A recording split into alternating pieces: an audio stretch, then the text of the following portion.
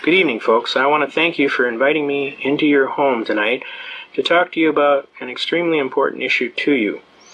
I basically am here to talk about the United States Constitution and our government and some of the principles that you need to understand most thoroughly so that you can have an effective opportunity to exercise your constitutional rights.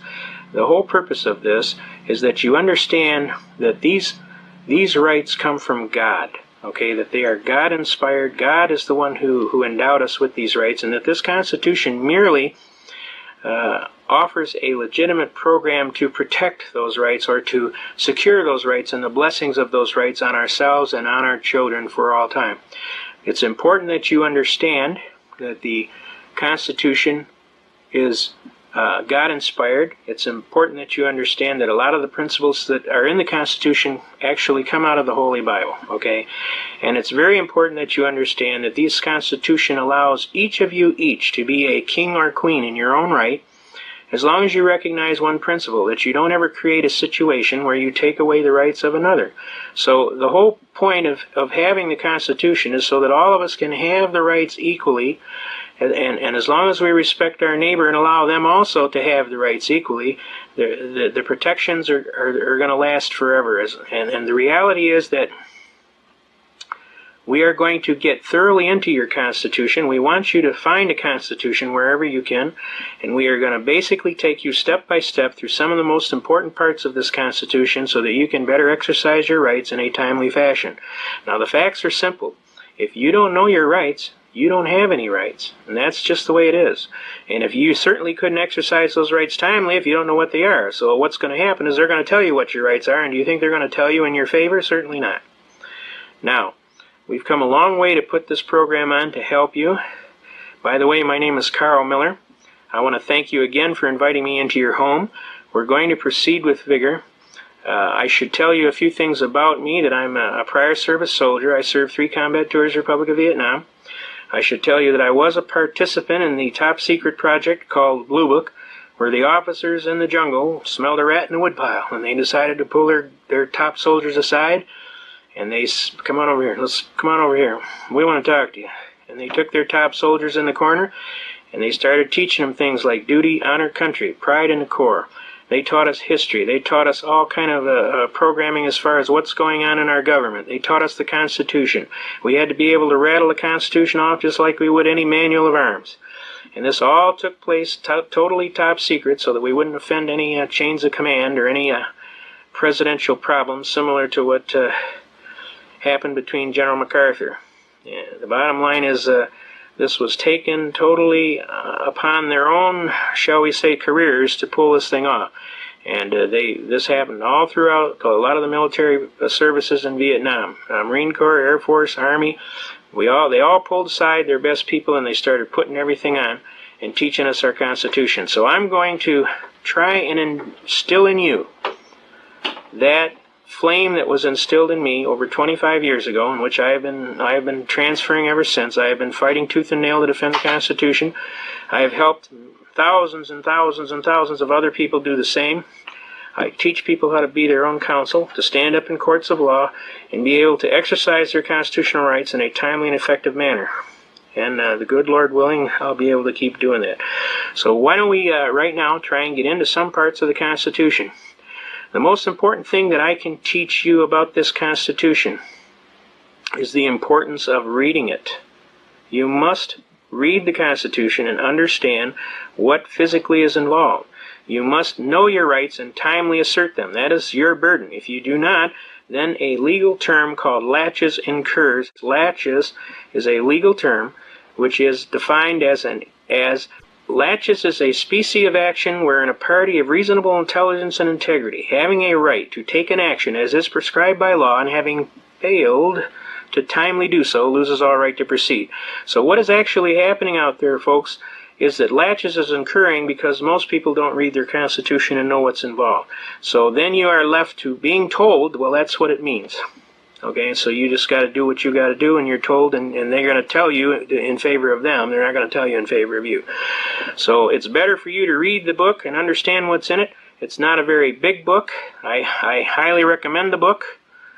You can get several versions. A lot of times you contact your congressman. My congressman, Dominic Vincentini, state senator, supplied this one for me.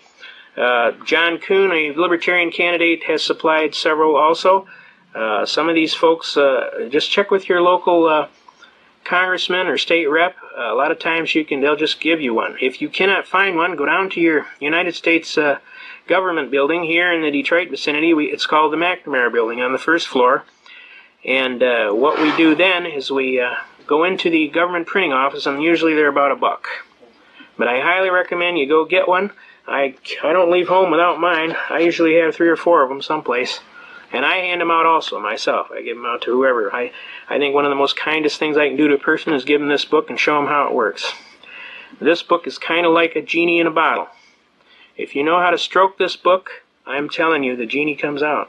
And it usually with a force that will be clearly recognized in any court in the land.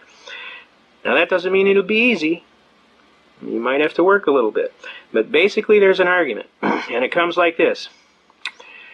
If I violate your rights, you may or may not know about it. If you know about it, you may or may not be able to do something about it. If you do have an ability to do something about it, you may or may not have the financial wherewithal to go to a finished program. If you do have the financial wherewithal, you may not have the intestinal fortitude to go to a finished program. So most of the time, your governments and your abusive personalities in government or your corporations pretty much have carte blanche to injure you. Because in 99.9% of the cases, most people will not proceed.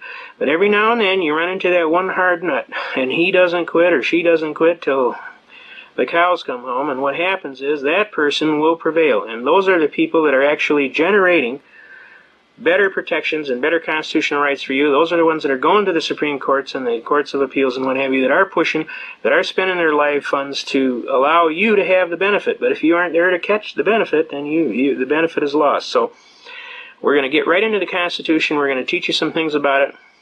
Pay attention, because we're really doing this out of an act of love for you, and we're hoping to God you're going to pick up on it and pay attention. Okay? Now, I'm going to put one Constitution down here so the folks can see it.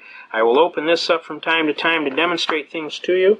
I will basically try and read out of another Constitution so that we can better show you some of the things that are involved.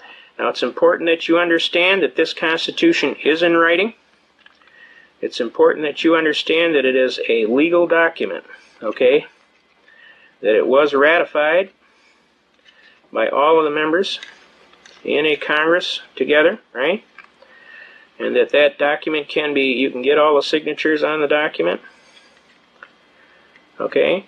And it's important that you understand that there was an offer. Government offered to govern. There was a consideration. The citizens considered how they were going to be governed.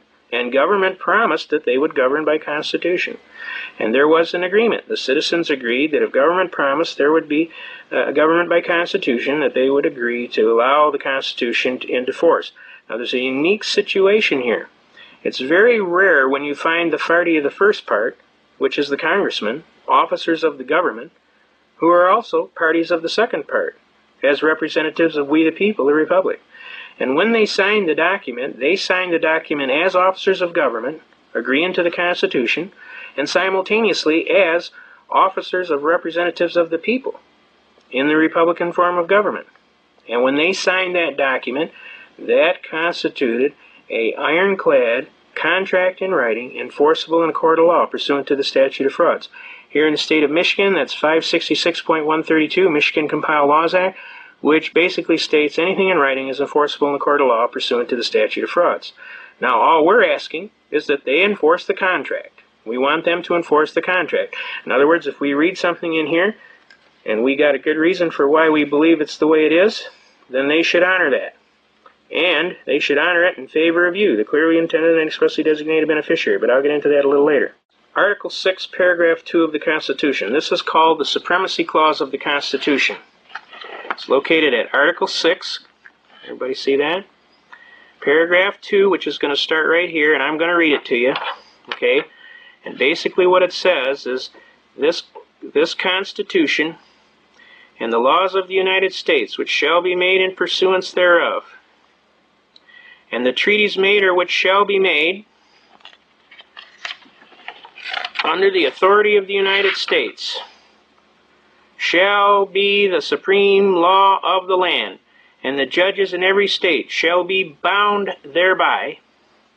Anything in the Constitution or laws of any state to the contrary are notwithstanding. And when they say notwithstanding, that means notwithstanding in law. That means that's a legal definition. Notwithstanding means notwithstanding in law. Now, a very important case, Marbury versus Madison, 5 U.S. 137.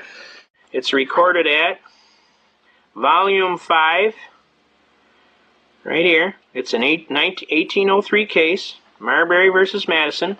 It's recorded in Volume 5, page 137. Now, basically what this case states, and I'm telling you right now, if you want to use a case to cite for any purpose in court, you have to read the case. If you haven't read the case, and formed a basis upon which a logical determination in your mind could have been reached to form an opinion as to why you should do what you're going to do, then the judge will throw your case out. So read your cases. Don't just quote cases, because you won't win. If the judge ever pins you down and starts asking you some merits of the case, and you can't even understand what the case is about, 9 times out of 10, he's just going to throw your case in the can. So make sure you read the case. This is one of the leading cases in the history of the United States of America. The opinion of the court was given by the Honorable Judge John Marshall, Chief Justice of the Supreme Court. His opinion was anything that is in conflict is null and void of law. Clearly, he said that for a secondary law to come in conflict with the supreme law was illogical. For certainly the supreme law would prevail over all other law, and certainly our forefathers had intended that the supreme law would be the basis of all law. And for any law to come in conflict would be null and void of law. It would bear no power to enforce.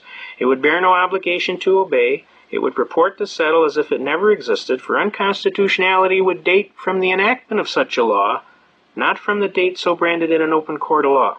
No courts are bound to uphold it, and no citizens are bound to obey it. It operates as a mere nullity or a fiction of law, which means it doesn't exist in law.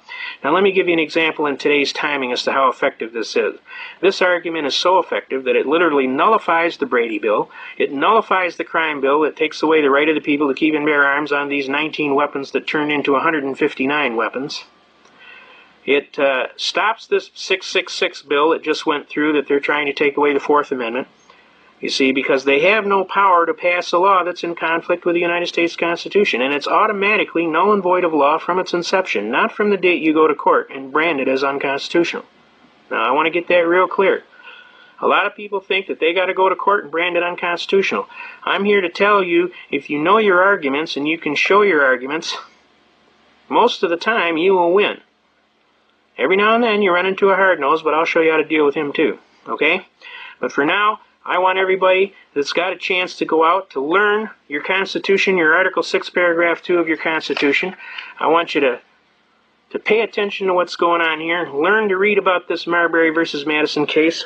This right here is an example of what is called Shepard citations.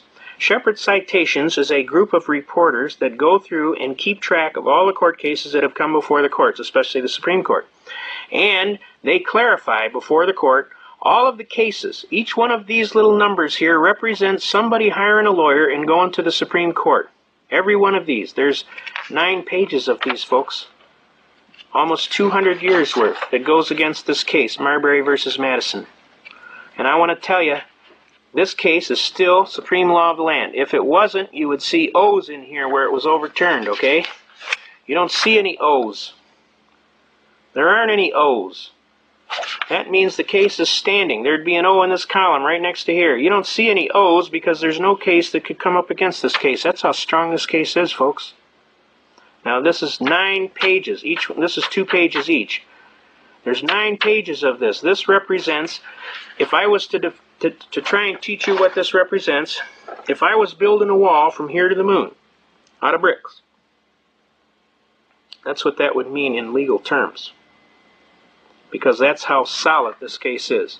So it's very important that you understand your Constitution is an ironclad contract in writing enforceable in the court of law. It's very important that you understand Article 6, Paragraph 2, the Supremacy Clause, which says the Constitution and the laws in pursuance thereof and the treaties made or which shall be made under the authority of the United States shall be the supreme law of the land. The judges in every state shall be bound thereby. Anything in conflict or repugnancy is null and void of law. It bears no power to enforce, no obligation to obey, purports to settle as if it never existed. Unconstitutionality dates from the enactment. No courts are bound to uphold it. No citizens are bound to obey it. Now that is one of the most important lessons that I can teach you in the Constitution so that you can understand how strong this document is. And when I go to the law library and I hit some of these law libraries, it's wall-to-wall books, folks. I mean, it's like I take people down there and their chin's on the ground. And then I tell them there's 3 floors of this place just like this, filled to the brim with books and books. And did you know that in every one of those cases, this little book right here, this one right here, folks, controls every single book in that law library. Every single one. Every single book in that law library is controlled by this little book. So can you understand how important it is for you to know what's in this little book so that you can effectively call on that kind of a commanding knowledge? Okay? It is absolutely vital that you get a hold of one of these books and start learning it, and don't let anybody take away your constitutional rights. You can't even give your constitutional rights away. You have to voluntarily acquiesce by signing a document on a Miranda release form. That's how hard it is to give away your constitutional rights. We don't want you to give away any of your rights. We want you to know these rights backward, forward, upside down, and other. We want you to be able to rattle them off. Our soldiers could do it. And they did it with the great love in their heart and the pride and the duty that they hold in their heart. And they swore on a sacred oath that they defend the Constitution against all enemies, foreign and domestic. And then they perform their duties to the best of their ability, so help them God. And by God they do, both in the service and out of the service. Okay? We defend the Constitution to the death. We never surrender. We are soldiers above all. And we love our country and our flag and our Constitution. We are what the term is under the military code of conduct. I am an American fighting soldier. I serve the forces which guard my country and its constitutional way of government. I am prepared to give my life if necessary in defense of that Constitution. And that's exactly what we're going to do. So I want you to pay attention. A lot of brave soldiers have died to pay for this book so that you could have the right. And the least you could do for your own self's sake is to learn what's in this book and be able to argue effectively what's in this book. You would be amazed how many times you can win if you just have this book and know what's in it. We're going to go into some other arguments here. We're going to try and show you how to really effectively use this book, okay? Now that everybody's got that in hand. The next thing we're going to start teaching you is things like about the Second Amendment. The Second Amendment is one of the biggies that everybody talks about today and the one that gets railroaded probably the most. The next is the Fourth Amendment and the Fifth Amendment, okay? But the Second Amendment is one of the most vital amendments here because our forefathers had such an important understanding of life, liberty, and pursuit of happiness, that was the First Amendment, that they turned around and realized that without the right to protect that first right, they didn't have that right. So the Second Amendment, they instituted the right of the people to keep and carry arms, and that right shall not be infringed. Now, they started out by saying a well-regulated militia being necessary for the maintenance of a free state. Okay? Isn't that a true statement, folks? A well-regulated militia is necessary for the security of a free state. That's just a true statement. So is oranges are orange. That's why they call them oranges. Okay? But that doesn't have any legal precedence in theory. The most important part about that Second Amendment is it says the right of the people. And the Supreme Court has ruled in hundreds of cases that whenever it says the right of the people, it means the right each of every single citizen to possess the right equally. Now, a lot of guys like to hand out this manola that, well, that's a collective right. You got to be a member of the militia. That's all hoodoo. You don't have to be a member of the militia. All you have to do is be an American. You have the right. The right to keep and carry arms, and that right shall not be infringed. Now, you will note after infringed, there is no subparagraph A, B, C, D, E, F, G, which would stipulate as to what would be an acceptable infringement. So all infringement is forbidden. Now, who says so? You say so. Do you see that? Does everybody see that? You say so. Who are you? I'm an American. And I'm telling you, you're infringing my rights. You're stealing my rights. I claim infringement. I claim encroachment. I claim impingement. I claim usurpation. I claim you're stealing my right. Because that's what they're doing. And I ask them, what is it you don't understand about the word infringement? Because that's exactly what it says when you look in Black's Law Dictionary. That's another thing I want to bring up. When you want to talk to these people in court, you want to get a hold of one of these books, right here. It's called Black's Law Dictionary. You would be absolutely amazed what's in Black's Law Dictionary. This is the exact words that you need to be able to definitively define the word game problem that we are having with these people today. They like to keep changing the words. But guess what? The words in this book are the words that were written when we were in the Constitution when it was signed. And the definitions that are in this book are enforceable in a court of law. You can bring this book into court and pull it open and say, this is the one, Judge. And they gots to listen. And that's the way it is. So for sure, if you're going to be in this, go down to one of your bookstores, whichever you may have in your area, Barnes & Noble or any one of the dozens of decent bookstores, and get a copy of Black's Law Dictionary. You need that to be in this, because this is kind of like defining the map of how to get from A to B. You have to have this book to be able to pull it out so that you can turn around and tell them, hey, don't trample my rights. I take a real dim view of that. Another good book you can pick up on the Constitution is this American Constitution, put out by West Publishing Company. This goes into a whole lot of widened arguments as to your Constitution. Now, after I'm finished talking to you, you're going to have a new concept of Constitution and how it works. You're going to understand that it's what you say it is. If you got an honest right, now I'll give you a perfect example. Now, the First Amendment basically talks about the right of life, liberty, and pursuit of happiness, right? But isn't the right to work part of right of life, liberty, and pursuit of happiness? You got a right to work, right? Contract your labor, your skill, and your time of life as you see fit, right? Does that make sense to you? That's a First Amendment right. Another First Amendment right would be the right to travel freely unencumbered.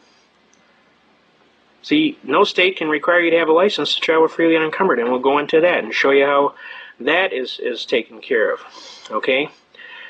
The bottom line is you need to learn as much as you absolutely possibly can in the shortest possible time about your Constitution, because I'm telling you right now as we speak, they are trying to curtail that Constitution and take away rights that you have that have been given to you from your forefathers.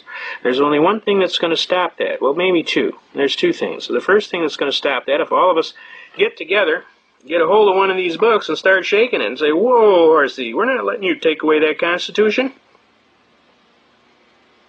This is America. We got an American flag on our pole out front. Last time I checked, this is the United States of America. We got a Constitution here, and you ain't touching that Constitution. So you call up that Bill McCullum in Washington, and you tell him he's the guy that sponsored that 666 bill to take away the Fourth Amendment right to have a search warrant. You get a hold of him, and I'll give you his number later on in the speech here. And you call that joker up and you say, sir, what is it you don't understand about your oath of office? We'd kind of like you to leave the Constitution alone. Matter of fact, we'd like you to make it stronger than it is, not take nothing away from it. Period. And we resent the hell out of you taking an oath of office to protect the Constitution, and we put you in office, and the first thing you do when you get in there is try and scuttle the Constitution and flush it down the toilet. We're not going to put up with that stuff. We want you to understand that real clearly.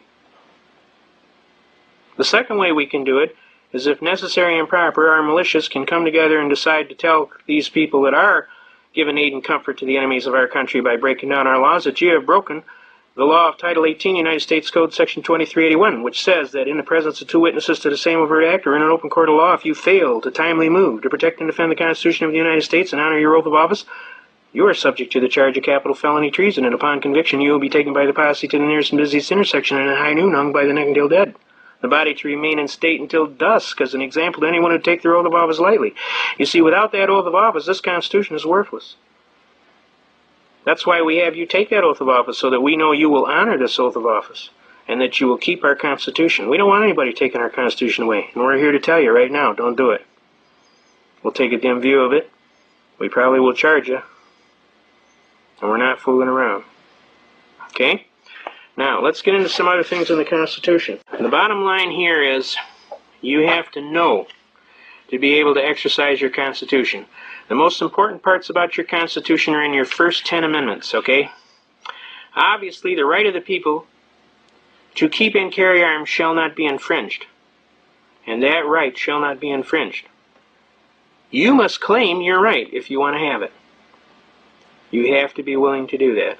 And if they are going to take your right, then you have to be willing to challenge them, whatever it costs. Now, the bottom line is any law that comes in conflict with that, what do we talk about in Article 6, Paragraph 2? If any law shall come in conflict with this, the supreme law, what happens? It's null and void of law. It bears no power to enforce, no obligation to obey, purports to settle as if it never existed. Unconstitutionality dates from the enactment of such a law, not from any date so branded in open court of law. So what happened to the Brady Bill, folks? Canceled due to lack of interest. Okay? What happened to the crime bill with the gun infringements? If any portion of the bill be unconstitutional, the whole bill is unconstitutional. Because why? Repugnancy. Okay? It's repugnant to the United States Constitution. It's null and void of law. It bears no power to enforce, no obligation to obey. Purports to settle as it ever existed. Which case said so? Marbury versus Madison, 5 U.S. 137, 1803. That's how important that case is. That's why you got to go down to your law library and read. Okay? So Marbury versus Madison is extremely important. It's important that you be able to read the case, understand what they're talking about. Now, other cases that are involved are your rights to due process, like under your 4th and 5th and 6th Amendments, right? The right of the people to be secure in their houses.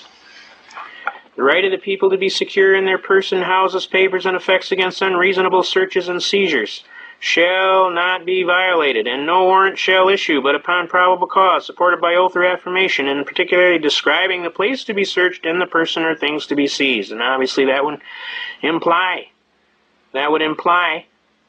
that he'd gone before a judge and said, this is the guy, he did it, this is the crime that was done, and this is the evidence we're looking for, Judge, and we'd like to get a warrant, and we're swearing everything we told you is the God's truth, and then they can come over and they can search till hell freezes over. Okay?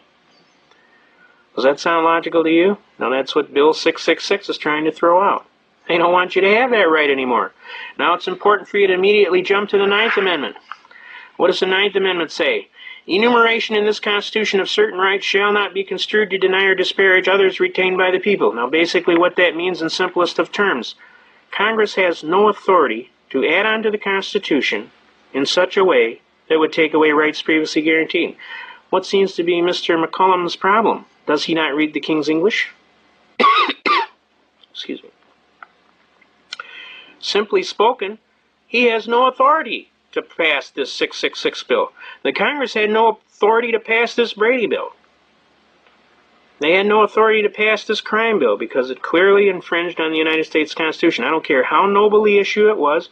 I don't care how learned the people claim to be. They weren't learned enough. Because if they were learned, they would have understood the 9th Amendment forbids adding on to the Constitution by any laws whatsoever that takes away rights that are previously guaranteed. Let's go on. Let's hit the 10th Amendment. The powers not delegated to the United States. What are they talking about here? The powers not delegated to the United States by the Constitution, nor prohibited by it to the states, are reserved to the states respectively or to the people. See, this is a limited contract. This contract is designed to limit government. And when you get into your police powers, you start understanding your police powers. Almost you'll hear this all the time. Well, we have police powers. Broad and sweeping police powers. You look up Black's Law Dictionary of Police Powers. It says, the law of eminent domain of a state or political subdivision to enact laws for the common good and welfare and to curb crime. And in great big black letters, it says within constitutional limitations. See the 10th Amendment. Well, when they're talking about see the 10th Amendment, this is the 10th Amendment they're talking about. Now, do they have powers to take away previous rights guaranteed under the Constitution? The answer is obviously no, they don't. Obviously, the 9th Amendment sets a clear limit on that. What is it these guys don't understand about their Constitution? They pass these Brady bills, they pass these crime bills, they pass these 666 bills to take away your 4th Amendment right, requiring a search warrant. What is it that they don't understand about the locks on the Constitution? Now, do you see how wise our forefathers were? They knew history, and they knew that history repeats itself if people forget. So what they did is they set a standard, very importantly, toward the end of the contract that clearly stipulated exactly what limits would be there, you see. And it clearly stipulated that no power has existed to take away rights that were previously guaranteed. So how, therefore, is this being done? I'll tell you how it's being done, because they wants to. And they're not doing it by law. Now, why are they getting away with it? Because most of the people don't know any better. And if you don't know your rights and you don't timely assert them, laches incurs. Laches being a species of action wherein a party of reasonable intelligence and integrity having a right to take an action as is prescribed by law, and having failed to timely do so, loses all right to proceed. So, by you acquiescing, by not jumping up and saying, hey, hold the line, Chester. You ain't touching that Fourth Amendment. You aren't touching that Second Amendment. We're not putting up with that stuff. You took an oath of office, we're going to hold you to it. You violate that oath of office, we're going to charge you with capital felony treason under Title 18 United States Code Section 2381. What difference does it make if they're in open rebellion against the United States, or if they're breaking down the laws creating a rebellion? Isn't that giving aid and comfort to the enemies of our country? It most certainly is. And it's called sedition. Treason by sedition. Okay? Now we got to start collaring these guys and telling them, hey, what is it you don't understand about the Constitution and your oath of office? We're going to clearly correct that in the short interim. And if you don't want to fix it, we will remove you. And that's our duty and our responsibility. Now, when Benjamin Franklin walked out of all of the hearings to set up this Constitution, a lady reporter walked up to him and asked him, what is it we have now? And he turned to her and told her, we have a republic, if we can keep it. Obviously, the burden is on us to make sure we keep it. So I'm asking you to get a hold of one of these constitutions and let's plan on keeping it. All right, now let's get into some more of the arguments on the Constitution. Your Fifth Amendment. Let's pull up your Fifth Amendment. No person shall be held to answer for a capital or otherwise infamous crime unless on the presentment or indictment of a grand jury, except in cases arising in the land or naval forces or in the militia, when in actual service in time of war, or public danger. Nor shall any person be subject to the same offense be twice put in jeopardy. That's the double jeopardy statute. Of life or limb. Nor shall be compelled in any criminal case to be a witness against himself. That's a self-incrimination defense. Nor be deprived of life, liberty, or property without due process of law. That's your Equal Protection Clause. You have an equal right to all of your rights under the law, and you have a right to due process of law. As a matter of fact, if they don't give you due process of law, Title 5 United States Code Section 556D is clear and specific, and it says if they deny you due process of the law, all jurisdiction ceases automatically. That's Title 5 United States Code Section 556D, also 557 and Section 706 of that code. In other words, if they deny you due process in any time and you can prove it, you can force a showdown, and you can turn around and say, well, they might have had jurisdiction at one time, Judge, but they lost it when they denied me due process. All right? Now, the other parts are you cannot deny them life, liberty, property without due process of law, nor shall private property be taken for public use without just compensation. You know, how many times do you hear about that today? I mean, it's incredible. The Sixth Amendment is another important one. All of them are important, but there are more important ones, all right? In all criminal prosecutions, the accused shall enjoy the right to a speedy and public trial by an impartial jury of the state and district wherein the crime shall have been committed, which district shall have been previously ascertained by law, and to be informed of the nature and the cause of the action and accusation, to be confronted with the witnesses against him. That's the right to confront your accusers. To have compulsory process for obtaining witnesses in your favor. That's the subpoena rights. And to have the assistance of counsel for your defense, or you can stand as your own counsel. And I know they tell you that it's a fool that stands as his own counsel, but it's my argument that it's a fool that doesn't. Because I'll tell you why. You know your case better than anybody. How many times do you hear about gripes between attorneys and the citizens? The biggest gripe they have was, well, he never said nothing about that, or she never said nothing about that. Well, she didn't do this, or she didn't do that. Well, why? Because they don't know the case as good as you do. You're the one that knows your best case. The only thing they know is how to apply the law. So all I'm telling you is learn how to apply the law and your constitutional rights, and then you don't need to do that. The only time you get into trouble is if you run your mouth too much and you get into self-incrimination. So obviously you have to keep your wits about you and watch your mouth. But the bottom line is, actually, I personally believe you are the best person to present the facts of your case, because you're the best person that knows all the facts. The only thing you know how to do is how to actually do it in a legal and lawful manner that is recognized by the legal community. And that's really not hard to learn. I can teach you, believe me. All right, the 7th Amendment. In suits at the common law, where the value in controversy shall exceed $20, the right of trial by jury shall be preserved, and no fact tried by a jury shall be otherwise re-examined in any court of the United States, because the jury is the ultimate trier of fact. And then according to the rules of the common law. Now, we'll get into that common law argument. There's a lot of heavy arguments around that common law.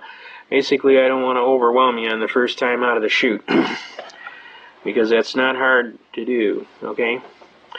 Now, the bottom line of this Constitution is it's all in writing. It clearly represents a contract. I'm asking you to learn your contract. I'm asking you to learn the book. Learn your contract. I mean, when you go to some place to do some work on your car, you read the document that comes with it for the warranty, don't you? Why? Because just in case something goes wrong, you want to be able to bring it back, right? Well, I'm asking you to read the warranty on your Constitution so that you can understand the rights that you have under that Constitution. So that if you don't get it right, we can bring it back. Does that make sense to you? All right. Now, it's also important that you understand that this Constitution is a very unique document, and that this Constitution is supposed to be enforced, and I'm going to teach you some things here right now. This right here is representation. I know it's kind of hard to see here, but basically what we're talking about here is this comes from the books that tell the judge how, right here and over here, this comes and tells the judge how the Constitution is to be interpreted. This is from the Am Jurisprudence volumes, and this is volume 16. You want the Constitutional Law section right here, Constitutional Law, and you want section 97. And when you start reading it, the most important part about it, and I'll read it, is that a constitution should receive a liberal interpretation in favor of the citizen is especially true with respect to those provisions which were designed to safeguard the liberty and security of the citizen in regard to both person and property. Can you see that? Can you all see that? Is that coming out right here? Over more. Okay. All right. To safeguard the liberty and security of the citizen in regard to both person and property. See Note 31, Breyers v. United States, 273 U.S. 28, and all of these 40 Supreme Court cases hold that axiom. In other words, it's supposed to be liberally enforced in favor of the citizen for the protection of rights and property. And a constitutional provision intended to confer a benefit should be liberally construed in favor of the clearly intended and expressly designated beneficiary. 32. But on 32, DeJammer v. Hospital Authority of Albany, in all of these cases. Let's do that over again. And a constitutional provision intended to confer a benefit should be liberally construed in favor of the clearly intended and expressly designated beneficiary. Similarly, a provision intended to afford a remedy to those who have just claims should receive a beneficial construction for the purpose of extending the remedy to all who might fairly come within the meaning of the terms. And that's Ryder v. Fitchie of Ohio, a Supreme Court case, okay? That's note number 33, okay? Now, this comes out of 16th Am Jurisprudence. In other words, I have this Constitution. This Constitution is a contract in writing enforceable in the court of law pursuant to the statute of frauds. I'm asking for specific performance, Your Honor, in favor of me. I am the beneficiary of the contract. There's also a basic premise in contract law, Basic Contract Law 101 of any first-year law student, that says, the contract shall be enforced most favorably in favor of the non-preparer. And that's you. You didn't prepare it. Now, if you believe honestly that you have a right, and you can timely bring that right before a proper adjudicated authority, and you can clearly stipulate as to what your right was, guess what? They gots to listen. That's the way it is. That's the way it's supposed to be. And I'm telling you, if you know your rights and you timely assert those rights, you have those rights. But if you sit on your haunches and you cry foul, it's just terrible. Somebody ought to do something about that. Hey, be a somebody. Do something about it. Don't sit there telling me somebody ought to do something about that. Be a somebody. You do something about it. You honestly got an honest bitch, you go out there and you take care of it. Because that's what it takes to be an American. That's what it's all about. That's what being an American is all about. That's what separates you from the rest of the whole world. Because Americans, you don't trample on their rights because they're going to come get you. You do not trample on their rights. They won't put up with it. So be an American and don't put up with it. Stand up there and be counted. Now, I want to read the next argument there, which is argument number 98, which basically deals with the effect of an emergency. While an emergency cannot create power, and no emergency justifies the violation of any of the provisions of the United States Constitution or state constitutions, public emergencies such as economic depression, for especially liberal construction of constitutional powers, and it has been declared that because of national exigency, it is the policy of the courts in times of national peril so liberally to construe the special powers vested in the chief executive as to sustain and effectuate the purpose thereof, and to that end also more liberally to construe the constituted division and classification of the powers of the coordinate branches of the government, and insofar as may not be clearly inconsistent with the Constitution, right? In other words, they can't be in conflict with the Constitution, to vest extraordinary powers in the chief executive. But I'm telling you, on the other hand, a contention that a grave emergency, such as the Depression, should permit construction of the constitutional provisions which would meet the emergency was rejected.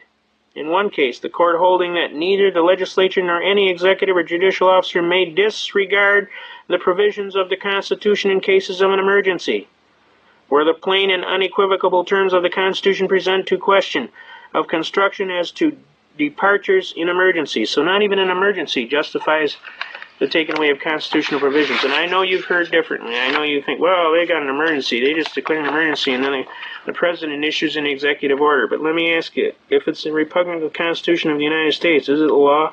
No. Who says so? We do. We're the people. It's our country. It's our Constitution. We're the ones that say you can't do that. And we mean it. You damn well better listen.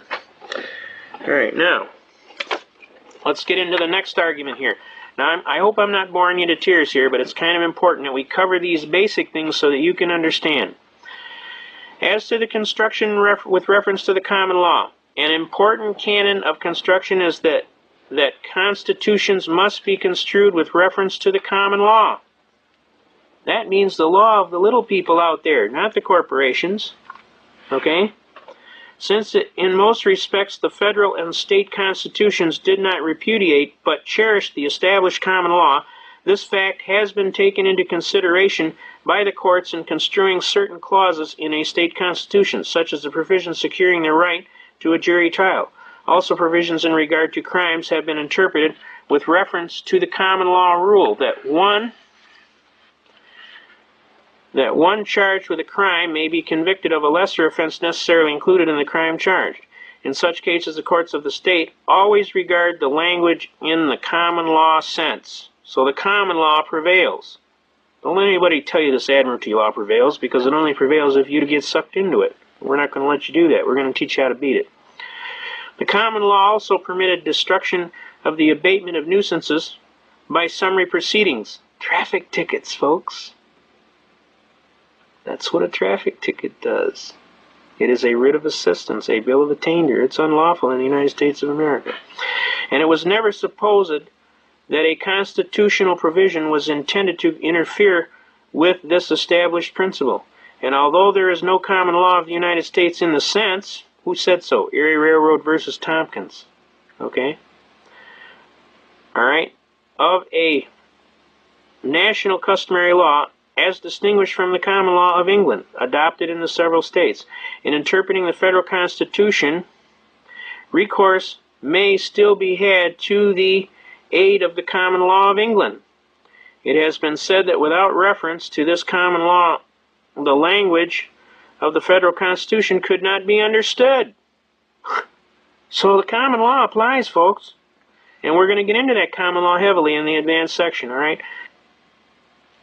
Okay, now let's get back into this. In interpreting the federal constitution adopted by the several states, all right, the recourse may still be had to the aid of the common law of England. It has been said that without reference to the common law, the language of the United States Constitution would not be understood. This is due to the fact that this instrument and the plan of government of the United States were founded on the common law as established in England at the time of the Revolution. Okay? Therefore, it is the general rule that the phrases in the Bill of Rights taken from the common law must be construed in reference to the latter. Specifically, the United States Supreme Court has taken the common law into consideration in construing the Fourth Amendment, the Fifth Amendment provisions relating. All right? So the common law is extremely important that we get in, and we will cover that thoroughly. It's important to understand that most of you out there are citizens at the common law. That only those that understand the differences in admiralty and maritime law, those that are corporations, officers of corporations, or officers of government residing in the District of Columbia, the 14th Amendment duality of citizenship, which is talked about in the case of Erie Railroad versus Tompkins, which is a rather heavy argument. And I will cover that thoroughly with you so that you understand where the traps and the differences are. But for right now, I'm trying to demonstrate to you construction and programming so that you can understand that this Constitution right here is the supreme law of the land. It is a contract in writing. It is enforceable in favor of you. In an open court of law, you are the beneficiary. Okay? I want to give you some basic more points on this Am jurisprudence argument. This is section 114 of the 16th volume of Am jurisprudence second. I'm going to give you a couple more of these sites so that you can understand how powerful a document this is. Okay? By the way, I highly recommend you go down to the law library, grab that 16th volume Am jurisprudence, start at section 1, and start paging through to section 300. You will absolutely be astounded. We are now in 16th Am jurisprudence second, section 117. And I will read it to you. Basically, various facts and circumstances extrinsic to the Constitution are often resorted to by the courts to aid them in determining its meaning. As previously noted, however, such extrinsic aids may not be resorted to where the provision in the question is clear and unambiguous. In such a case, the courts must apply the terms of the Constitution as written, and they are not at liberty to search for meanings beyond the instrument, which that militia argument and that collective law theory of the Second Amendment is. They're reaching far. All right? Clearly it says in the plain English, the right of the people to keep and carry arms shall not be infringed. Now, what is it you don't understand about the word infringed? They're infringing.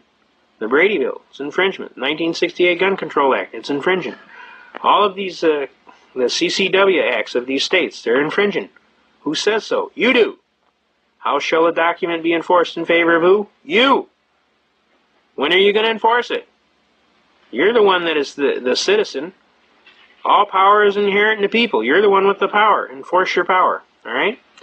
Does everybody understand that argument? That's the magnificence. I'm bringing the genie out. We're stroking the bottle here. And I'm going to bring the genie out here in a second. You're going to understand the magnificence of the power of this book. You see, once you understand this is an ironclad contract, once you understand that this is enforceable in the court of law pursuant to the statute of frauds, once you understand you have a right to claim specific performance on the contract. Your Honor, I'm demanding my right to keep and carry arms, and that right shall not be infringed. I want specific performance. I am the holder of the contract. It's supposed to be enforced in favor of me. I am the clearly intended and expressly designated beneficiary, the citizen. I want the thing protected in favor of my right. Does that make logical sense to you? Now do you start to understand the power of this document? Okay? See, before, you just thought it was a bunch of writing in some textbook that you had to take when you took a civics class in high school in the 11th grade. See, I want you to understand that you don't leave home without this. This is more important than your credit card. Okay? Next, let's get into the next section. I'm going to cover some more of these Am jurisprudence sections so that you can understand. I want to get into section 155. 16th Am jurisprudence second, section 155.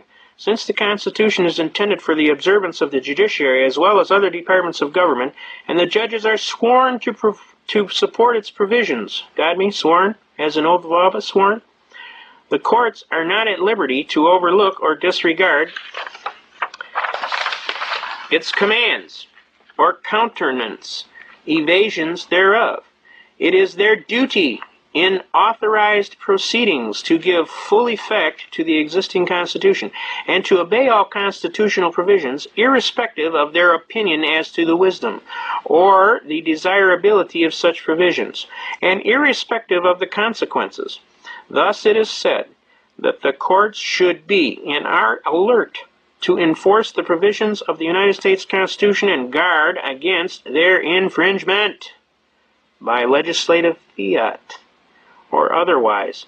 In accordance with these basic principles, the rule is fixed that the duty in the proper case to declare a law unconstitutional cannot be declined and must be performed in accordance with the deliberate judgment of the tribunal before which the validity of the enactment is directly drawn into question. If the Constitution prescribes one rule and the statute another, and a different rule, it is the duty of the courts to declare that the Constitution and not the statute governs in cases before them for judgment. Does everybody understand that? They're telling the judge, you got to rule in favor of the Constitution. And if you know your Constitution, whose favor are they going to rule in? Yours. But you have to have enough hair on your tail feather to walk in there and say, hey, I'm an American, and I have a constitutional right. That right shall not be infringed, and you're infringing. And I'm asking you not to do that, because it's not nice. And I'm asking the judge to do his duty under his sworn oath of office and uphold the United States Constitution as he swore he would under Article 11, Paragraph 1 in this state, which says that he shall swear to protect and defend the Constitution from all enemies, foreign and domestic, and he will perform his duties to the best of his ability, so help him God. Now, let's get closer to so help him God. Now, let's get into another one of these. We got a load of them, folks, so let's bear with me here. 16th Am Jurisprudence, 2nd, Section 177. Declaratory judgments. Declaratory judgment actions have often been utilized to test the constitutionality of a statute and government practices. The Uniform Declaratory Judgments Act makes specific provisions of the determination of construction or validity of statutes and municipal ordinance by declaratory judgment, and is considered to furnish a particularly appropriate method for the determination of controversies relative to the construction and validity of the statutes and of ordinances. The Federal Declaratory Judgment Act, although it does not mention declarations as to the construction or validity of the statutes, has been invoked frequently as a means of assaying the constitutionality of congressional legislation. A plaintiff can have a declaratory judgment action on the constitutionality of either the federal or state statute by a single federal judge, so long as he does not ask to have the operation of the statute enjoined. You can't enjoin a constitutional right. A court may grant declaratory relief unless there is a case of controversy before the court. That is, the dispute must consist of specific adverse claims based upon present rather than future or speculative facts on which to base the adjudication. All right? Now, I'm trying to tell you folks here, you have a right to demand a declaratory judgment, which we are going to do in several of our cases here. And they got to declare. Is it constitutional or isn't it constitutional? If it's constitutional, it has to be judged in favor of who? You, the citizen. Why? Because you're the beneficiary. It's supposed to be enforced in favor of you, the beneficiary, the citizen, for the protection of rights and property. See Byers v. United States, 273 U.S. 28. And the 40 Supreme Court cases that support that mandate. Okay? Now there's just a couple more here. Bear with me. I know you're probably bored to tears right now, but I don't want you to do that. I want you to pay attention. Okay, we're at Section 255. 16th Am Jurisprudence, Section 255. In all instances where the court exercises its power to invalidate legislation on constitutional grounds, the conflict of the statute with the Constitution must be irreconcilable. The Brady Bill. Irreconcilable. Huh? In other words, the court is without authority to declare a statute unconstitutional unless it is in positive or direct conflict with the statute or with the Constitution.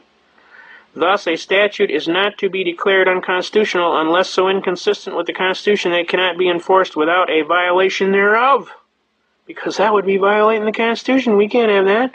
What happened in Marbury v. Madison, 5 U.S. 137? Same thing. A clear incompatibility between law and the Constitution must exist before the judiciary is justified in holding the law unconstitutional. This principle is, of course, in line with the rule that doubts as to constitutionality should be resolved in favor of the constitutionality and the beneficiary, you, the citizen, for the protection of your rights and property. Okay? Does everybody pick up on that? Now, let's shift to 256. 256, right here. The general rule is that an unconstitutional statute, whether federal or state, though having the form and name of law, is in reality no law, but is wholly void and ineffective for any purpose, since unconstitutionality dates from the time of the enactment and not merely from the date of the decision so branding it. Wouldn't it be interesting if 34, where's 34? There's 35, all right, here's 34. State ex rel versus Nguyen v. Greer. But I'll tell you what, Marbury versus Madison comes higher than that, okay? All right, 34. Let's cover that again. And ineffective for any purpose, since the unconstitutionality dates from the time of the enactment and not merely from the date of the decision so branding it. An unconstitutional law in legal contemplation is as inoperative as if it never had been passed. The Brady Bill, the Crime Bill, the 1968 Gun Control Bill, all these bills. Such a statute leaves the question that it purports to settle just as it would be had the statute not ever been enacted. No repeal of an enactment is necessary. Since an unconstitutional law is void, the general principles follows that it imposes no duties, confers no rights, creates no office, bestows no power or authority on anyone, affords no protection, and justifies no acts performed under it. A contract, did everybody pick up on that keyword, contract? A contract which rests on an unconstitutional statute creates no obligation to be impaired by subsequent legislation. No one is bound to obey an unconstitutional law, and no courts are bound to enforce it. Persons convicted and fined under a statute subsequently held unconstitutional may recover the fines paid. A void act cannot be legally inconsistent with a valid one, and an unconstitutional law cannot operate to supersede an existing valid law. Indeed, insofar as a statute runs counter to the fundamental law of the land, the Constitution, it is superseded thereby. Since an unconstitutional statute cannot repeal or in any way affect an existing one, if a repealing statute is unconstitutional, the statute which it attempts to repeal remains in full force and effect. And where a, well, what did I say there? Remains in full force and effect. Is the Second Amendment in full force and effect? You better believe it. Okay? Now what is it they don't understand about infringed?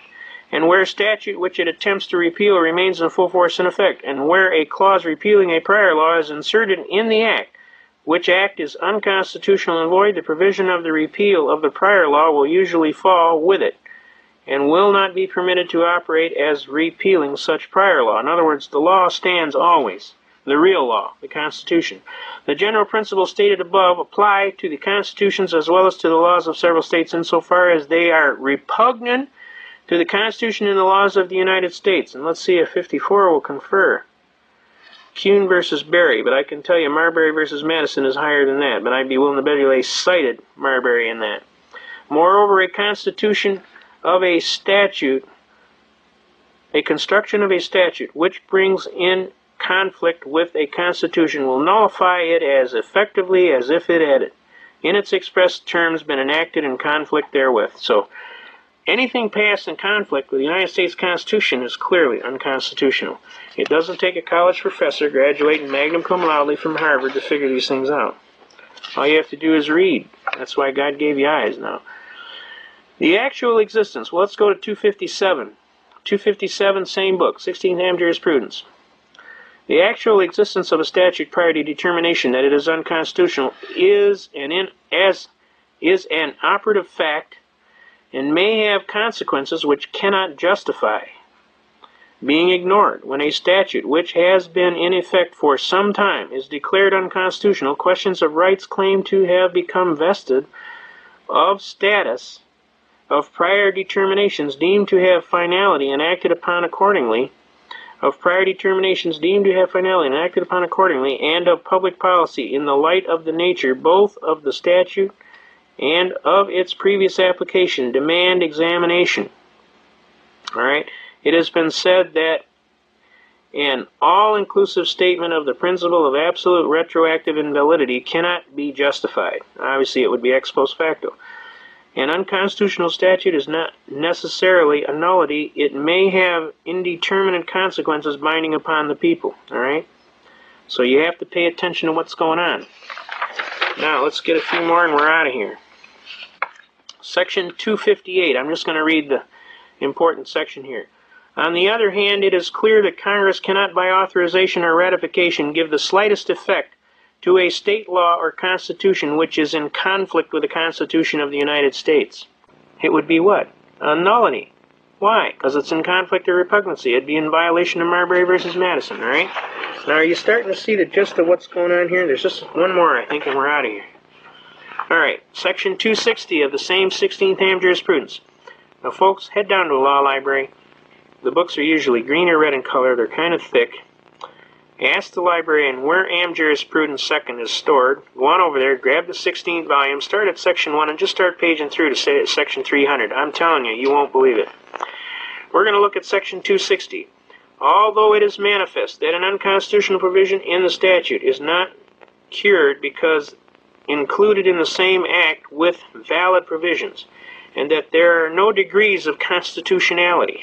In other words, it's either constitutional or it's unconstitutional. There's nothing like, it's kind of like half pregnant. There's no such thing, all right? So that an act is either constitutional or it is unconstitutional, okay? So if you got statute here and most of it's constitutional and a part of it's unconstitutional, guess what? It's all unconstitutional. So what we got here is a crime bill. And we got part of it is constitutional and part of it's unconstitutional. Obviously, they had no authority under the Second Amendment to fool around with the right of the people to keep and bear arms. They couldn't demand that the people not possess certain firearms. So, this directly applies to this crime bill. Obviously, part of the bill is constitutional and the other part is not constitutional. So what is the end result? The whole bill is unconstitutional. Does everybody see that? Now, I want you to start looking at these things, and I want you to start hammering these guys, and don't let these guys pull this kind of stuff. Hook them. Over there and collar him, say, hey, Charlie, why don't you step over here for a minute? I want to check out something here. I mean, you would if they had your wallet, wouldn't you? Does that make sense to you? Now, we're going to get into a unique argument here. For the last half hour, I've been trying to hammer home the power of this book. This book right here. Okay? I'm trying to hammer home the power of this book to teach you that this is the most valuable book in your whole life. If you know what's in this book, I am telling you, you are in full possession of your American citizenship. If you don't know what's in this book, I am telling you, you're going to be a slave, subject to the whim of extrajudicial people who want to tell you what to do, when to do it, how to do it, and how high to pack it. Now, my honest philosophy to you is, as a kindness and a Christian to you, I tell you, learn this book. I love it when these guys tell me I don't have any rights. I say, well, if you believe that, let's go to court. And on the end of the day, we'll see who owns who. But I'm going to tell you right now, if you violate any of my constitutional rights, I will sue your socks off and I will attach everything you own, bank, business, and home. And I'm telling you, I'm the one your mama warned you about. So you damn well better listen. Do not violate my rights, because I will come after you. And I will take care of business, and I will do what is necessary and proper, and I will pull every stop out, and I will go dig up every nut, bolt, screw. And when it's done, you will find out you messed with the wrong American, because this American is not going to back down. Okay? Now, we're going to get into a real special argument. Now, this argument has taken almost 18 and a half years to develop, so I want you to pay attention here. This argument is a unique concept that has been honed like a razor to a very meticulous edge so that you can understand what's going on. Obviously, we have established clearly that you have a constitutional right. And obviously, we have established that you are the beneficiary of the contract. And we have established that the Constitution is a contract in writing enforceable in the court of law. And we have established that you have a right to claim specific performance on the contract. And we have established that it's supposed to be interpreted in your favor. So if you got an honest constitutional belief, they have to listen. Now let's take that to the next step. The next step is, can a state arbitrarily and erroneously convert your right into a privilege and issue a license and a fee for it? Let's start with here. We're going to start walking down this sheet. Okay? Murdoch versus Pennsylvania, U.S. Supreme Court. Now, when you want to go into the law library and you want to look up something, what you want to do is understand that Supreme Court is Trump. Okay? That's the clearest way I can explain it to you. If you got a Supreme Court case, that trumps a district court, that trumps a court of appeals, that trumps a state court, that trumps everything. So you want to deal with Supreme Court cases as best you can. Murdoch versus Pennsylvania is a unique case. It's recorded at 319 U.S. 105. That's the 319th volume of United States Supreme Court Reports on page 105. So when you go to the law library, go into U.S. Reports, ask the little gal there, or the little guy that's behind the counter, where is the United States Supreme Court Reports? They'll tell you right where it is. You grab volume 319, you turn to page 105, and it'll give you the case of Murdoch versus Pennsylvania. Murdoch versus Pennsylvania is a real unique case. And I'm telling you to read the case. You get the case. The judge always likes to see that you're ready. And I'm going to summate basically the case briefly. Basically, it is a religious test case wherein Jehovah's Witnesses in the year of 1943 wanted their right to be able to go and preach among the public, because that is their right to evangelize, okay? In Pennsylvania, they wanted them to have a license to solicit, okay? This is basically the crux of the case. Now, what happened was the Jehovah's Witnesses claimed their First Amendment right of life, liberty, and pursuit of happiness, the right to worship and exercise their religion unencumbered, right? And, of course, that's one of the mainstays that founded this country, was the religious freedom, okay? And basically the points on the case that are established are: a state may not impose a charge for the enjoyment of a right granted by the federal Constitution, and that a flat license tax here involved restrains in advance the constitutional liberties of press and religion and inevitably tends to suppress their existence. All right, let's pull that over there. Everybody see that? Okay. All right, I'll start again. A state may not impose a charge for the enjoyment of a right granted by the federal Constitution, and that a flat license tax here involved restrains in advance the constitutional liberties of the press and religion and inevitably tends to suppress the exercise thereof. That the ordinance is non-discriminatory and that it applies also to peddlers of wares and merchandise is immaterial. The liberties granted by the First Amendment are and in a preferred position. Since the privilege in question is guaranteed by the federal Constitution and exists independently of the state's authority, the inquiry as to whether the state has given something for which it cannot ask a return is irrelevant. All right? No state may convert a secured liberty into a privilege and issue a license and a fee for it. Now, a lot of people come back to me and say, well, I'm not a Jehovah's Witness, so that case doesn't apply to me. I want you to reach. I want you to understand, we're not talking about whether you're a Jehovah's Witness here. What we're talking about here is, are you an American and do you have rights?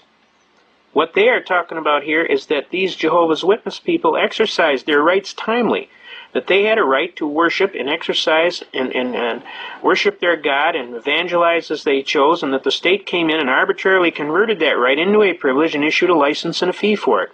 That is totally unconstitutional. Now, we took that case as a pioneering case, and we argued that case for all of your constitutional rights. All you need to do is keep in mind that you are an American and you have constitutional rights, number one. Number two, you have to keep in mind what right. Can you pull the right out of the Constitution? If you can pull the right out of the Constitution, and I'll give you an example. How about the right to travel freely and unencumbered, pursuant to Shriver versus Thompson, and we'll get into that. How about the right to keep and bear arms, right? Does a state have a right to require a license and a fee for the exercise of the right? And if they do, can you ignore the license and the fee? We'll get into that. Now, obviously, in this case, it's clearly established, and this is the premise of this case. No state may convert a secured liberty into a privilege, issue a license and a fee for it, and require you to have that. Otherwise, you committed a crime. That's totally 100% unconstitutional. I want that to get across real clear. Now let's jump to the next case. By the way, Murdoch is recorded at 319. That's the 319 volume. U.S. Reports, page 105. We'll start the case. All right? Go read the case, though. Make sure you read the case. I don't want anybody to come up and tell me they didn't read the case, because I'm going to get on you. You're not following. That's failure to follow instructions. Okay? Now, we're going to walk down the next step of this case. We took care of Murdoch here. Let's go to Shuttlesworth versus Birmingham, Alabama, which is recorded at volume 373. The same U.S. Reports. You go to volume 373, turn to page 262. When we go to Shuttlesworth versus Birmingham, Alabama, This is another unique religious case, okay?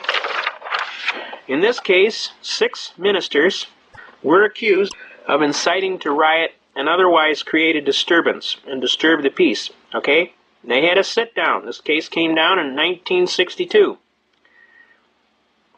And what happened was they said they needed to have a license to have a public gathering, okay?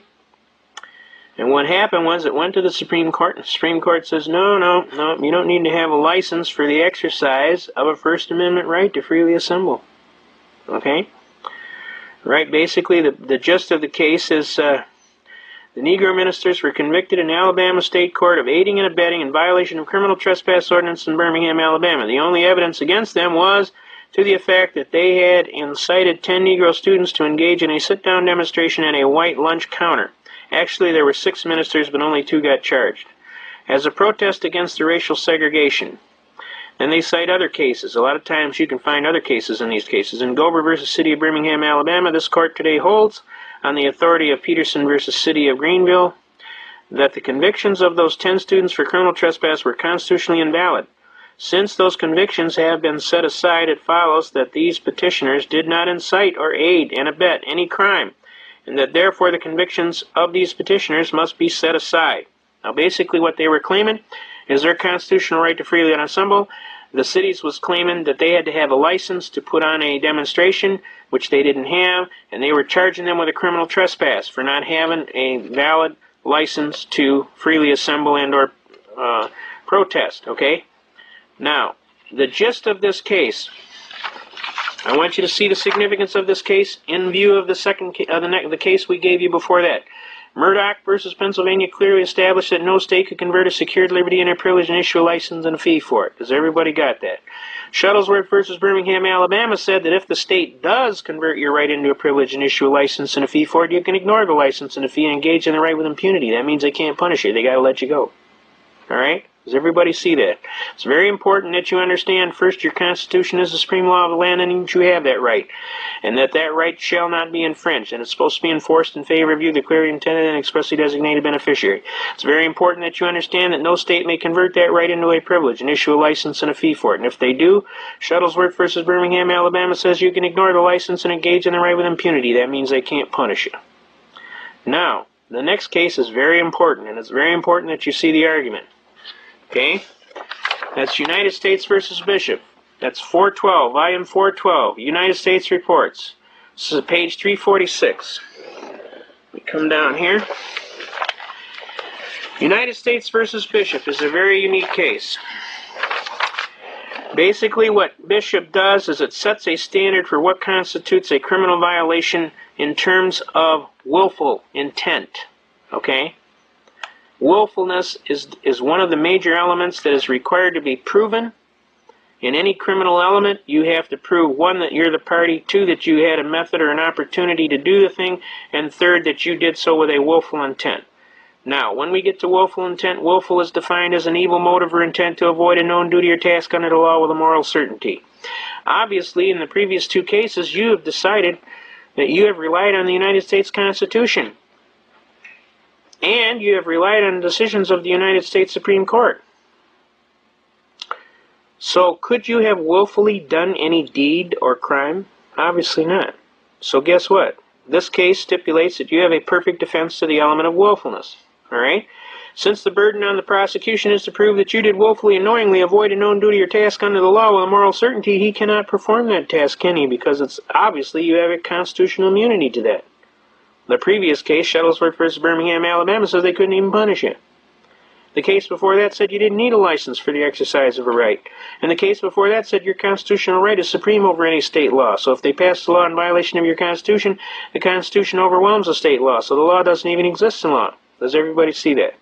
Now, since the prosecutor does not have a cause of action for which relief can be granted, Your Honor, may it please the Court, counsel is specifically precluded from performing his major task. Therefore, Your Honor, may it please the Court, at this time I would motion most graciously for a dismissal with prejudice for failure to state a cause of action for which relief may be granted by this honorable court, and I'd kind of like to collect my costs and fees for having to defend this patently frivolous and spurious complaint, sir.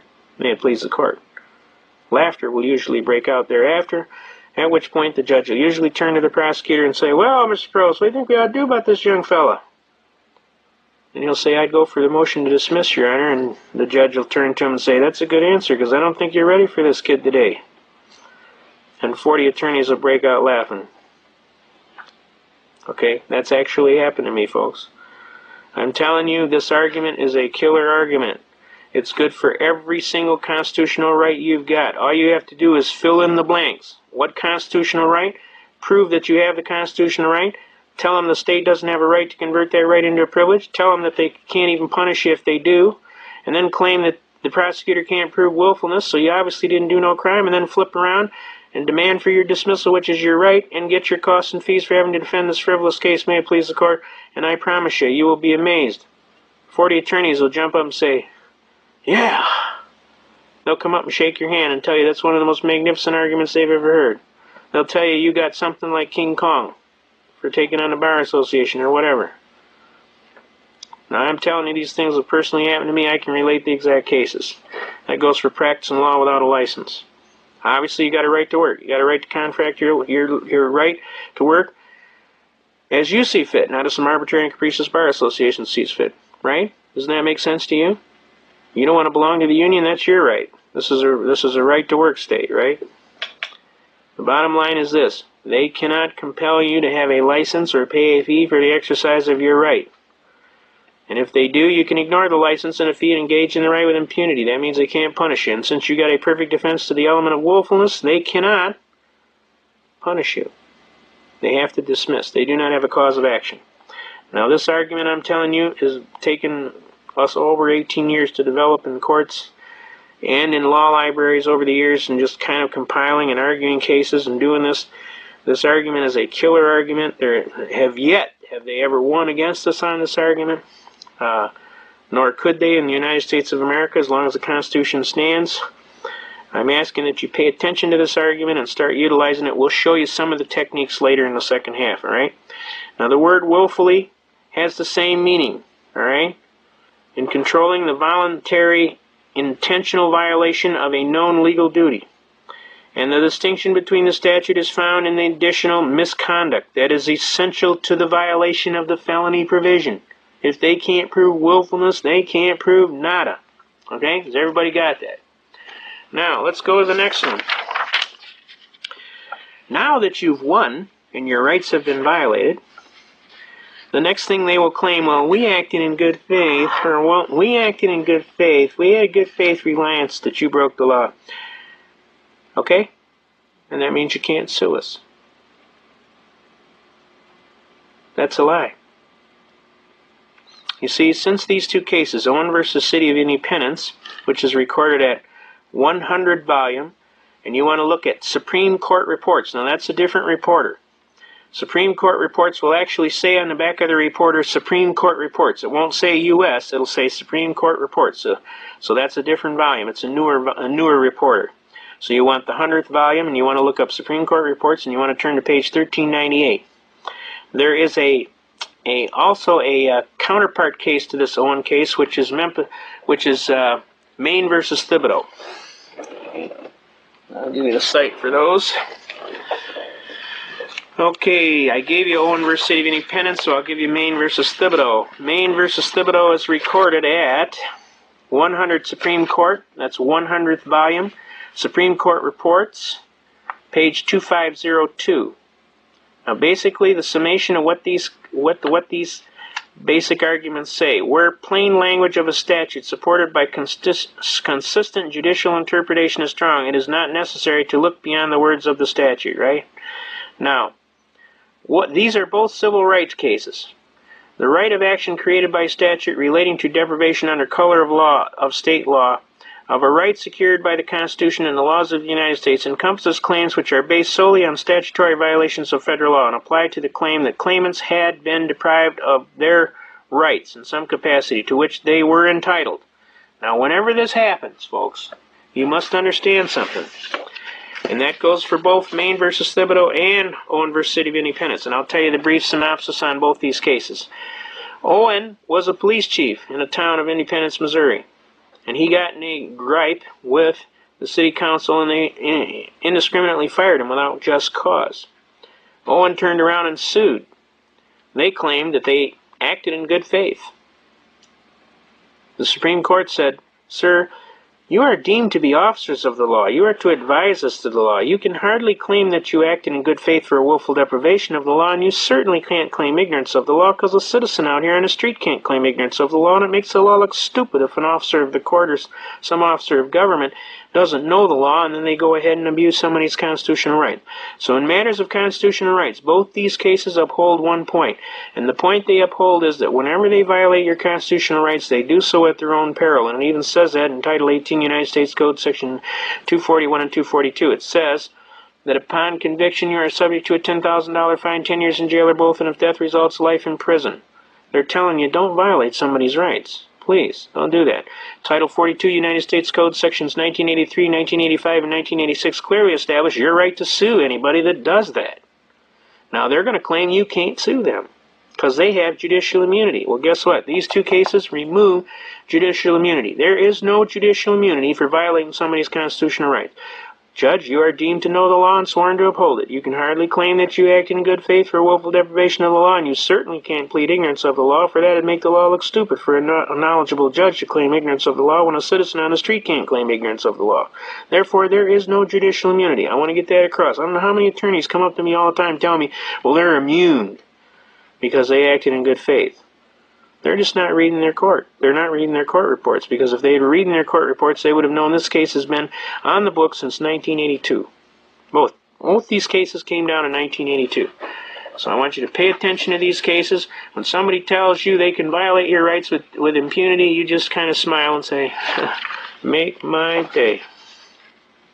Okay? Now, the next case we want to talk about is Briers versus United States. We mentioned it previously earlier.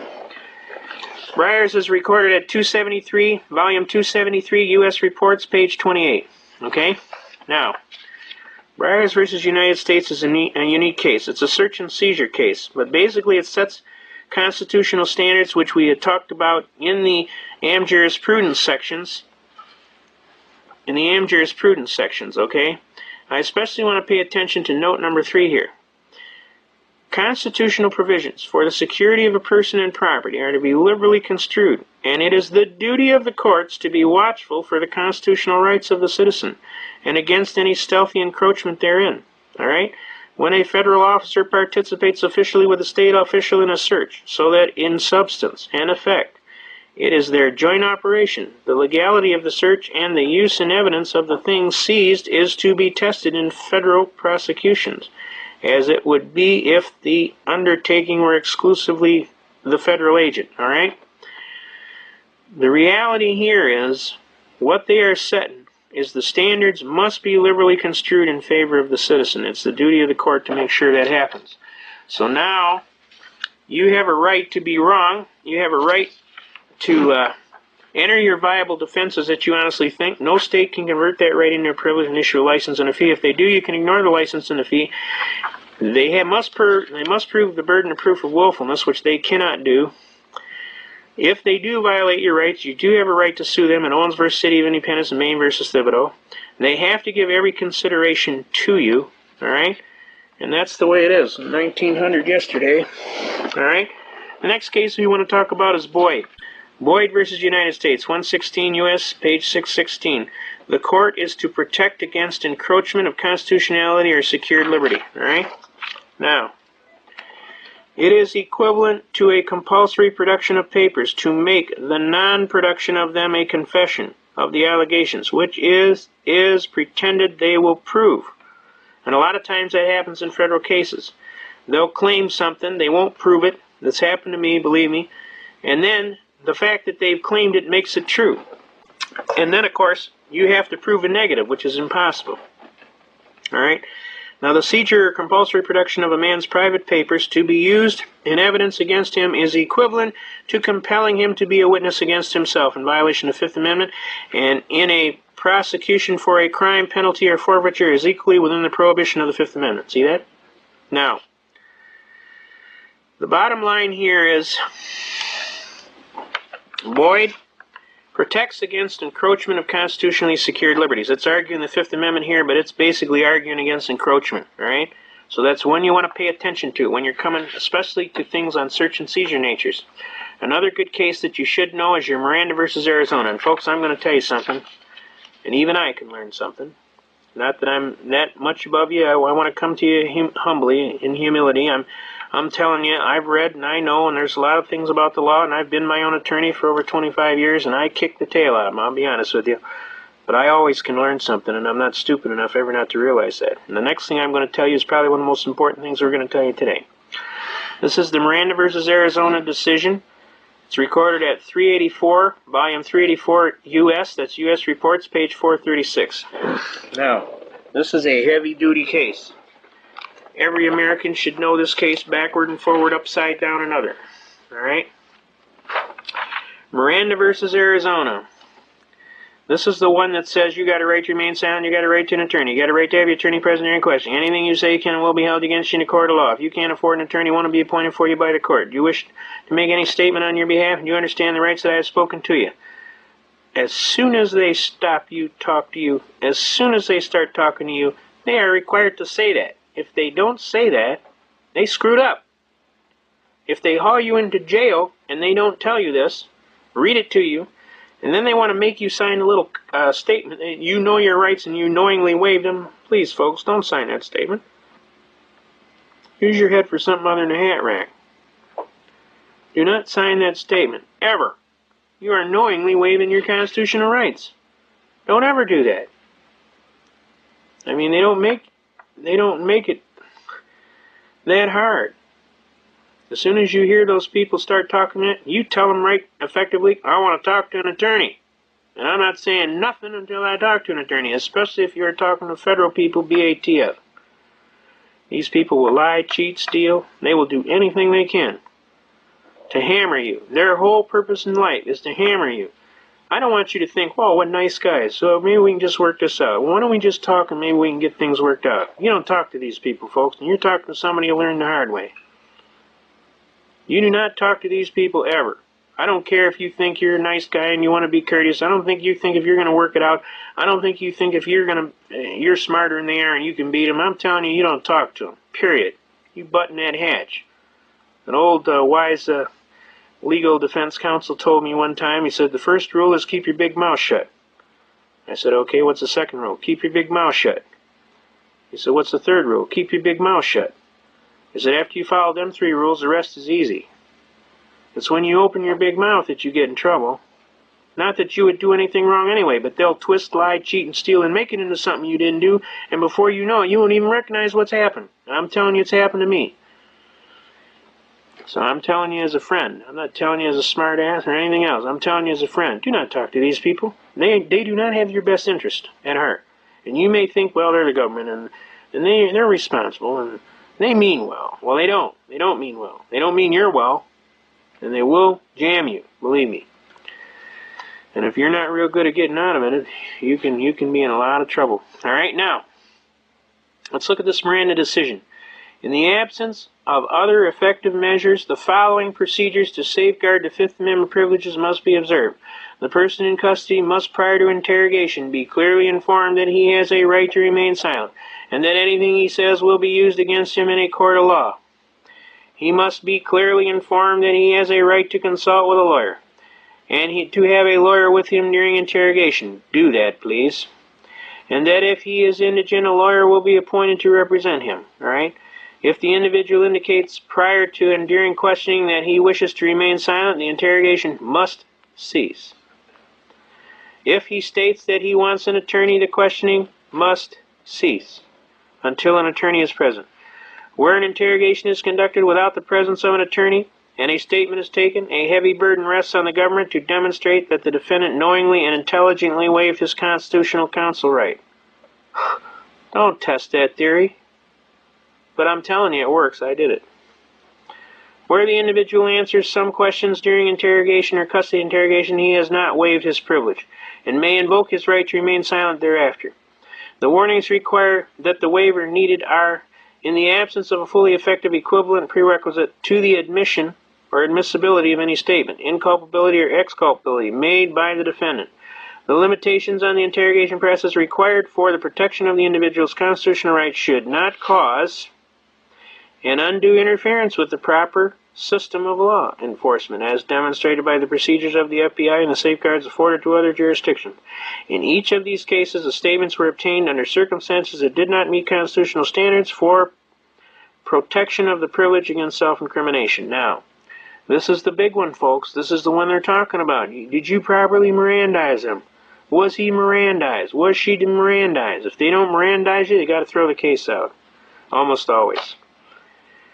It's very hard to go forward with the case if their witnesses are excludable from the presentation of the case. Now, I personally got lucky on this one, folks, and I thought I was really, really good, and I am really, really good. But you want to know something?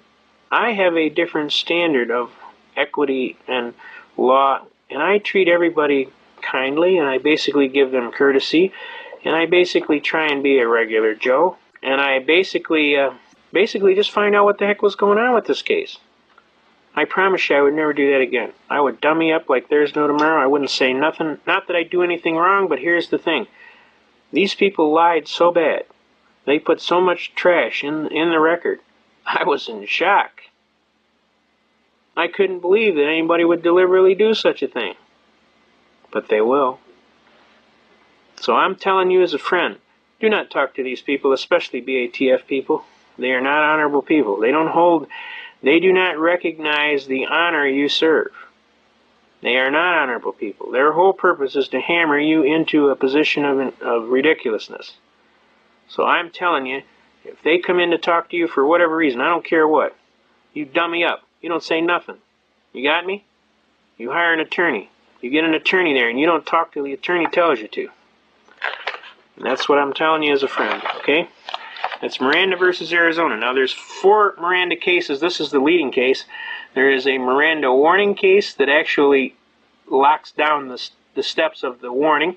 And then there's a Miranda interrogation case, which locks out the standards for in-custody jail interrogations, okay? Now, a word to the wise should be sufficient, and I shouldn't have to ever say nothing about that again. Believe me, I learned a valuable lesson.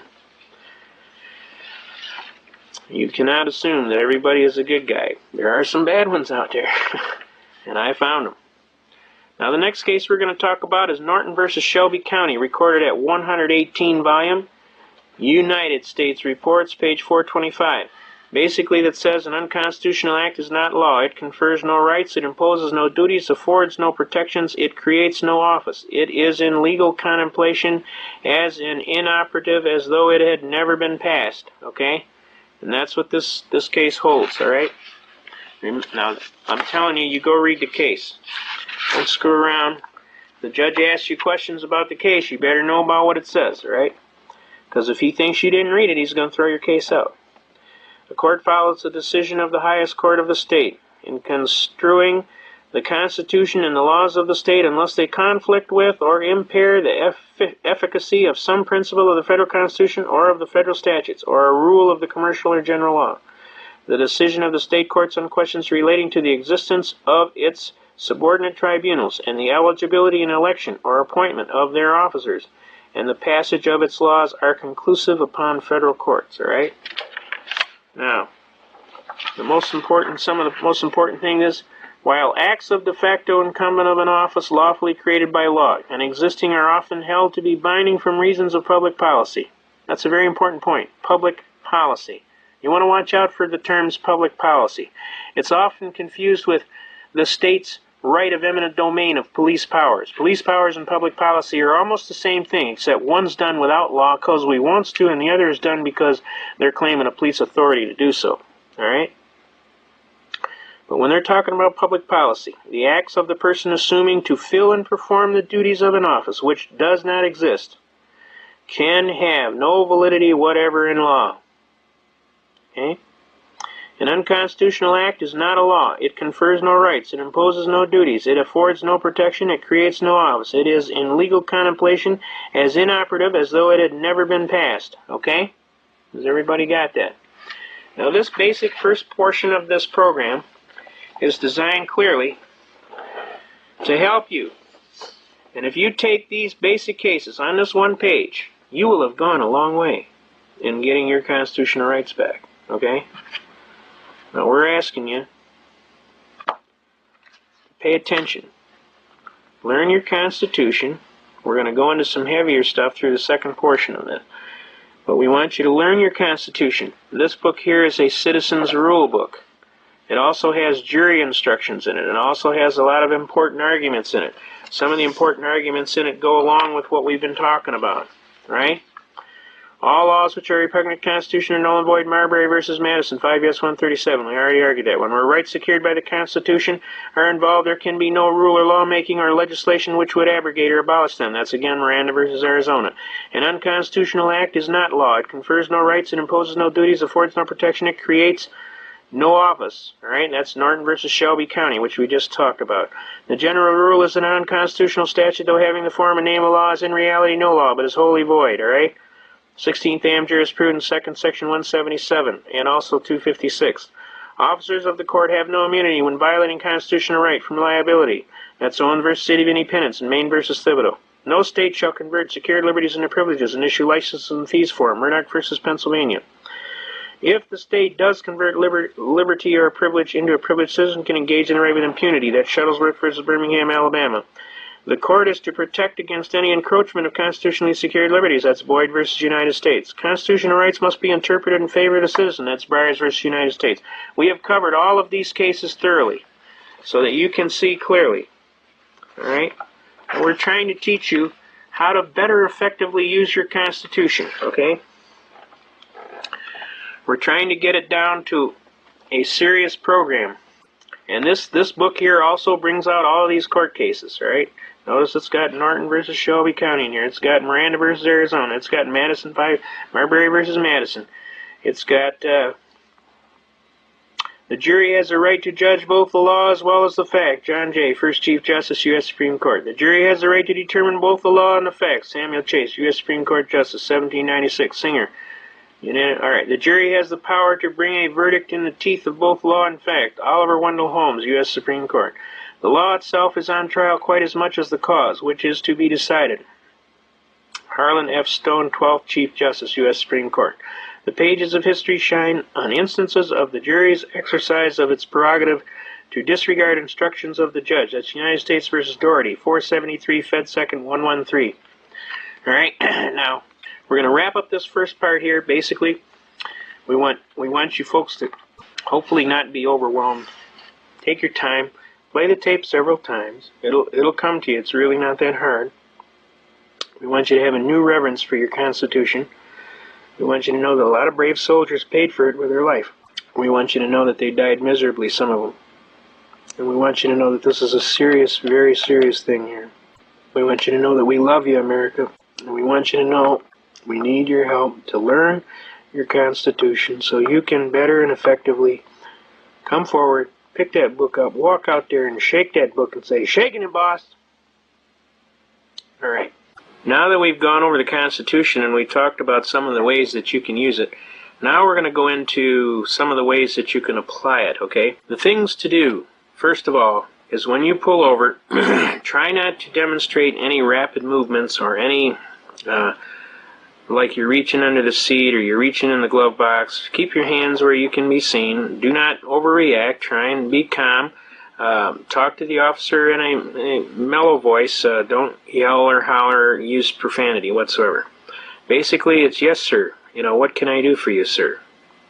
They'll usually ask you to produce your documentation. You have license, proof of insurance, and the registration of the vehicle. Okay? Now, we're going to go into a lot of issues on those programming to cover that, to show you some of the things that you can do and what you can opt to do.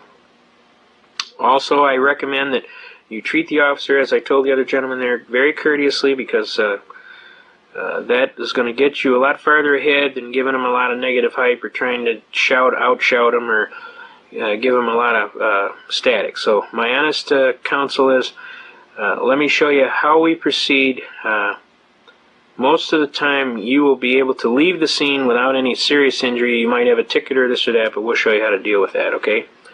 But you need to be understanding that this party is an armed party, and you don't want to do any movements that's going to cause him to overreact to an injury of you. Yeah.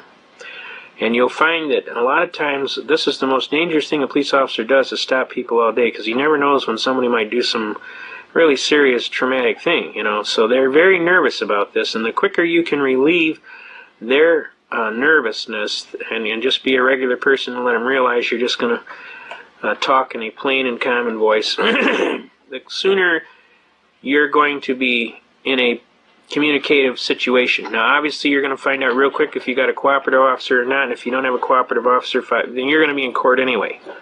So the best thing I can tell you is be patient. Just let us follow along with our program, and we'll be happy to demonstrate. Again, we would like to let you know that your best defenses are in your Constitution, that Constitution is a viable contract, that it is enforceable in the court of law under the statute of frauds, that you have a right to claim those rights, that the burden is on you to claim them timely, and a key word here is timely, or you lose the right. So you want to be cognizant of your rights and be able to timely speak up, okay? Now, let's go on to a couple of things here. We're going to concentrate, as we did before, on our main basic cases. We also want to give you some further advanced programming. The book The Federalist Papers by Madison, Hamilton, and Jay. Those are the gentlemen that wrote the United States Constitution, okay? And you want the Mentor edition because it is the unabridged edition. Now, the Supreme Court has ruled in the case of Cohen versus Virginia. That's recorded at 6 Wheat Reporter, volume 6, page 2, all right? Now, Wheat is an old report, and this was done in 1821, so you may have to go to your leading law library around, like we go to Michigan, University of Michigan, or we go to Detroit College of Law, but you want to these pages will be so old you'll have to worry how you turn them without trying to screw them up. But the Supreme Court ruled in the matter of Cohen versus Virginia, 6 Wheat 2, that this book, The Federalist Papers, was the exact record of the intent of the framers of the Constitution, Madison, Hamilton, and Jay. Those are the guys that wrote the Constitution.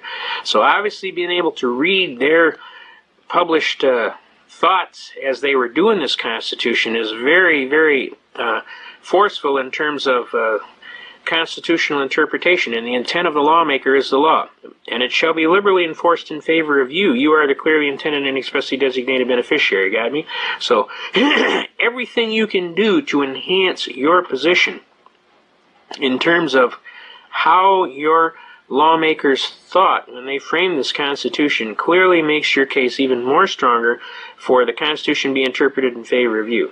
So we recommend you get a copy of this Federalist Papers, you read it cover to cover. You want the Mentor edition because that's the unabridged edition. You'll find some of the other editions got some of the pages pulled out, okay? Now, we want to get into some of the cases. Basically, the second program that we have here is the advanced section. We are going to be covering procedures. We're going to be teaching you how to be your own counsel. We're going to be telling you some facts and issues on what to do, what happens when you get pulled over, how do you exercise your rights in a timely fashion. We're going to be talking about some of the problems that are going on in America today. We're going to be talking about some of the studies that have been done. We just had a law review study put out by this lady here. Her name is Joyce Lee Malcolm. Joyce Lee Malcolm. She started out working for the anti-gun people. She is a Harvard legal scholar. She is very, very knowledgeable. She researched the right to keep and bear arms of the people back to the 1700s in England. And she came to the honest belief after all of her research, and of course she would be following her research because she is a person of very acclaim in terms of her study. She researched it back to the 1700s and found out that, yep, our right to keep and bear arms is a positive right. It has come from serious law all the way back to the Magna Carta. She published a book, and the book here is To Keep and Bear Arms. It's a rather extensive book. Okay. It's not hard to get a hold of. It did take us about 10 days of ordering it to get a hold of it. but it's a definitive study on the right to keep and bear arms that verifies the holdings that your average person who's NRA oriented or who basically is constitutionally oriented is going to be happy to have, which is basically the right to keep and bear arms is a protected right that goes back with great legal scholarly study. Okay? So these are a couple things that you can use to help you defend. Okay?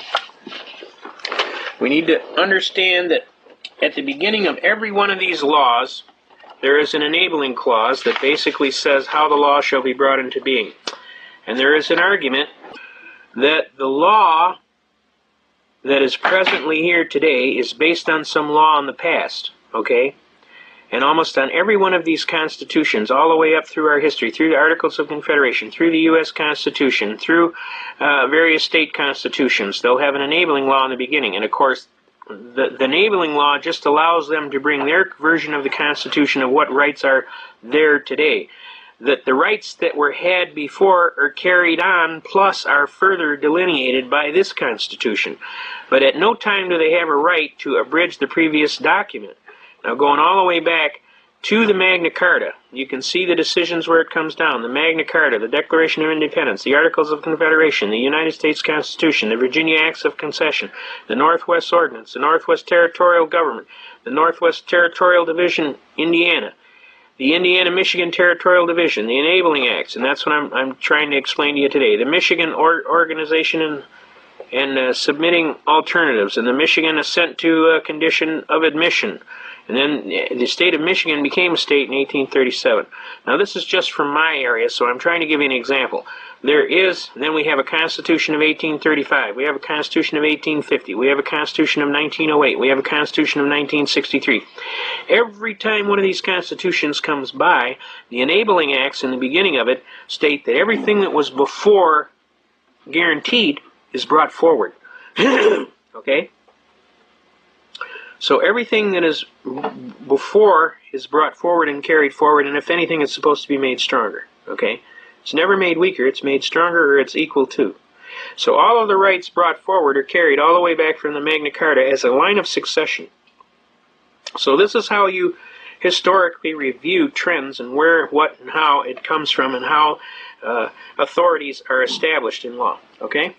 The important thing to understand, we have our court cases here. We're going to start giving you examples of court cases as we go, and we're going to show you how you can exercise rights. Now, one of the first cases that we are going to bring is basically the right to travel. All right. Now, there's a lot of people that are interested in this particular issue, and license plates and driver's licenses and all this, and you have a lot of programming that's problematic from this, and you have a lot of people that are looking to argue. So we want to share some basic arguments with you. We're going to claim a First Amendment right to travel. And we're going to claim also a Fifth Amendment. It's guaranteed under the Fifth Amendment of due process and equal protection under the law. All right? Now, we come down, we looked up in our state constitution, and this is our constitution, and basically we have protected a right to travel. Okay? The freedom to travel is a fundamental right that should be unlimited by statutes, rules, or regulations which unreasonably burden or restrict movement. Okay? Now then, a law which substantially affects or penalizes the exercise of the right to travel may be justified only by a compelling state interest and must be tailored carefully to avoid unnecessary infringement on the right. Okay? Now, when we come down here, we start reading some of these arguments. You'll notice these little letters here that say, freedom to travel throughout the United States has long been recognized as a basic right under the federal Constitution. See Note 54. Everybody see this little Note 54 here? Again, we're going to take this Note 54. We're going to come down here. And the very first case that we have is Shapiro versus Thompson. This is recorded at 394. That's volume 394. U.S., page 618. I just happen to have a copy of the case here. They're talking about the purpose of inhibiting migration by needy persons into a state is constitutionally impermissible. All right? All citizens must be free to travel throughout the United States uninhibited by statutes, rules, or regulations which, unreasonably burden or restrict this movement. All right? If a law has no other purpose than to chill assertions of constitutional rights by penalizing those who choose to exercise them, it is patently unconstitutional. All right, does everybody pick up on the gist of the argument here? Equal Protection Clause prohibits apportionment of state services according to part tax contributions of its citizens. Any classification which serves to penalize the exercise of a right of interstate travel unless shown to be necessary to promote a compelling government interest is unconstitutional. Okay? Now, that's clearly established. Now, we go into the case, we come to find out, it says that the right finds no explicit mention in the Constitution. This is what I was trying to tell you. You got to use a little bit of wisdom. You read between the lines. In other words, what is your right to life, liberty, and pursuit of happiness? Well, what does it mean to you? Think about it. You can look at the exact words. The right of life, liberty, and pursuit of happiness. Ducky, what's that mean? I have no idea. Well, I'm telling you to start having an idea. Because when you have an idea, they got to listen. So you have an idea and you say, I have a right to travel freely and unencumbered, right? Now, that a right so elementary was conceived from the beginning. They're talking about the right to travel.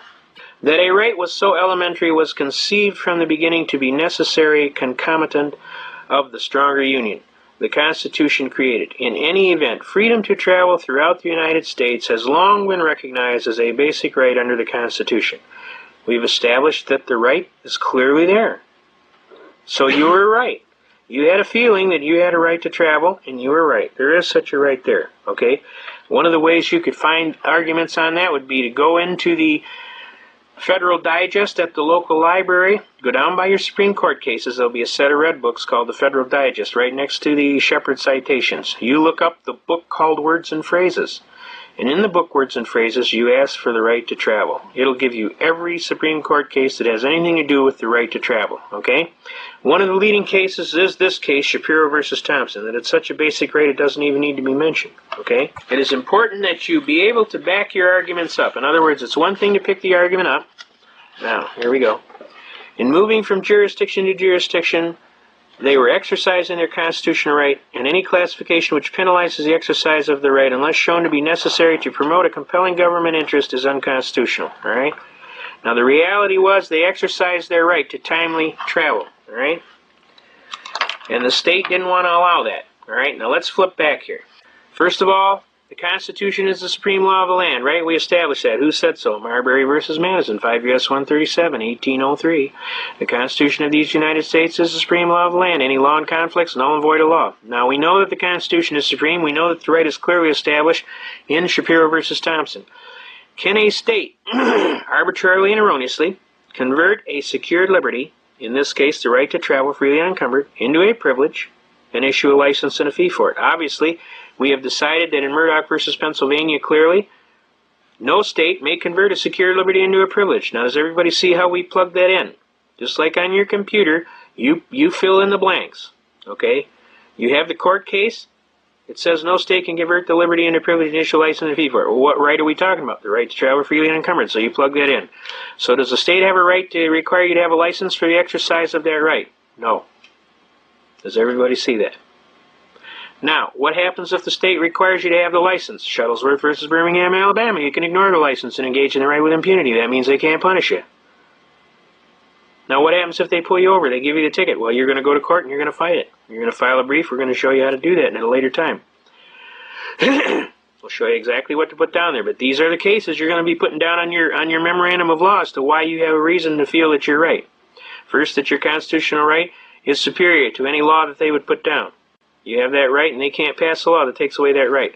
Secondly, if they do, it's unconstitutional. Thirdly, no state may convert a secured liberty into a privilege and issue a license and a fee for it. And if they do, you can ignore the license and the fee and engage in the right with impunity. Shuttlesworth versus Birmingham, Alabama. And since you have not willfully done anything evil, you have relied on your Constitution and on the Supreme Court decisions, you have a perfect defense to the charge of willfulness. So you could not have been charged with willfully not going and getting the license. Does everybody see that? Okay? You have a perfect defense. United States versus Bishop, 412 U.S. 346. defines willfulness as an evil motive or intent to avoid a known duty or task under the law with a moral certainty. Obviously, you didn't do that, did you? Because you have a perfect defense. You relied on previous decisions of the Supreme Court, Shuttlesworth and Murdoch and Marbury. You relied on your constitutional right to travel freely and unencumbered, pursuant to Shapiro versus Thompson. So you have a perfect defense. So now where are we at? Your Honor, may it please the Court, I motion for dismissal with prejudice, failure to state a cause of action for which relief can be granted, and I would like to motion to dismiss, and I'd like my costs and fees for having to defend this frivolous case. Now, you have a right to collect your time for going to court, all right? You submit your bill, you submit your proposed order, you fill out your own proposed order. That makes the case go faster, and the judges kind of like that, and it intimidates the hell out of the prosecutor when you do your own order. Now, let's say, well, that's how you interpret that, sir. That's right, sir, that is how I interpret it. And 16th Am Jurisprudence, second, Section 97 says that it shall be interpreted in my favor, because I am the clearly intended and expressly designated beneficiary of the citizens for the protection of rights and property. See Briars versus United States, 273 U.S. 28. Unlawful, and that deals with an unlawful search and seizure, but it also deals that it's supposed to be interpreted in favor of you, the clearly intended and expressly designated beneficiary for the protection of your rights and property. So they got to enforce it in favor of you, right? Now, Boyd versus United States comes next. The court is to protect against any encroachment of constitutionally secured liberty. It's their duty. They have no choice. They have to do it. Okay? All right? In Norton versus Shelby County, an unconstitutional act is not law. It confers no rights. It imposes no duties. Affords no protections. It creates no office. It is in legal contemplation as inoperative, though it had never been passed. Now, after you write all of this stuff down, you casually say, "Wherefore, Your Honor, I pray before this honorable court for your just and lawful relief. I ask that you dismiss this case with prejudice for failure to state a cause of action for which relief can be granted, and I pray the court for my just relief for having to defend this patently frivolous and spurious case, and my costs are whatever they are." You submit that on your order. I have an order. I have a proposed order, Your Honor. It's in my brief. At that point, they will turn to the prosecutor and say, "Well, Mr. Prosecutor, what do you think you'd like to do about this?" And most of the time, they're so overwhelmed at this point that they just go, "I'll go for the dismissal, Your Honor." And the judge will give them some slack. "Well, never before was a young man, not attorney, so literally overwhelmed when it counts for the prosecution, a licensed attorney." Now, it's not my goal to make attorneys look bad. My goal is to make you look good.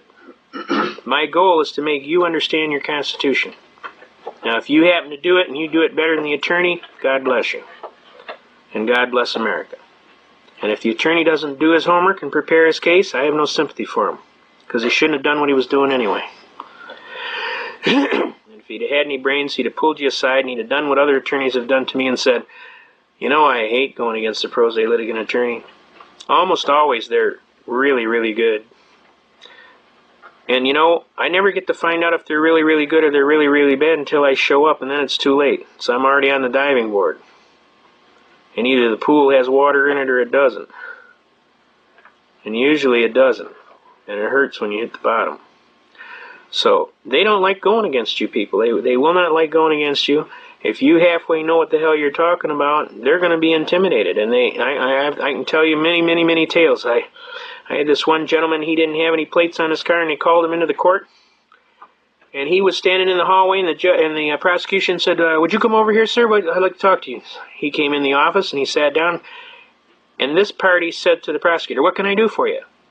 The prosecutor said, "Sir?" He said, "What can I do for you?" He said, "Well, it's not what you can do for me. I'm the prosecutor. What do you want to do in this case?" "Well, I assumed there was something I could do for you. You called me in here." "Well, what do you want to do? How do you want to plead on your case?" "Well, I don't intend to plead, sir. I intend to answer in the form of a demurrer, such that I do not acquiesce to quasi-jurisdiction, because that's an issue to be brought up in my pleadings and briefs to file with the court." The guy's mouth was on the ground. He said, "Are you an attorney, sir?" He says, "No, I'm a truck driver." The guy absolutely was in a panic. I had the same gentleman, later he was working as a bricklayer, and he did the same thing. Told the prosecutor he was a bricklayer, and the guy's jaw was on the ground. See, they don't anticipate that people that are in other jobs other than theirs have any brains.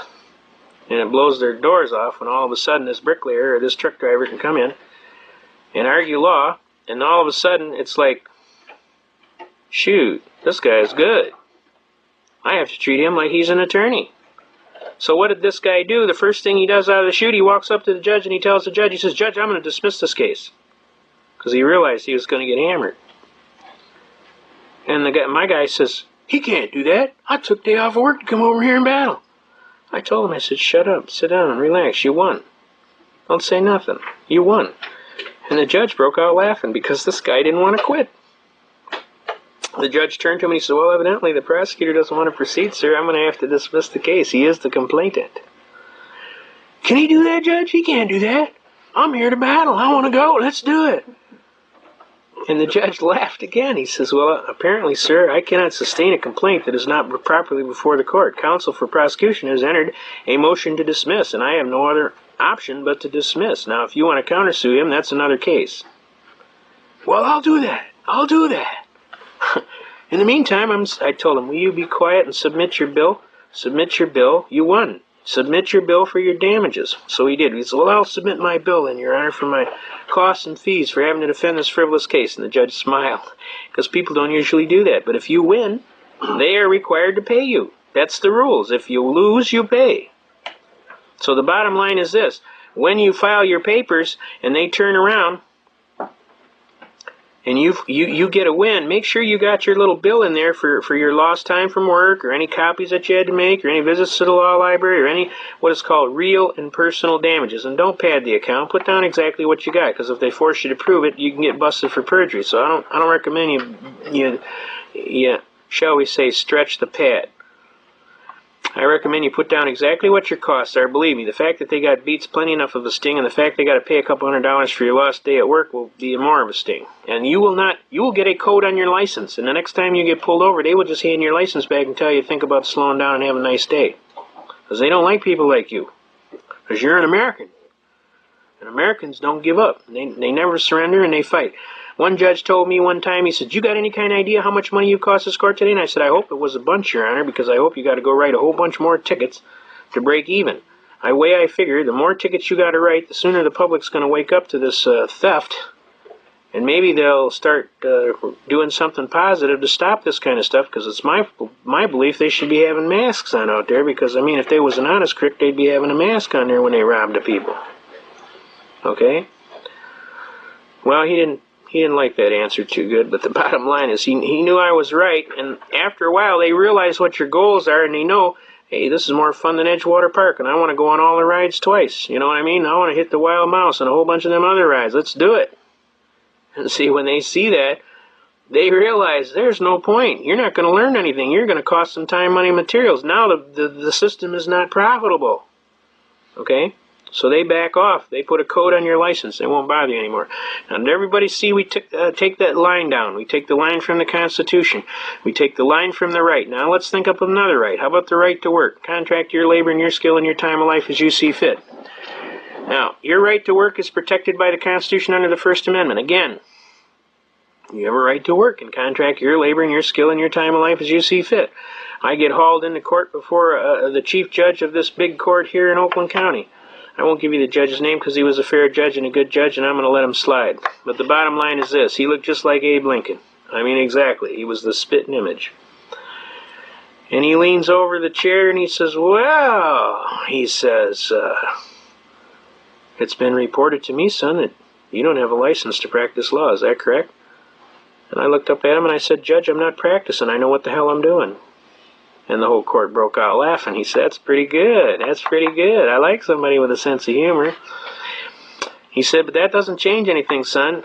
You have to have a license to practice law. And I said, Your Honor, I'm an unenfranchised common law free man. I live at the common law. I am not a participant in any tontine schemes of limited liability and a joint venture for profit with an insurable interest requiring me to participate in these illegal corporate Ponzi schemes. I am just Joe Blow from Kokomo down on the street. I just live at the common law.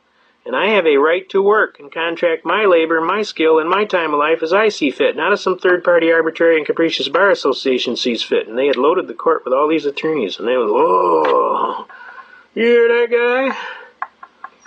I said, Your Honor, the state of Michigan arbitrarily and erroneously converted my right to work into a privilege, and issued a license and a fee for it. That's unconstitutional, Your Honor. Marbury v. Madison, 5 U.S. 137, 1803. Anything in conflict or repugnancy is null and void of law. Okay? Can you see that?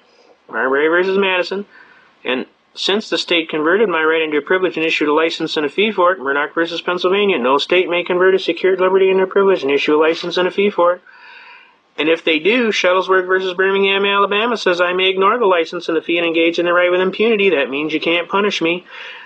In U.S. v. Bishop, 412 U.S. 346 defines willfulness as an evil motive or intent to avoid a known duty or task under the law with a moral certainty. I submit, Your Honor, I couldn't have done an evil task because I was totally following the Constitution and the U.S. Supreme Court. I would submit that prosecution counsel's burden is to prove that I did willfully and knowingly avoid a known duty or task under the law, namely to get the license. And I would submit he specifically precluded he cannot perform his task, and therefore I'd motion for dismissal with prejudice, failure to state a cause of action for which relief can be granted, and I'd kind of like to collect my costs and fees for having to defend this frivolous, spurious complaint. The judge rolls back in his chair with a great big smile, and he turns to counsel for the prosecution. He says, "Well, Mr. Rose, what do you think we ought to do about this young gentleman?" The prosecution bounced back. "How about we honor the motion to dismiss, Your Honor?" The judge says, "Good answer, because I don't think you're ready for this kid today." And the whole court broke out laughing. An old gentleman walked up to me and he said, "Son, I just want to shake your hand and tell you, you got to have like King Kong, because you just slammed the Bar Association right into the ground. On top of that, I've been an attorney for 57 years, and I just want to shake your hand, sir, and tell you that that was one of the most magnificent arguments that I've ever had the privilege to hear in a court of law." Now, he was an honest attorney, and he realized what kind of a chain was around his ankle with this Bar Association. And these lawyers, they resent that. They really do. They're people just like you. They don't like to have any chains on them. But they hadn't had anybody quite show them how to get those chains off. And when they saw somebody do it in their own skill, with their own, with their own cards, on their own playing field, it actually impressed the hell out of them. I had several gentlemen come up and shake my hand that day. Needless to say, the case was dismissed, and I've been helping little people getting jammed for years. Every time I see some little person get jammed, I'm out there flipping that wrench. Zingy, zingy, zingy. And I flip that wrench on them so good that usually they just back off. Dr. Kevorkian was a perfect example. The poor man was just trying to help these poor people. They were jamming him every which way but loose. So what we did is we taught him a thing called quo warranto. I got a hold of his attorney and submitted all of the arguments. All right, now we're going to bring up several arguments right here. We're going to bring up police powers, and we're going to bring up quo warranto.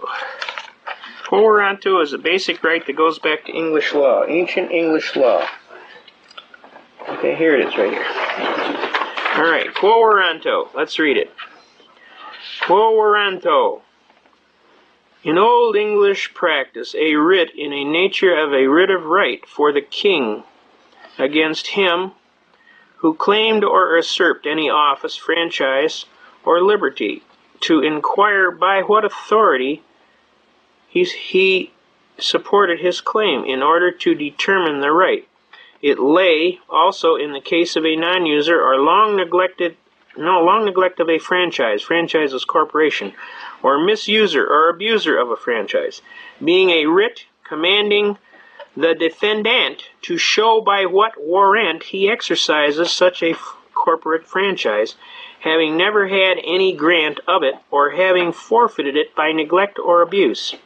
A common law writ designed to test whether a person exercising power is legally entitled to do so.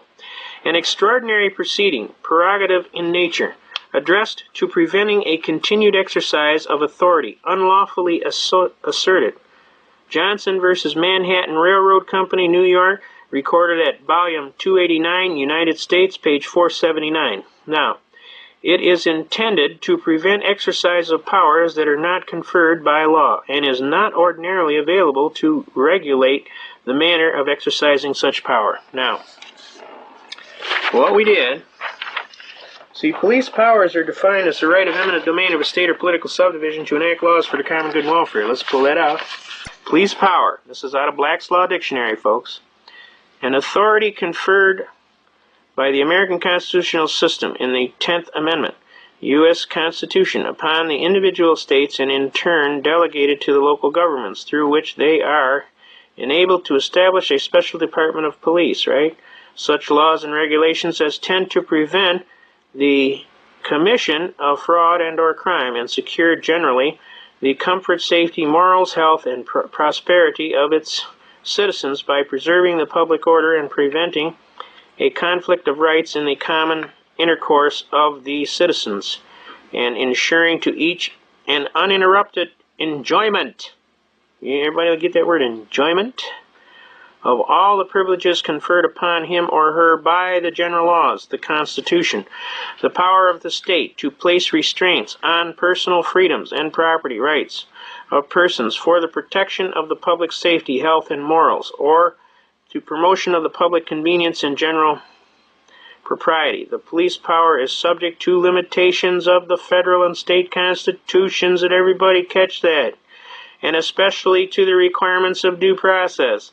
Police power is the exercise of the sovereign right of the government to promote order, safety, security, health, morals, and general welfare within constitutional limitations, right, is an essential attribute. Marshall versus Kansas City, Missouri, recorded at 35 volume, Southwest 2nd, that's another reporter, Southwest 2nd, page 877, all right? Now, police powers are the right of eminent domain of a state or political subdivision to enact laws for the common good and welfare and to curb crime within constitutional limitations. And the key words in that whole thing are within constitutional limitations. And then it tells you to see the 10th Amendment. And when you see the 10th Amendment, and believe it or not, you can go look up the books, and it divides the 10th Amendment real. Here, pull over here. All right. The burdens placed on the national government as a result of states' regulation, regulation of their internal affairs, save as Congress may act to remove them, constitute normal incidents of operation within the same territory of a dual system of government. And no immunity of national government from such burden is to be implied from the Constitution. All right? All right, Penn Diaries versus Milk Control Commission, all right, a Pennsylvania case, recorded at Volume 318, U.S. 261. The people of the United States residing within any state are subject to two governments, one state and the other national.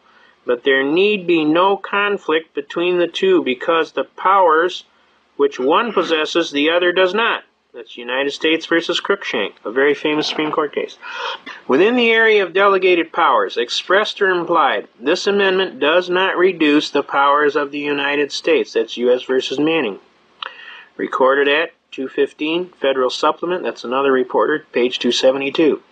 The Federal Union has only those powers expressly conferred on it, and those reasonably implied from powers granted, while each state has all governmental powers except such as the people by the Constitution have conferred on the United States, denied to the state or reserved to the people themselves. Anderson versus Gladden, recorded at Volume 188, Federal Supplement 666. That's a bad number. All right. It is when federal legislation attempts to confer power upon the national government that it is not within the express or implied powers given by the Constitution that the legislation becomes vulnerable to this amendment. Okay? Now, what are we talking about here? Brady Bill? Huh? They're not within their powers. They have no 10th Amendment powers to take away the Second Amendment. Does that make sense to everybody? They don't have any powers to go and take away the Second Amendment or any other amendment, the Fourth Amendment, the Fifth Amendment, nothing. And the Ninth Amendment precluded them from adding on to the Constitution in such a way that would take away the powers. So by the Ninth Amendment and the 10th Amendment, they're totally locked out from doing a lot of the things that they do. But see, you got to know that and be able to timely exercise it. So it's very important to understand your 10th Amendment powers. Now, when in the course of human events it becomes necessary and proper, and this is what we did. This is what we did to help out Dr. Kevorkian. We made sure that his lawyer got this knowledge. We went in there and we dug up a writ of quo warranto. A writ of quo warranto. Alright?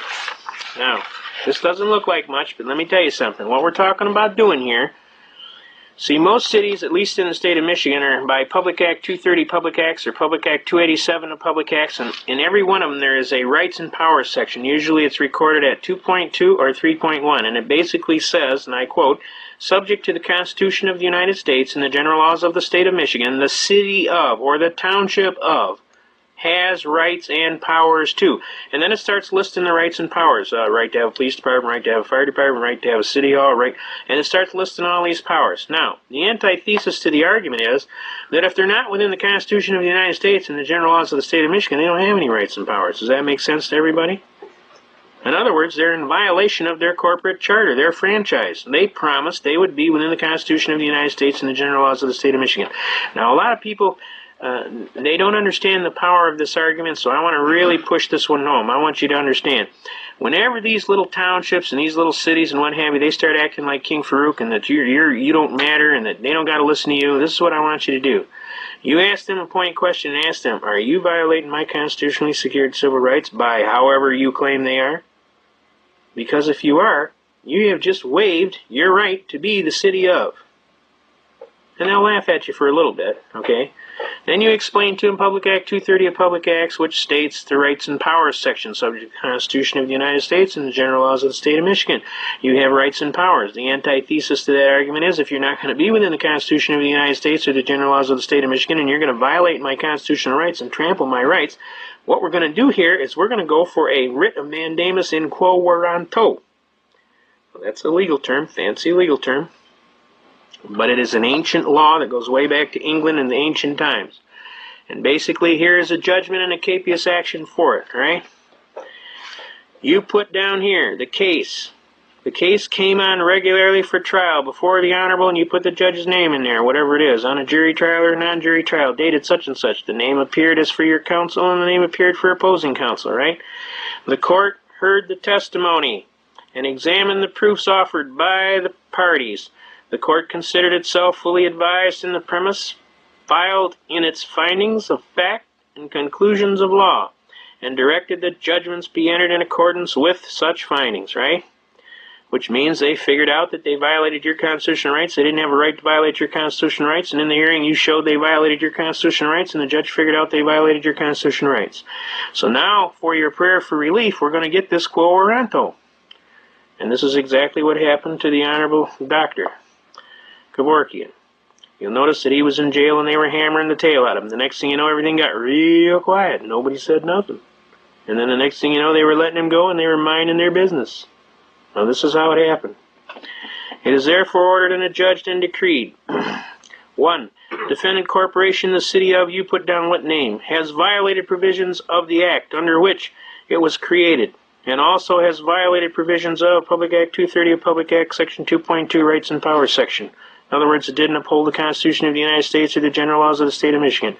Defendant corporation, the city of, whatever, Pontiac, whatever, accordingly has forfeited its charter and become liable to be dissolved by the abuse of its power.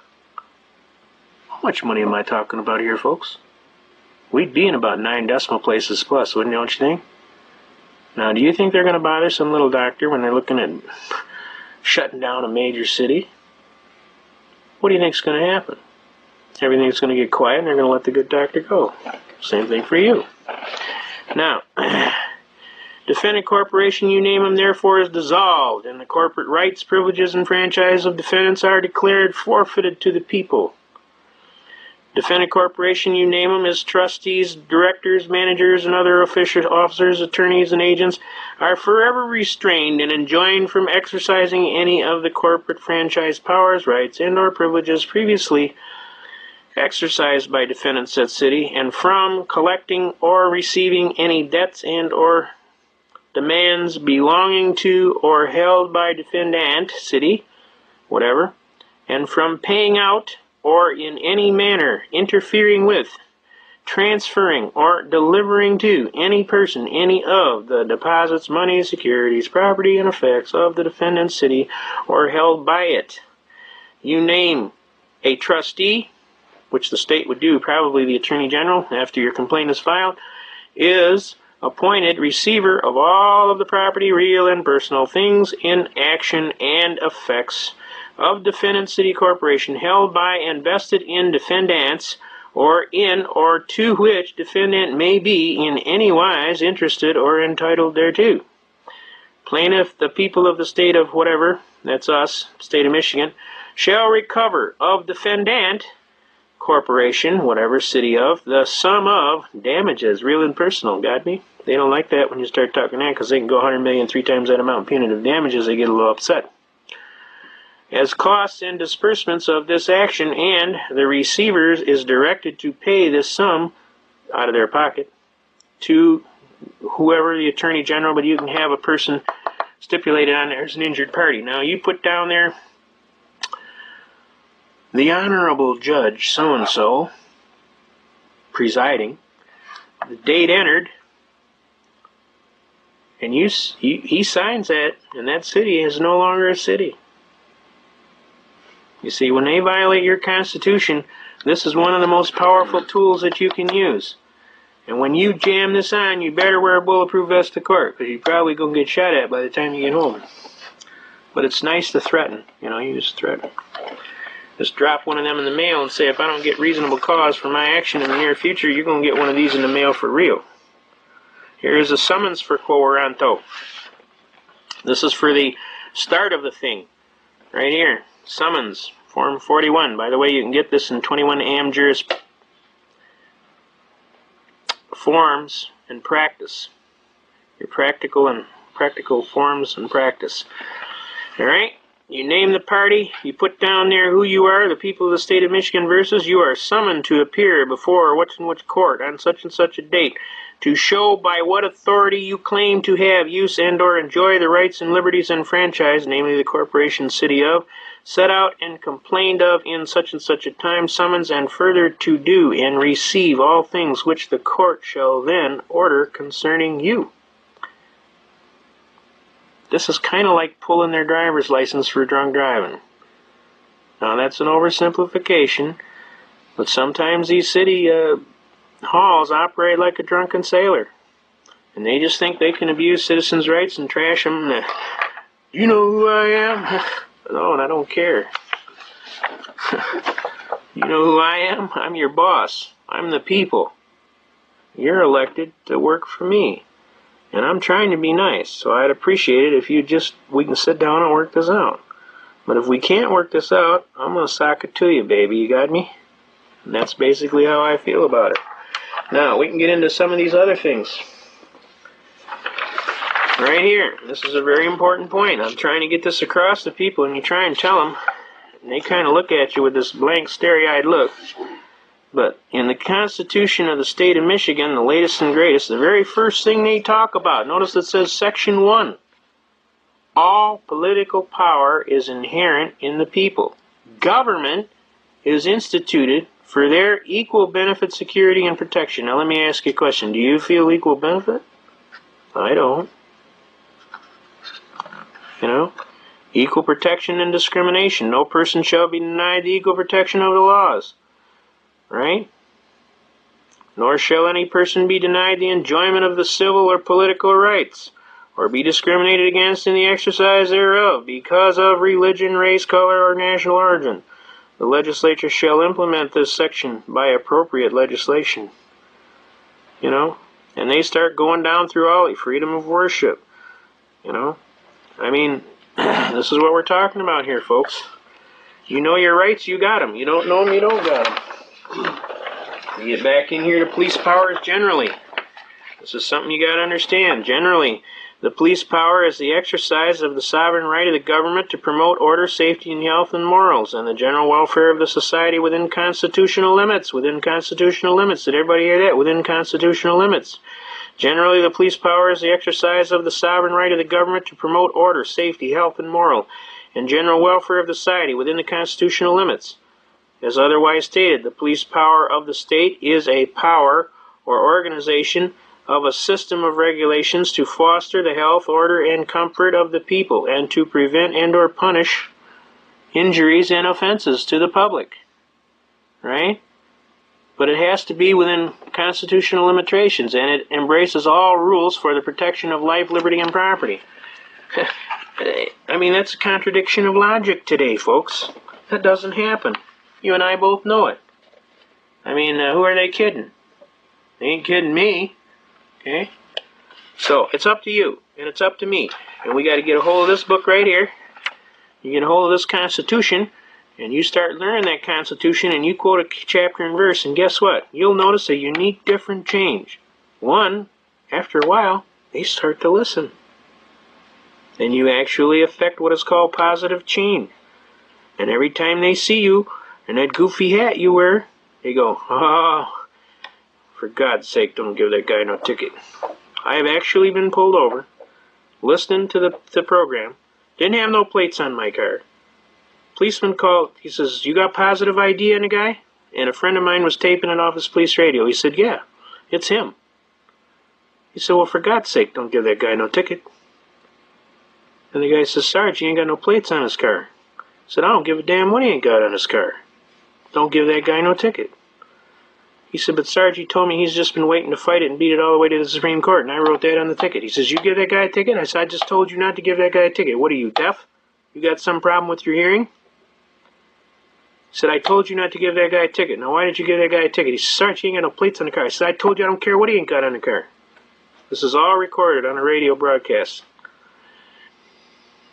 So everybody was laughing. The police were laughing. Everybody was laughing. His buddies were laughing. They were ribbing him over the radio. The sergeant told him, all right, knock it off. Clear the net. This is serious. He said, fine. He said, you give him a ticket? He says, fine. He says, tomorrow morning, 9 o'clock, I want you to be in here when the city attorney comes in here, and he says, you're going to personally deliver the ticket to him, and he ain't going to be real happy with you. Because he hates that guy. Every time he goes to court, that guy blows his doors off. He looks like a fool. You give the guy a ticket. Now he's got to go to court. So sure enough, we go to court. Come up before the court. Judge starts operating like a prosecutor. He starts asking me all kind of discovery questions. I call it as soon as they call the case. Now, this is something important. You got to understand. You're going to be your own attorney, then you got to know all of the programming. When you hear him call your case, you get off your tail feather and you run right up there as quick and expediently as possible without knocking anybody down. And you say, ready, Your Honor. You state your appearance. I'm so-and-so, hearing before this honorable court. I am standing as my own counsel. In my state, it's under Article 1, Section 13. I've appointed myself my own attorney, and I'm ready to proceed with my administrative and procedural matters. And at this time, Your Honor, may it please the court, I motion for dismissal with prejudice, failure to state a cause of action for which relief can be granted. Bingo! Now, I apologize if I'm talking too fast. I'm going to try and slow down a little bit, but when you're in court as much as I am, you just learn. You either talk fast or you lose. So I apologize if I'm going a little too fast. I'm going to slow down. I'm trying to make it easier for you folks, okay? But the judge bips off right away. Well, you got a ticket on such and such. I said, oh, Your Honor. I said, are you the judge, the disinterested third party that's trying this case? The trier of fact? He said, yes.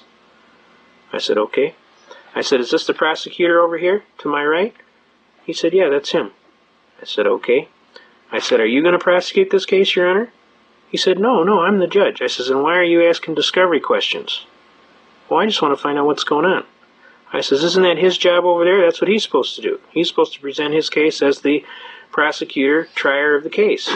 You're the trier of fact, he's the trier of the case. I said, if you're going to operate as the judge and the prosecutor, I'm going to object on the record as a mistrial. He said, okay, I'll let you enter that on the record. Go ahead. I said, okay, let it be entered on the record as an appealable issue. He said, okay. He said, now it's on the record. He said, let me ask you this. Did you get a ticket on September the 30th? I said, yes, sir. He said, well, let me ask you this. Do you have any plates on your car? I says, no, sir. And I don't intend to get any. And, of course, all the people in the court, oh, this guy's going to jail. Watch this. This is going to be good. He says to me, he says, I assume you have a very good reason for that. And I said, yes, sir, and I shut up. I waited. He said, can I hear it? I said, well, Your Honor, I said, I'm an unfranchised common law free man. I'm not a participant in any tontine schemes of limited liability on a joint venture for profit with an insurable interest requiring me to participate in these corporate Ponzi schemes. I'm just a little Joe from Kokomo. I live on the block. I travel at the common law. And I have a right to travel freely and unencumbered pursuant to Shapiro versus Thompson, and that right is so basic it doesn't even need to be mentioned. The state of Michigan arbitrarily and erroneously converted my right into a privilege and issued a license plate and a fee for it. Murdoch versus Pennsylvania says no state may convert a secured liberty into a privilege and issue a license and a fee for it. And if they do, Shuttlesworth versus Birmingham, Alabama says I can ignore the license and engage in the right with impunity. That means you can't punish me. Since I have relied on previous decisions of the U.S. Supreme Court and on constitutional defenses, I have a perfect defense for willfulness. I am immune to the prosecution. Therefore, prosecution counsel does not have a cause of action for which relief can be granted. I'd motion for dismissal with prejudice for failure to state a cause of action for which relief can be granted, and I'd kind of like to collect my costs and fees for having to defend this frivolous case. The judge starts reading the ticket. Told officer he'd just been waiting to get this ticket so he could fight it and beat it all the way to the Supreme Court. He laughed. He says, motion granted, and he ran off the bench before I could get my damages. So I went out in the hall. He went to the can. I waited for him. He came out of the can. I served him with my papers. He says, you didn't have to do that. I said, well, I didn't want you to be inconvenienced, Judge. He said, okay. He signed. I went back in the court as a casual thing just to see what kind of reaction would happen, and I sat down. About 2 cases later, this elderly gentleman gets up, and he stands up there, and he says, Your Honor, I'm not quite as knowledgeable as that young gentleman that was here just 2 cases ago, and I don't presume to understand all of the issues that he raised. But it really sounded good to me, and I'd kind of like to ditto everything he said on top of my case. Everybody broke out laughing. The judge says, all right, how many guys here didn't have no plates on their car? About 5 guys raised their hand. He says, okay, everybody dismissed. Get the hell out of here. And everybody broke out laughing. It was like, you know, at the carnival on Christmas or something, you know, it was a carnival atmosphere. So I'm telling you, you can affect change. And see, they had all figured, they said, watch this guy's going to jail. And then all of a sudden, boom, out jumped. And I mean, I'm telling you, it's this little book right here, this book. You know what's in this book, you have power. Knowledge is power. You know what's in this book, and you know how to exercise your rights in a timely fashion. You have constitutional rights. And if you exercise them, and you utilize good judgment, and be courteous, and just treat people the way you like to be treated, with a little dignity. Most of the time, 99% of the time, I win. Now, I will tell you, I've been to jail. I mean, I'm not going to lie to you. But when I go to jail, they really hate it, because I usually get, the last time I got 5 guys' cases retried, and I got another 4 guys out, like within 24 hours, and then I got 11 guys off of their case because they signed up for drug rehab, and one bank robber come up to me and said to me, I think you know I'm a hard case. I said, yeah, I kind of gathered that. He says, I want you to know you changed my life. He said, I really appreciate you helping me with my paperwork. He says, they're going to give me a new chance. They're going to let me out on probation. I'm going to marry my girlfriend. And he started crying, and he basically said, I'll never forget you, Pops. He says, you're some kind of guy. He says, God bless you. And he says, I want you to know I really appreciate what you did, and I found God too, and between you and Crazy Charlie, he said, Crazy Charlie is a minister that goes around to all the jails. He used to ride for the outlaw motorcycle gang.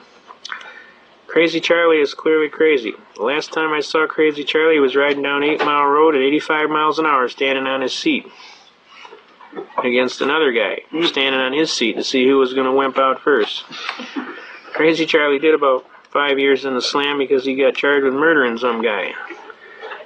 Crazy Charlie went to jail, and he found God. And God spared Crazy Charlie from a life sentence in jail, and Crazy Charlie owes it to God, and he goes through all of the jails, and he preaches the gospel. And he basically is quite a gentleman, and he's nobody to screw with. And when we went to chapel, the kids were all joking around. Pops, you going to chapel? I said, oh, hell yeah. He says, Pops, you're a badass. What you want to go to chapel for? I said, let me tell you something, my man. You can always learn something, and I'll tell you, one of the best places to learn it is at chapel. So why don't you come on down and you might learn something. We go down there, and who do I see? Crazy Charlie. I hadn't seen Crazy Charlie for years. He looked at me, I looked at him. He said, what the hell are you doing here? I said, so I don't want to talk about it, Crazy Charlie. The guy turns around to me, he says, Pops, is there anybody in this joint you don't know? I says, I'll tell you what, this guy is a guy I would listen to. Because he's serious. The man is serious, and he found God, and he's going to try and help you find God. And in the end, you will have peace. Well, with this gentleman, this one bank robber, found this gentleman, and between myself and Crazy Charlie, he found God, and I wish you could see the peace on his face. He was in a lot of trouble. And we did his paperwork for him. We helped him, and basically they redid his whole program, and because he found God, they decided to put him out on lifetime parole. He made restitution. He gave the money back. He changed his whole life. His whole life was changed just from that instant. So I'm telling you, when I go into jail, it's hilarious because it's like the jailers don't even know how to act. And it's like, the one jailer told me when I left, he shook my hand, he says, "I'm going to miss you, Pops." He said, "They call me Pops because I'm older." I was a little teed off when they called me Pops the first time, so I told this kid, I said, "What's with the Pops?" I said, "I'll bet you can't even do 25 push-ups." He said, "You're probably right, Pops, can you?" Boom, down I went, 25 out, and I'll raise your 25, and here's another 25. He said, "Pops, you in good shape." I said, "I'm going to show you how good a shape I'm in, you keep calling me Pops." He says, No, you don't understand, Pops." He said, "If you're an older gentleman in the joint, they treat you with courtesy, they call you Pops. That's just out of courtesy." I said, "Oh, I guess you can call me Pops, and that's cool." So don't you ever think that I'm getting old, so I'll fool you.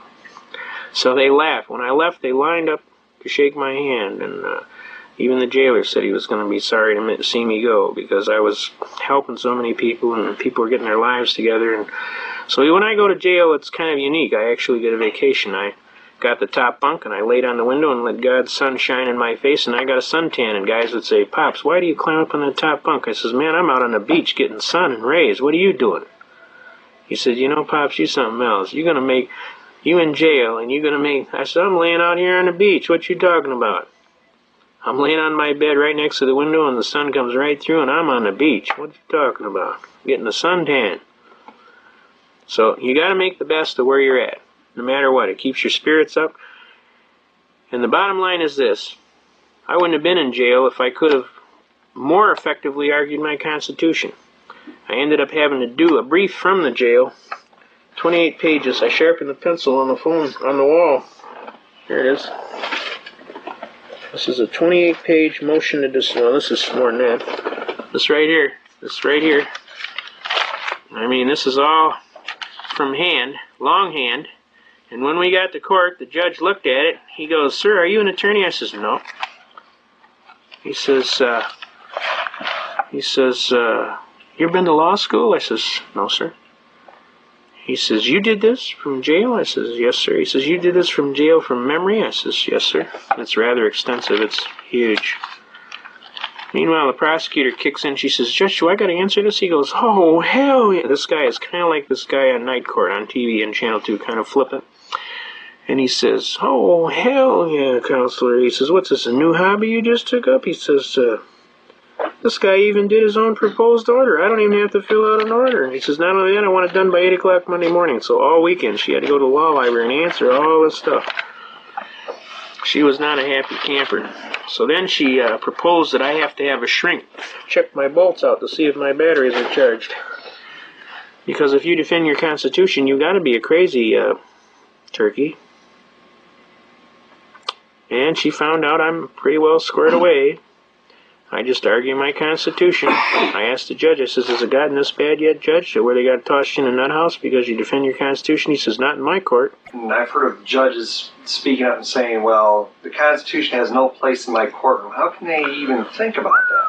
Boy, that is a very serious statement. Because what that judge just did in an open court of law under Title 18 United States Code Section 2381 is he just committed an act of treason.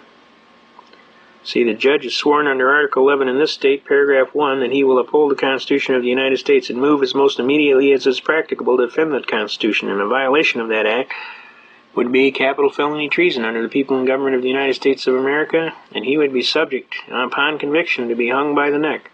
That's how serious. Is it possible if the defendant had a driver's license and they were trying to argue a traffic matter and they were kind of in the system already and raised the constitutional objection that the judge might say it doesn't apply? Well, here's how we start a lot of these traffic cases, and I'll get right into that. The issue, when you first walk before a traffic court, you see, when they merged these courts together in 1963, they screwed up. They wanted to lay off half the judges, see, and they only wanted to have one building. So what they did is they merged the traffic court per se, or that docket, into the criminal court docket. And when they did that, they didn't check the rules, you see. And when they didn't check the rules, they didn't allow for jurisdictional challenges between the two courts. So what happens now is you come before the court, and there's several ways you can come before the court. Now, this gentleman here is correct. When he's talking about you have a driver's license, you have entered into a contractual relationship with the state. In other words, it's not a lawful contract because you cannot enter into an unlawful contract. You understand? It is a contract, though, because it's recognized as a contract. Because you have voluntarily entered into this contract, you agreed to all of the rules in their law book for that contract. Now, this is what we call admiralty and maritime jurisdiction or artificial jurisdiction. And it's a rather heavy argument going into Erie Railroad versus Tompkins and McCulloch versus Maryland, and we'll go into that in depth at the end of this program, but I wanted to share with you briefly. When you sign your driver's license, and especially today, and your voter's registration card, you will notice a little note right under your signature where you agree to the acceptance of the duality of citizenship of not only at the common law, but you accept the national jurisdiction under admiralty and maritime jurisdiction, which allows you to be sucked into all of these uniform commercial code requirements. And this is a very serious thing you're signing here. You don't understand it, but you just sold all your constitutional rights down the sewer when you signed that document.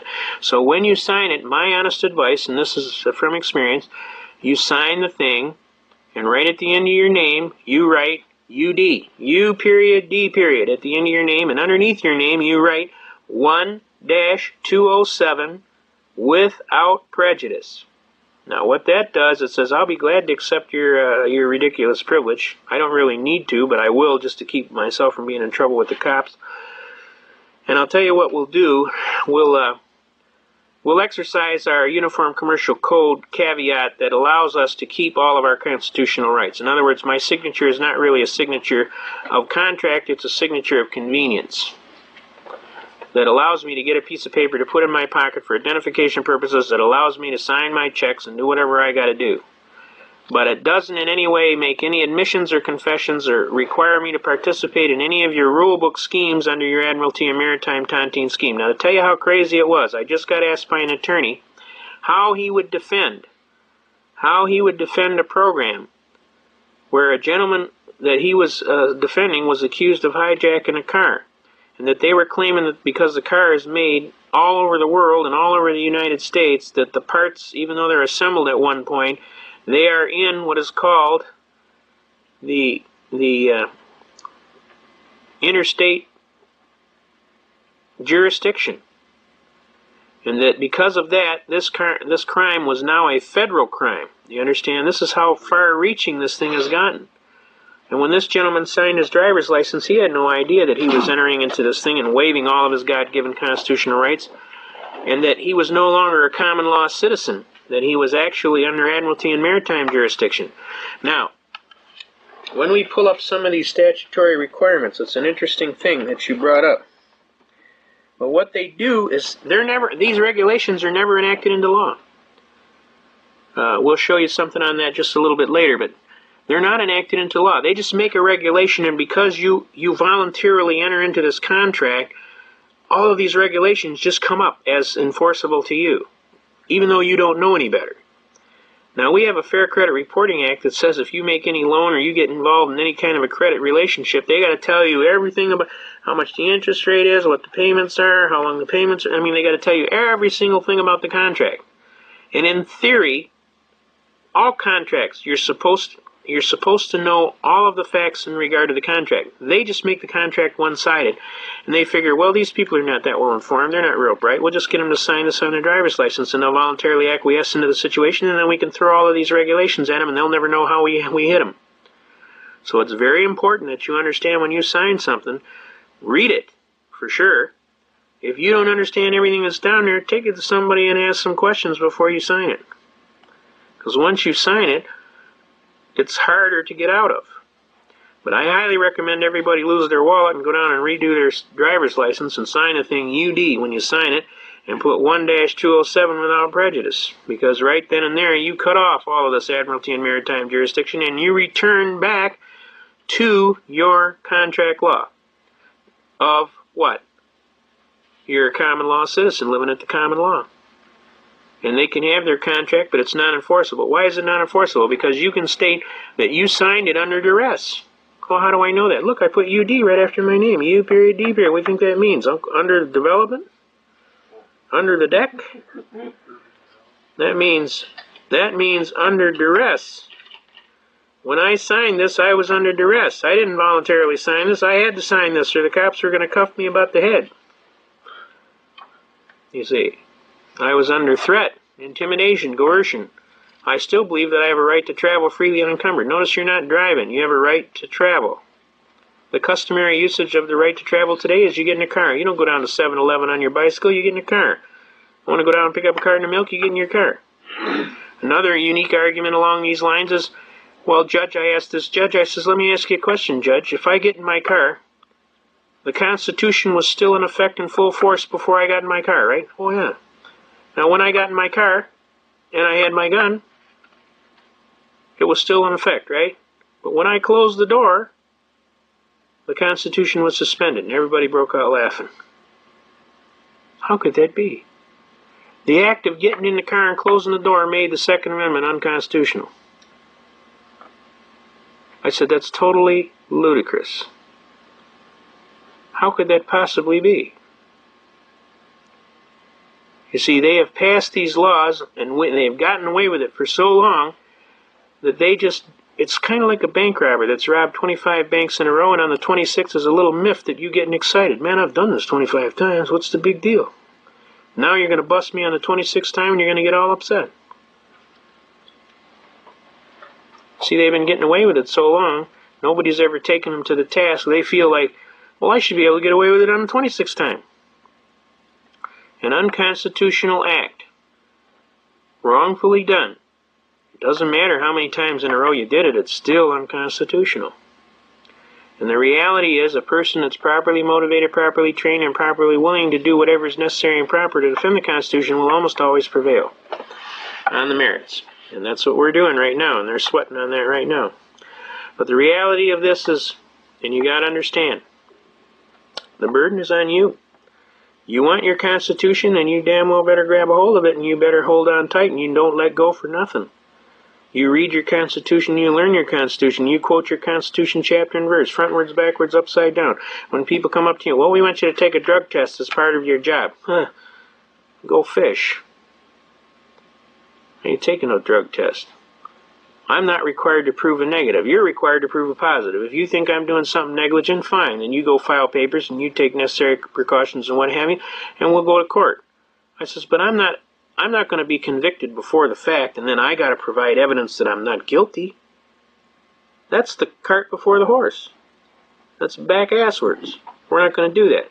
Not only that, the Fifth Amendment says I got a right not to be a participant in a compulsory process that's going to make an incriminating situation to me. Now, I'm not nothing to hide, and I'm not even arguing from what I got to hide. I'm arguing from the fact that the right stands, and I'm exercising it.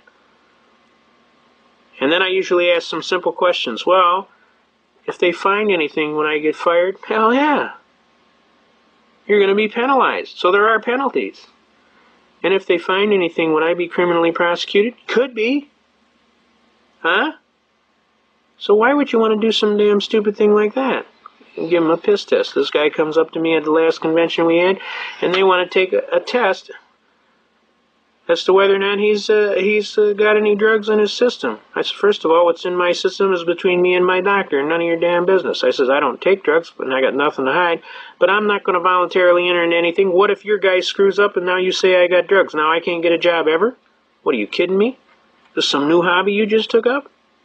I'm not going to play that game. It is not my burden to prove a negative. It is your burden to prove a positive. If you have a just claim for which relief can be granted, you go file your papers and we'll sit down and talk. But until such time, you go fish. Because I'm not going to play. I'm not required to play, and I'm not going to play. And if you fire me for the exercise of my constitutional right, I'm going to tell you about Miller versus United States, which says, the claim and exercise of a constitutional right shall not be converted into a crime. And you're doing that, and you're punishing me. And if you fire me for it, I will sue your socks off and attach everything you own, bank, business, and home. Now make my day. And that's how I feel about it. So you find another turkey to jerk with, because I'm not going to play. Okay? Now, we want to get into some serious things. I want to get into this this argument about traffic cases. This is the most practical way to deal with traffic cases. When you are pulled over, what is happening? Now you got a policeman. He's conducting discovery. Anything you say can and will be held against you. And if you don't think so, just keep rattling. And it'll all get written down on the ticket. I found that out. Told the officer he'd just been waiting to get this ticket so he can fight it and beat it all the way to the Supreme Court. Wrote that word for word right on the ticket. So when these people are with you, you keep your hatch buttoned. And I mean, I'm guilty. I admit it. Sometimes I rattle on. It's been known to happen. So I'm telling you not to do it. You button your hatch. If you say anything, it's yes, sir, and no, sir. What can I do for you? And they always like to say, going a little fast, weren't you? I say, I neither admit nor deny, and I leave you to your proofs. Oh, a lawyer. Nah, I'm not a lawyer. But I'm smart enough to keep my mouth shut, because I realize anything I say is going to be put down on your paper. You say, you got a charge, you make it, and I'll see you in court. Oh, you want to go to court? Oh, yeah, I always go to court. I fight everything, murder one. It's kind of like a hobby of mine. You know? Well, let's see what we get. And they walk back to the car and they start writing. Or they usually come back and they say, well, you're going a little fast. Think about slowing down. We're going to let you go with the warning. You got to have a good day. Thank you, officer. You have a good day, too. God bless you and keep you safe. Okay? Courtesy.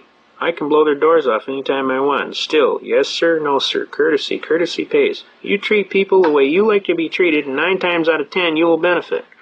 You treat people like a yahoo, and you're going to get treated like a yahoo yourself. So I highly recommend courtesy as an effective way. I had a policeman one time tell me, you ever read a flashlight the hard way?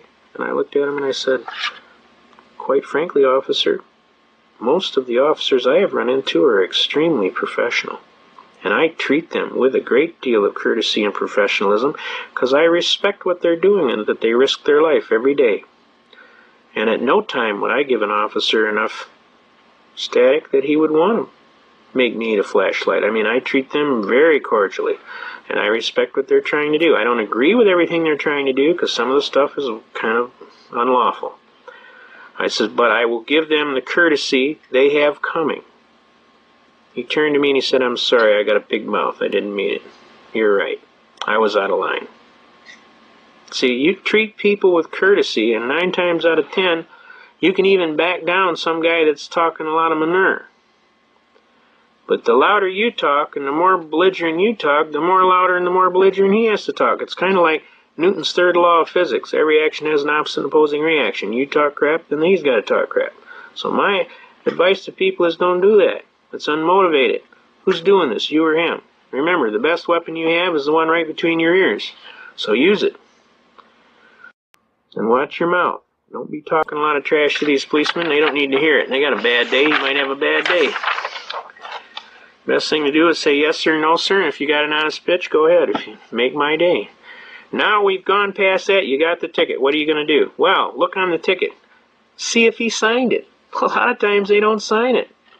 Guess what? If he didn't sign it, there ain't no sworn complaint. How can you defend against a non-sworn complaint? A lot of times the cop doesn't sign the ticket. Look, open your eyes. God gave you a set of eyes. Look. Yeah, this guy didn't sign it today. It says, under penalty of perjury, I attest and certify that this is a true and fact complaint. Well, what happens if you don't sign that? It ain't a complaint. Do you have to sign the ticket when the police officer pulls you over in that situation? Don't they make you sign the ticket? Sometimes they do. If you sign it, put UD 1-207 without prejudice.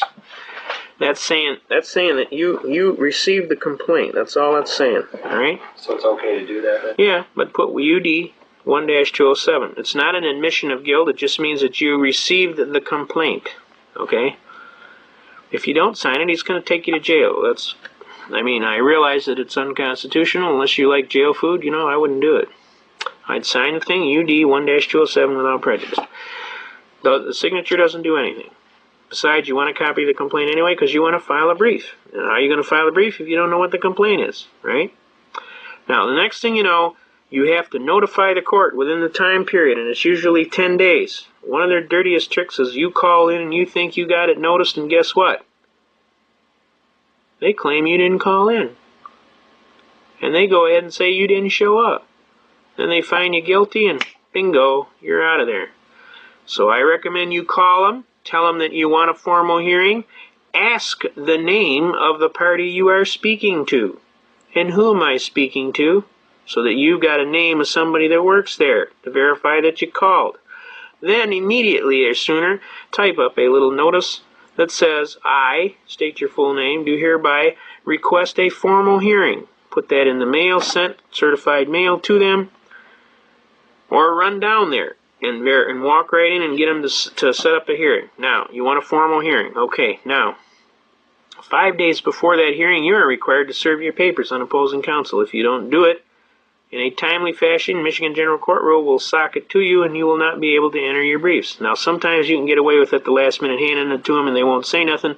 But if they want to hammer you, they can use the 5-day court rule. I have used it effectively several times. Now, you look at what it says on the complaint, whatever it says, MCLA, whatever you violated, and you go down and you go to the law library, you look up Michigan Miles Laws Act, you look up exactly what they say, and then you enter a defense. I neither admit nor deny, and I leave you to your strictest proofs in a competent court of original jurisdiction. But before we go that, depending on how you want to play, and there's several ways you can go. If you want to be the hardest-nosed that you can be, you walk into court and don't send no paper. And as soon as they call a case, you, as expediently as possible, you move to the forum up there in the front, and you say in a loud and clear voice, "Ready, Your Honor." You state your full name. I'm giving my appearance before the court in propria persona, which means in your own proper person. In this state, it's pursuant to Article 1, Section 13. I've appointed myself my own attorney, and I'm ready to proceed with my administrative and procedural matters. And at this time, Your Honor, may it please the court, I'd motion for dismissal with prejudice, failure to state a cause of action for which relief can be granted. And all of a sudden, the cop will go, especially if you wear a army jacket and you look like you're 3 sheets in the wind.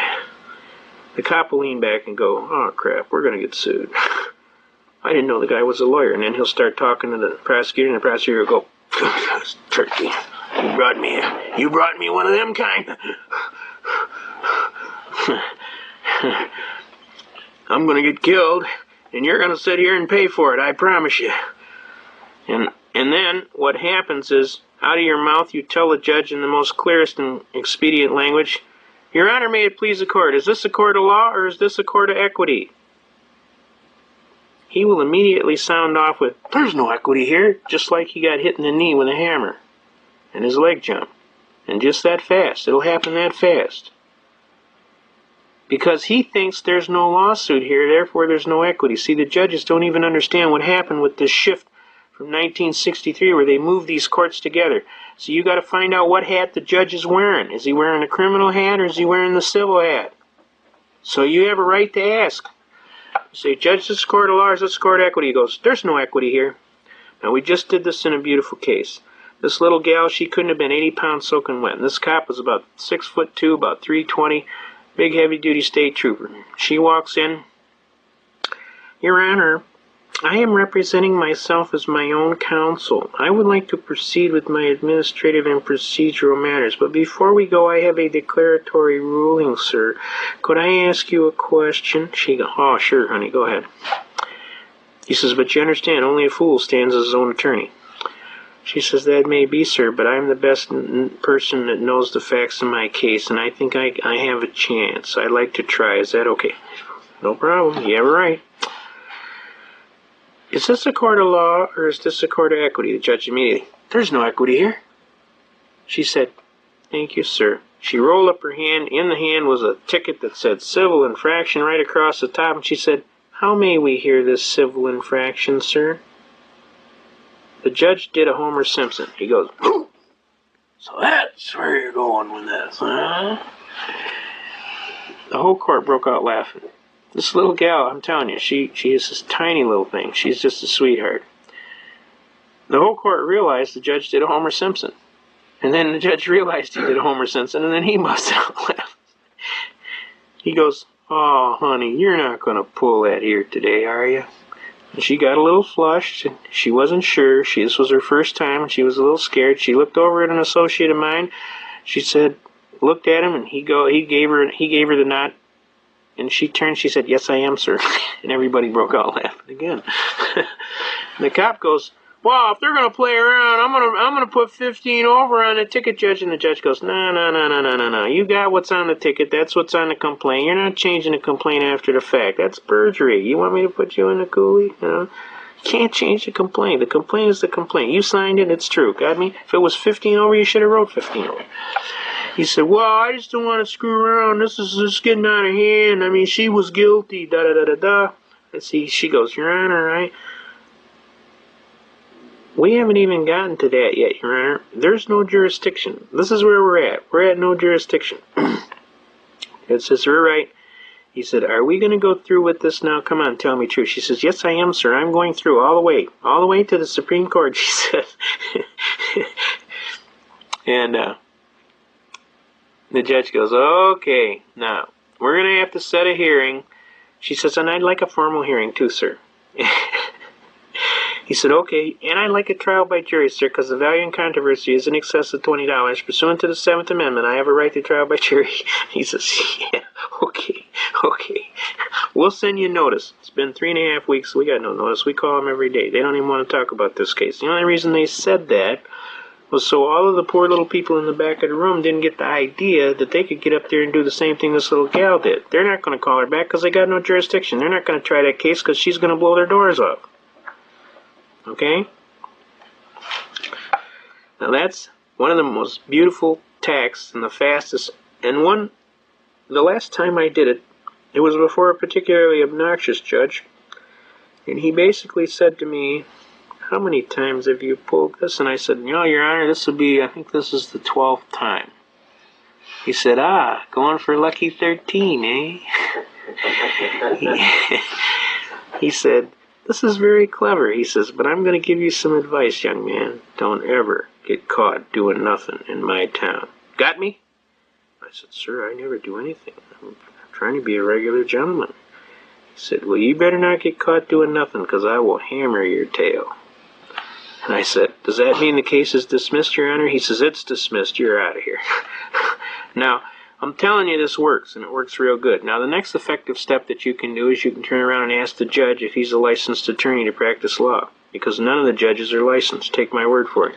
Michigan Constitution says under the Adjudicature Act that they are required by law to have a license, that they are required to be licensed by the state of Michigan. The state of Michigan does not license attorneys. The Bar Association licenses them. They give them a P number and a card that says, yeah, you're a member of the Bar Association. But if you call up the Bar Association, they will tell you they don't give nobody a license.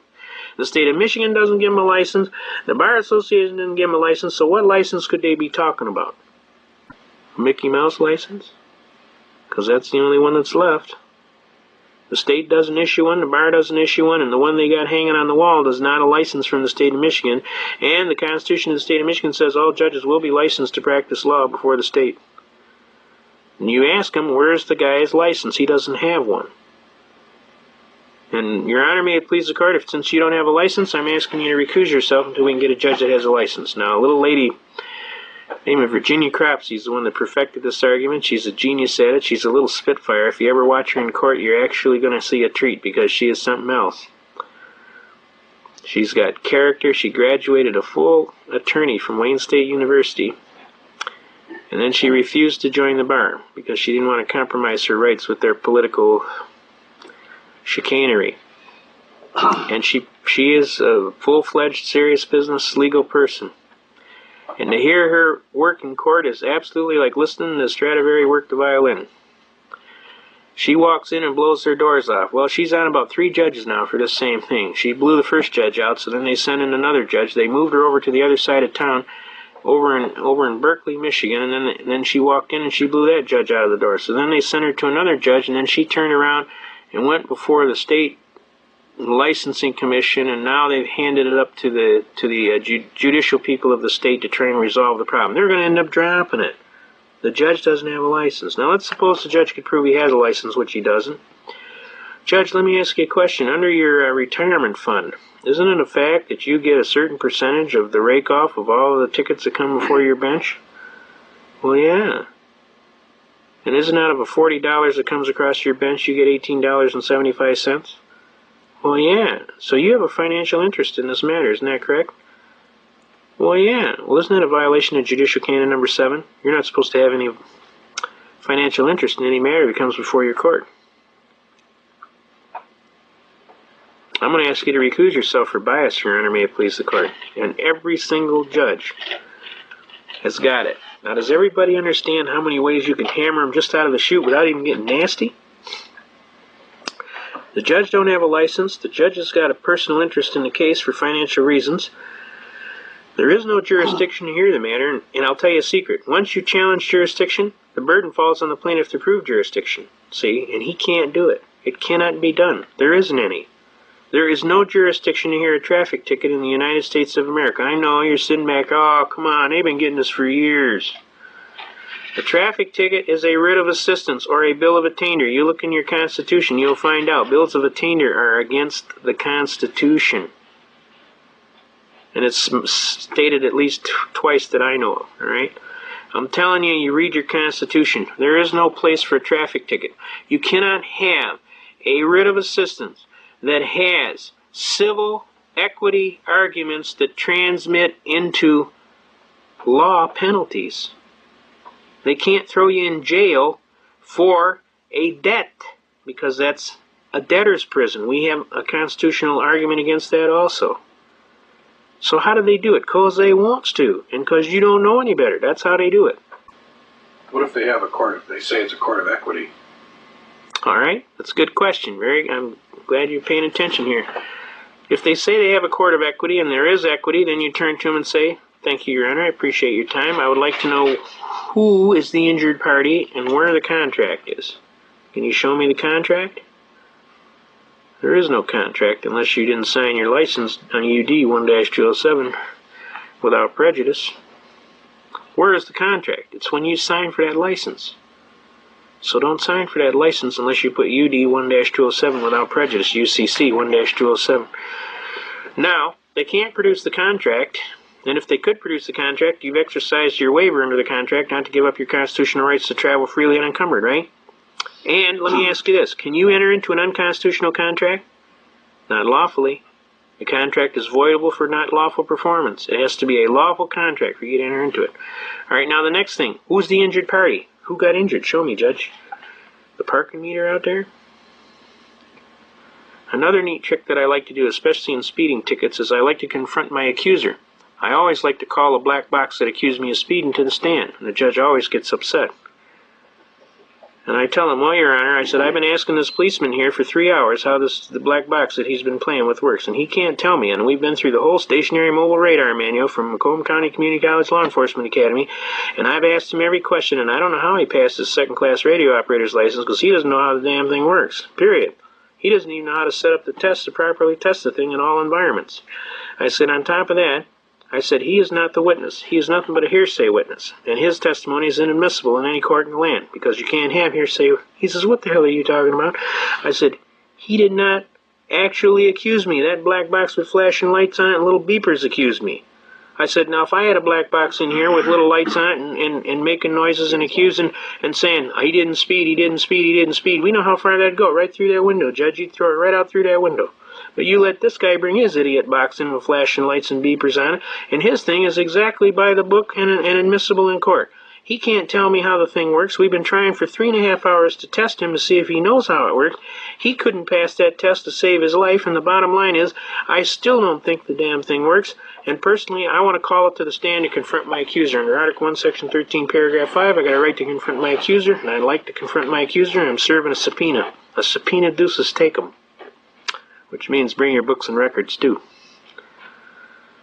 He goes, that's pretty clever. I says, not only that, Your Honor, he's arguing apples and oranges. See, I got a speedometer in my car, and it might be plus or minus 12 miles an hour on a factory-made one. A hand-made one is plus or minus 6 miles an hour.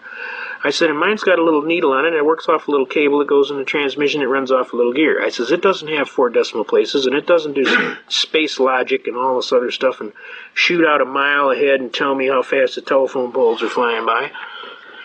I said, he's got this handy-dandy gadget in his car that's measuring speed one way, and I got this one that's measuring speed my way. So how could I be guilty to the extent that his is talking about, because I don't have one of them in my car? You see the apples and the oranges here, Judge? It's not really a fair test, is it? He goes, That's a pretty good argument you got there.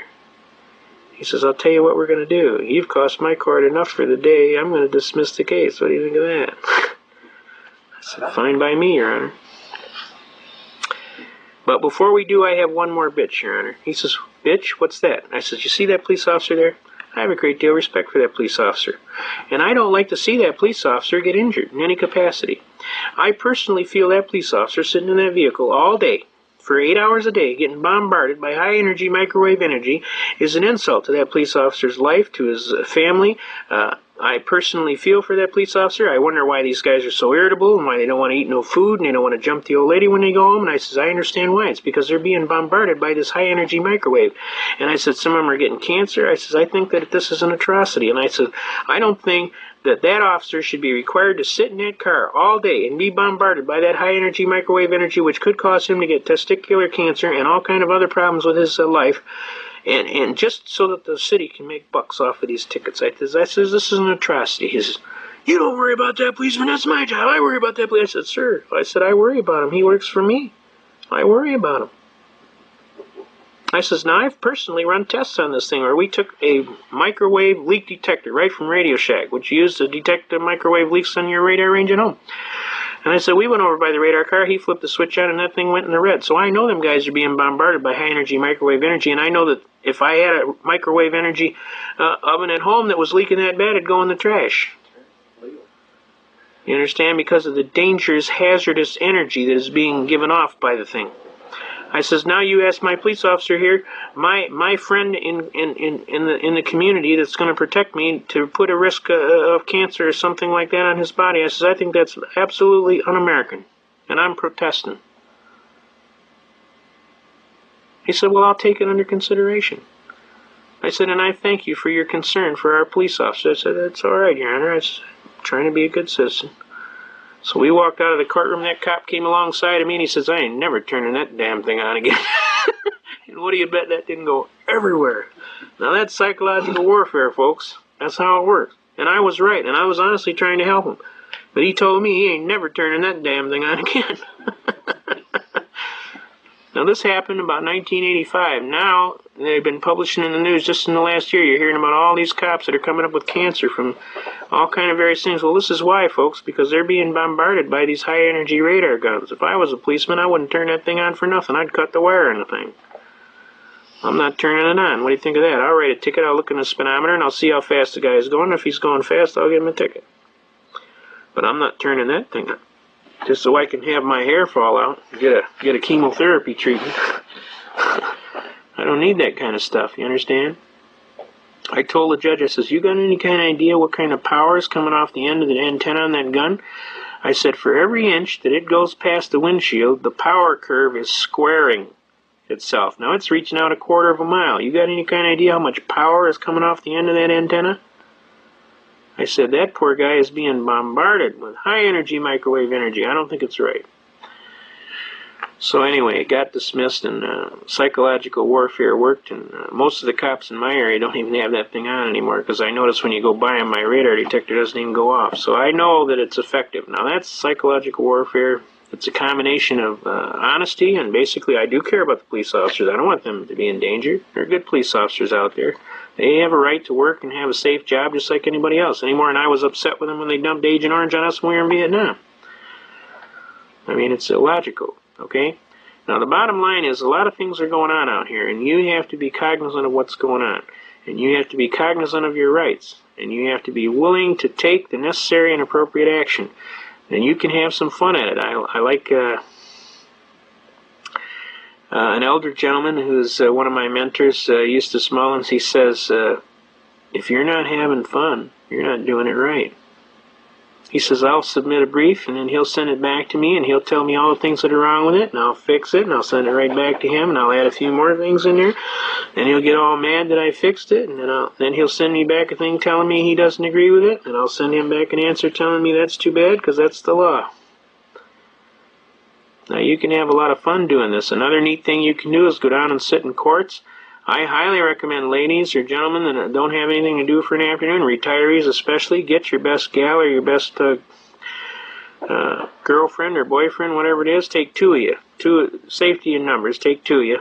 dress in your best suit and what have you, tie or best skirt and what have you, go down and sit in the court and take a legal pad, just two of you, and sit there for the day. In the left, you want to sit in the left rear side, the last pew in the left rear side. And just sit there and do not smile. They'll think you're from the Judicial Tenure Commission. You ought to see what happens. It's great. Everybody gets read their rights. Everybody gets treated like a human creature. It's absolutely uplifting. The judge will stop what he's doing and ask you, "We're not here for anything serious today, are we?" And I'll say, "No, sir, Your Honor, I'm just casually observing." He'll go, "No. Why are we here today?" "Honest, sir, we were just in the area. We heard that you were a real good judge, and we wanted to see you in action. My associate was driving in the area, and we stopped by to see it." He says, "That fish smells awful loosely wrapped to me." "Now, you tell me why you're here right now." "Honest to God, sir, we're just casually observing." "Okay, all lawyers in my chambers." Shuts the court down, goes in his chambers. Now, look.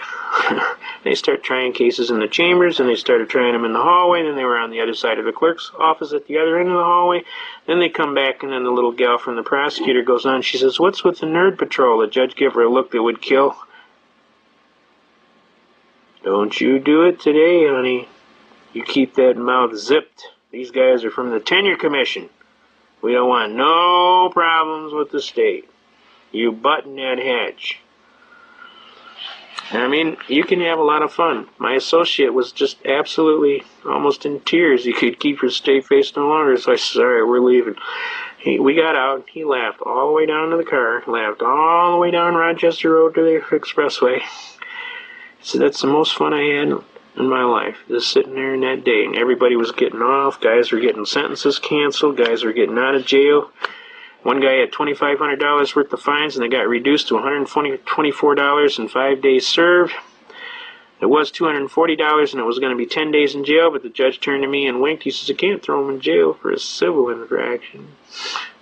I knew that. So, this is the last offer I'm going to give you, young man. It's going to be $124 and 5 days served. Does that sound good to you? The lawyer turns to me and says, "You better take this. This is the best deal you're ever going to get." So I'm telling you, you can be effective as citizens. When you hear them bring up the right constitutional issues, you pop off, you sound off. Tell them, "Hey, this is America. Last time I heard we got an American flag on a pole out there. Last time I heard we got a constitution, and by God, we're going to keep it forever. Forever." Anybody got a problem with that? Okay? All right. When I go to court, I always take all my Lucky Charms with me, and I was one of the fellows that served with the infamous Apache Troop, 1st Squadron, 9th Air Cavalry. We were the fellas that were in the movie Apocalypse Now, where they told you, "I love the smell of napalm in the morning," and that gentleman was exactly like that. This book is done about the Apache headhunters by a Cobra gunship pilot by the name of Jerome Boyle, who we used to call Dirty Harry, because he looked just like Dirty Harry. Make My Day. He used to have that painted on the side of his aircraft along with Pinball Wizard and a few other things. This is a phenomenal book about a story of serious Americans. This is a Cobra pilot, Jerry Boyle's own story. A former policeman arrived in Vietnam in March of '70. He went from being a FNG, which I can't tell you what that is in a church, but it's bad, to a combat vet in just 2 months, whether rescuing downed crews, flying fiery combat missions during the invasion of Cambodia, or being shot down himself. Boyle saw war quickly turn from a scary game of bullets, rockets, and grenades to a terrifying race against death, where just split seconds could turn a scene of breathtaking beauty into one of stark, absolute terror. He witnessed men risk their lives daily to save others, and he heard the dreaded call, "Taking fire, taking fire." They were too often a fellow pilot's very last words before his chopper became an inferno. Boyle learned real fast that there weren't a lot of going-home parties for Apache Troops pilots. And when you listen to some of the stuff, this is a Cobra pilot's life and death experiences in Vietnam's legendary Apache Troop, 1st of the 9th Air Cavalry. This pilot was the recipient of, he was a California native and former policeman of Ventura, California. Among the medals and decorations awarded to him for his service, and this was kind of typical of most of the people in this outfit: Silver Star, 3 Distinguished Flying Crosses, 5 Bronze Stars, 2 Army Commendation Medals for Valor. He now works as a pilot who flies in support of offshore operations. He lives in Oha, California with his wife Andrea of 20 years. And to read some of the stuff about this is absolutely phenomenal. Some of the things that get involved, I'll just read you a closing part of this thing to give you an idea. The Apache troop I served in wasn't part of the Army. The Army was part of Apache troop. We were mavericks, but the kind of team that any commander with hair on his tailpipe would want his unit to be like. If you couldn't get what you needed to accomplish the mission through normal channels, we begged, borrowed, or stole it, usually the latter. With few exceptions, I'd follow the men of Apache troop into hell, knowing full well, sooner or later, someone from the blues, the whites, the reds, the lift platoon, or the mess section would emerge from a smoking hole, dragging the dead, smoldering ass of the devil. Now, he kind of exaggerates a little bit, but I can tell you that these men were phenomenal fighters, and it was my great privilege to serve with them. And when I go to court, I take all of my battle stuff, my Ranger stuff, my first air cab. This is from the Apache troop logo.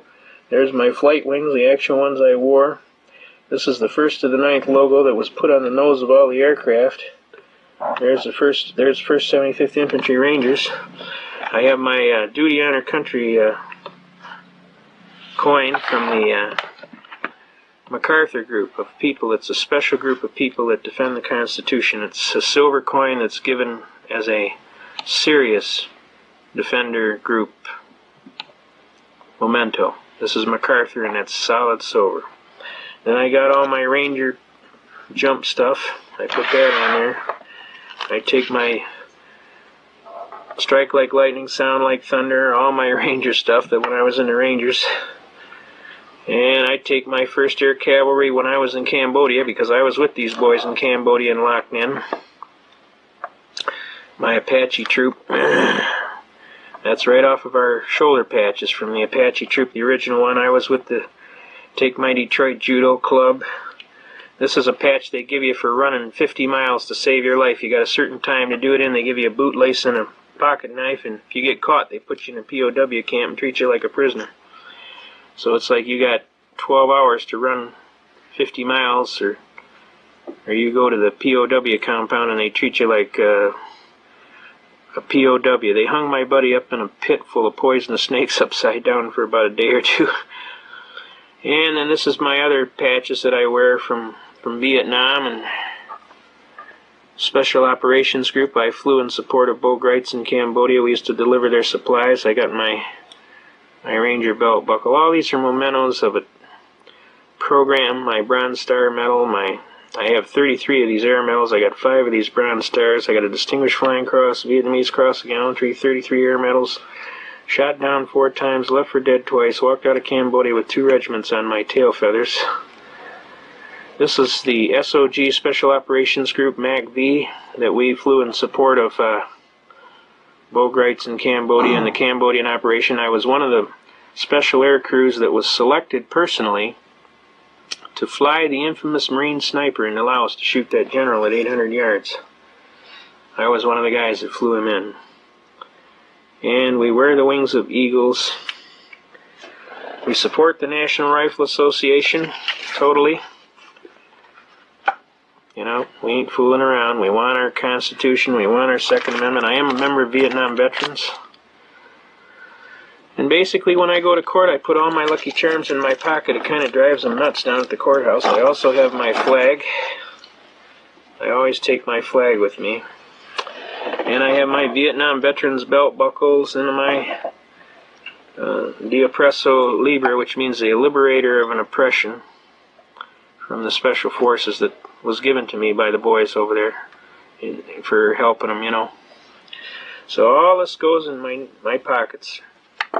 When I go to court, my Lucky Charms, I call them, and it's a little heavy, but it's like, when I go for memory of those fine soldiers and some of the things. I'd rather be killing communists. That's one of the mottos of the paratroopers from the Charlie Company Ranger Company. Charlie Company Rangers was the boys that supported that paratroop, that Marine sniper that shot him. that shot that general at 800 yards. So I'm a soldier. I've been a soldier. I believe in the things that the soldiers have done. I've seen a lot of good soldiers pay the maximum price. I personally held them in my arms, and I listened to their last words. Tell my mother, tell my wife, tell my family I love them. And to me, the Constitution is a very serious document, and we defend it to the death. We do not fool around when it comes to the Constitution. I've been doing it for 25 years. I am a graduate of Project Blue Book, the special project. I also take my harmonica. I have a harmonica. What's the special Project Blue Book? Blue Book is where they pulled their soldiers aside and taught you the Constitution. And I always take my harmonica and I give them hell. Give them the...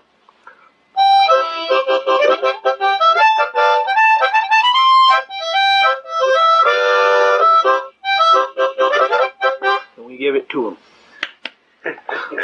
Tell your Southern Air Transport story.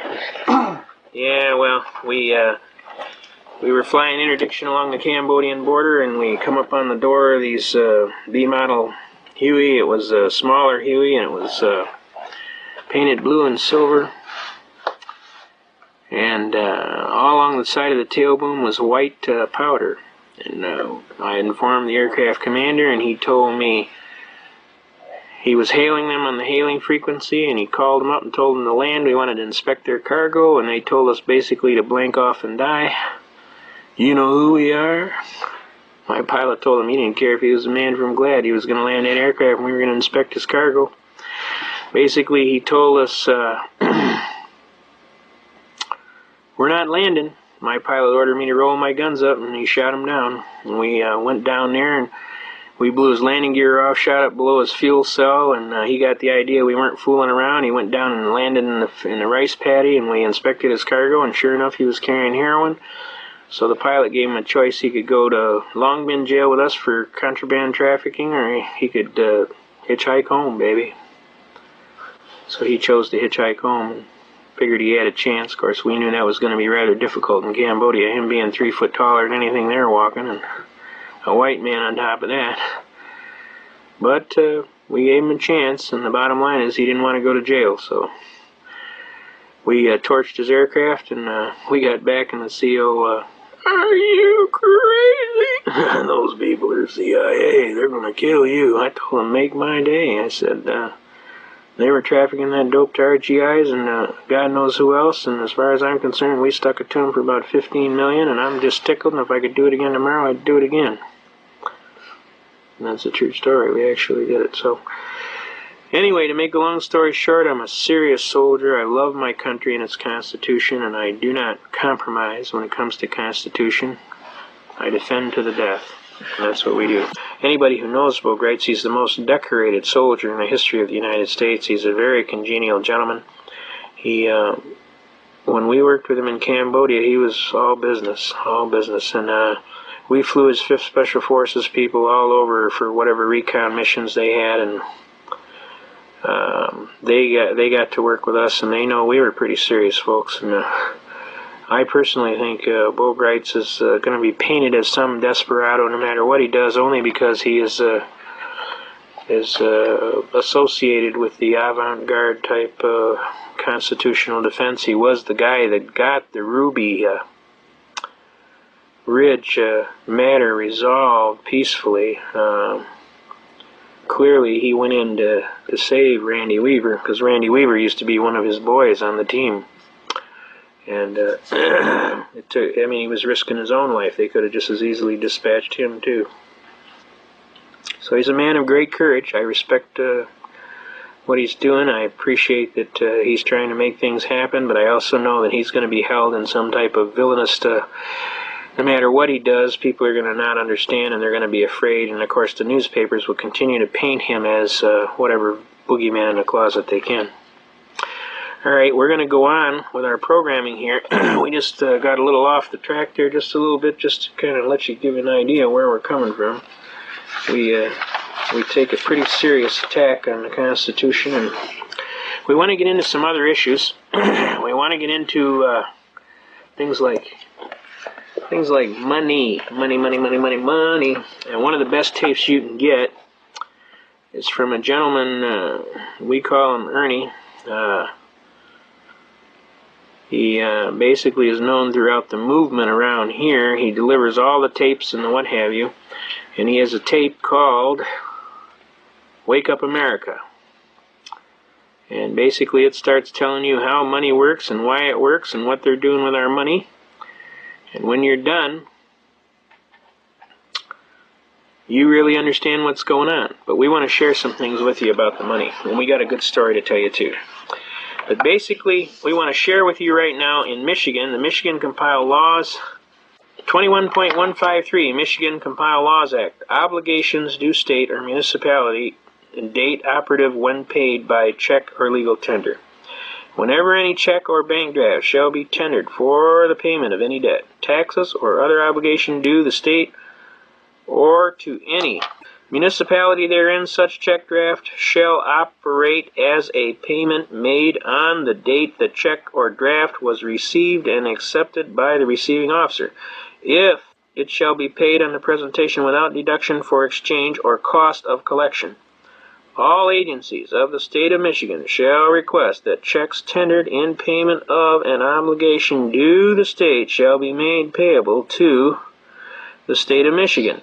No receiving officer shall be required to receive in payment of any debt, taxes, or other obligation collectible or receivable by him any tender other than gold or silver coin of the United States, the United States Treasury notes, which you can't get today, gold certificates, which you can't get today, silver certificates, which you can't get today, or other Federal Reserve bank notes. And there's no bank notes in circulation. There's Federal Reserve notes, but there's no Federal Reserve bank notes. Now, the reality is, by this fact, you are specifically precluded from tendering lawfully without being a party to a felony, that of debasement of the coin of the realm against the 1792 Coinage Act, the Sherman Coinage Act. So Roger Sherman wrote a book about this, and it tells you all about coinage and the debasement of the coin of the realm. And that's why he is affiliated with the 1792 Coinage Act. Now, the reality to this is, what has been going on over a period of time is they've been playing games with the money. As we can see right here, we have right here a silver certificate. This certifies that there is on deposit in the Treasury of the United States $1, right, of silver, all right? $1 in silver payable to the bearer on demand. Now, we had a little time we got together. We had some of these notes. We had some gold certificate notes. Also, we got one here that says, United States note, the United States of America. Now, notice the difference here, folks. This one just says, this note is legal tender for all debts public and private, but we know that that's a lie because Article 1, Section 10 of the Constitution says nothing but gold and silver coin shall be made a tender in payment of debt. Now, this is going to bring up a real interesting case that we got here. Now, we went down to the Federal Reserve Bank and we took $500 worth of, these are silver certificates here, but we took gold certificates, $20 gold pieces. We had $500 worth, and we went in the Federal Reserve Bank, and I walked up to the window and I said, I'm the bearer on demand and lawful money of account of the United States government, sir. I said, I want my gold. I handed her the notes. She looked at me and she says, sir, we don't have any gold. I said, are you trying to tell me this bank is overextended? Everybody looks. You can't come in here and do that, sir. You're going to get a run on the bank. I said, I'm asking you for my gold. I'm the bearer. I am here and before you demanding. It says pay to the bearer on demand and lawful money of the account of the United States government and $20 gold. I got $500 worth of these, and I'll take $20 gold pieces. We don't have any gold. Are you trying to tell me this bank is overextended? So they called the SWAT team. This lieutenant comes running up, and all these guys got rifles, and they're all at port arms. And the lieutenant walks up to me and says, all right, what the hell is going on here? So I explained to him. I said, sir, I am the bearer on demand and lawful money of account of the United States government. I'm here and before this bank. This is a lawful bank of the government. And I'm asking them to pay me, the bearer, on demand, my $20 in gold for every one of these $20 gold demand deposit notes that I have. And I have up to $500 worth. And I just asked her for the gold. She told me she doesn't have any gold. I tried to tell her, you telling me this bank's overextended? She told me, you can't come in here and do that. And the next thing you know, you show up. The lieutenant looked at him. He says, why don't you give the guy his gold? Come on, guys, we're out of here. So they left. They couldn't give me my gold because they ain't got any gold. But there is a contract on here that says pay to the bearer on demand.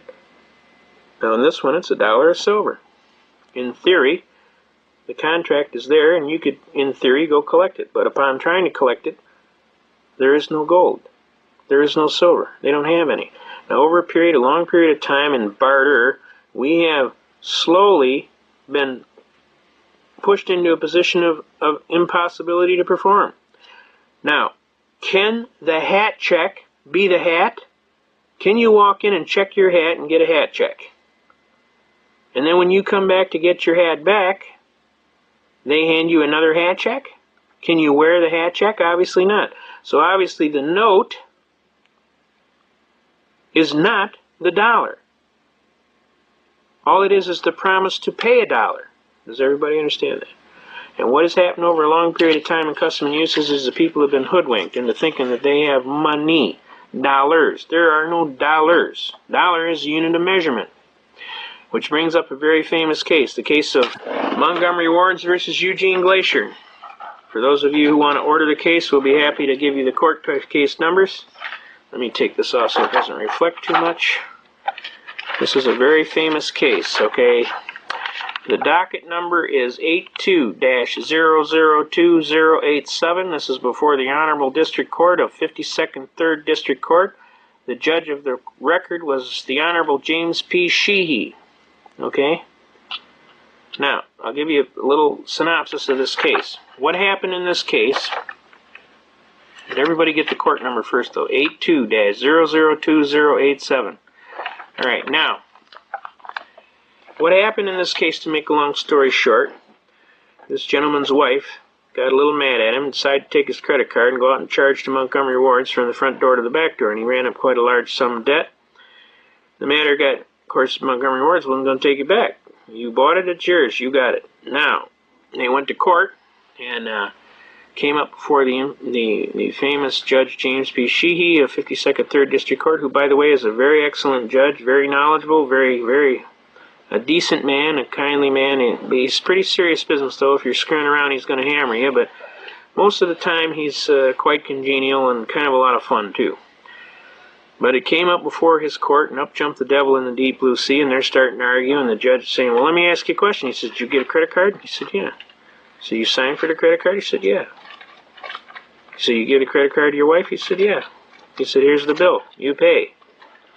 He says, okay, Judge, now let me explain something to you. You told me that the judgment is for this amount. Is that right? And I'm asking you, and you told me it's this many dollars, and I'm asking you for a determination of the dollars. What dollars? He said, sir, you can interpret it any way you want. You can make it frankincense or myrrh. I don't care. I don't care if you don't even pay his judgment. I'll tell you what, don't pay it. There's a lot of documents in the basement, they never pay them. He says, don't pay it. We'll just take judgment against you, and we'll attach it, whatever we need for writs of attachment, and we're going to collect on this debt.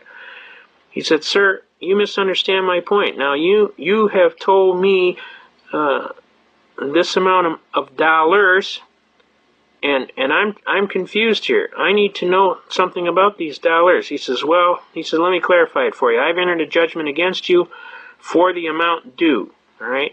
He said, yes, sir, but if I ask you for a pound of something, you're going to say a pound of what? And if I ask you for a gallon of something, you're going to say a gallon of what? And if I ask you for a foot or a yard of something, you're going to say a foot or a yard of what? Now you're coming to me and telling me dollars, and I'm asking you dollars of what? Because dollar is a unit of measurement. He said, you can make it anything you want. Tell you what, make it coffee beans. Now at that instant, the Montgomery Ward's attorney came to a half rise, and he went, Your Honor,